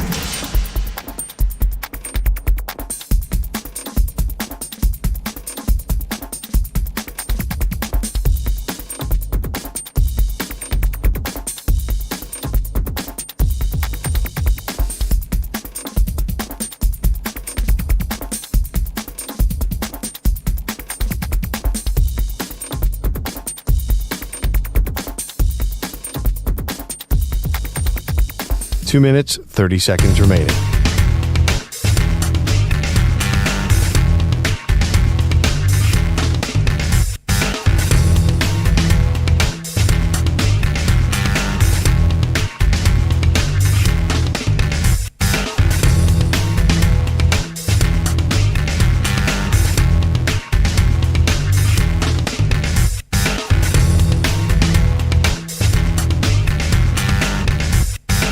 Two minutes remaining.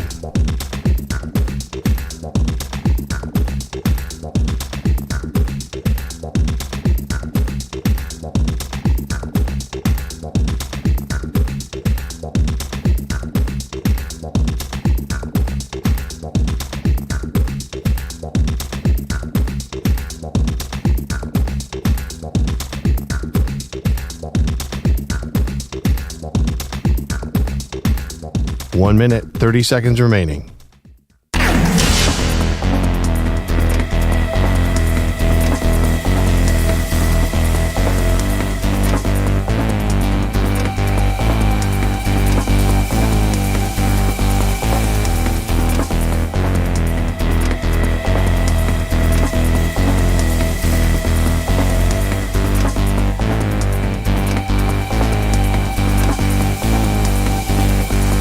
One minute remaining.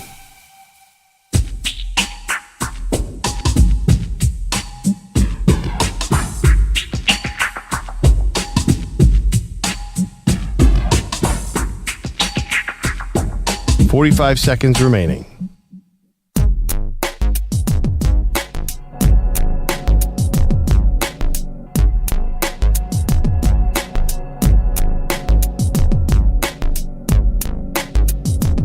Seconds remaining.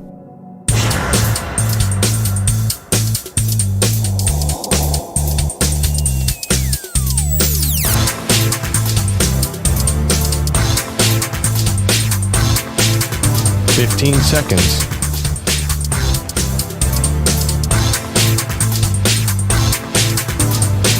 Break ends in 5 seconds.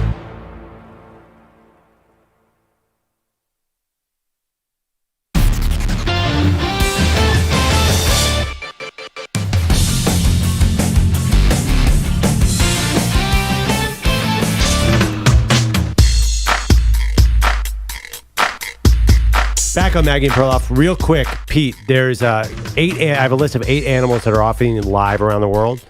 One of the animals that people eat live is octopus. You cut it into pieces and everyone eats it. Apparently, the only downside is a choking hazard that kills around 6 people annually. The live octopus wriggling around in your throat closes it off. It's definitely happening to me. So, yeah, this is a South Korean thing. It's called Sanakiji, and it kills 6 people a year from order. That's a tough way to go. You would think that the mere death rate would prevent people from doing this in the future. Yeah. I mean, it has a little asterisk. Usually it's like, has gluten, but instead it's like, could kill you. Could be, it's still alive. It could strangle you. Yeah, that's bad. By the way, Andrew Kaplan is on to you, Perloff. He understands why you're talking about eating all these unique animals. Yeah. He says Perloff's trying to get someone to eat your turtle. No, I've thought about it. If Hermes. Post-apocalyptically, say there's no power, we're obviously going to have to eat Hermes. That's a given. Oh, my gosh. How dare you? It's what your if there's no pet. heat source and we have to eat raw Hermes? You've never thought about eating some of your pets in the post-apocalyptic? Absolutely not. Nope.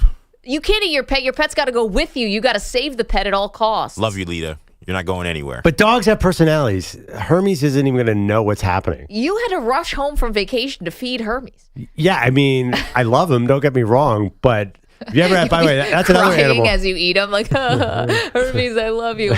Jump. Is that? Do you see that from The Simpsons when Homer raises a lobster from birth and then has to eat him? Definitely. Yes, I definitely did. Pete, would you eat tortoise soup or turtle soup? It's amazing. No, I wouldn't. Not eating any of this stuff. Let's get to our news segment. He is the most amazing man in baseball.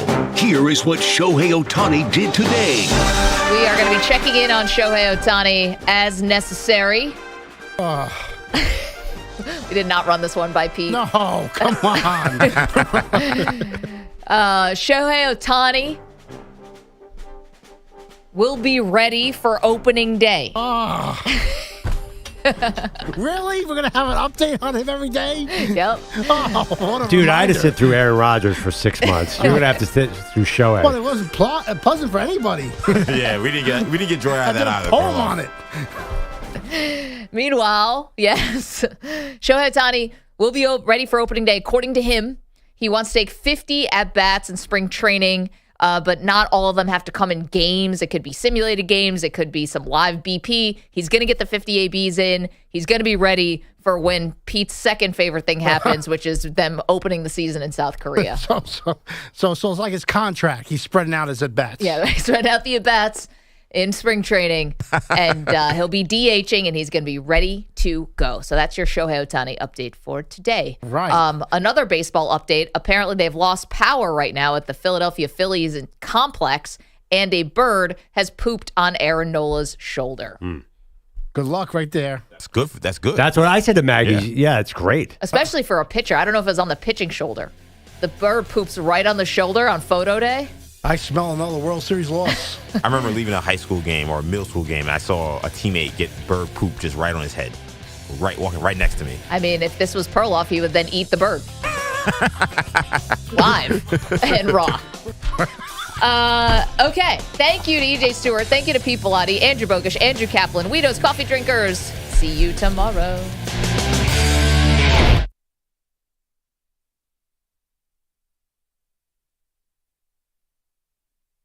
you're in a 5-minute break.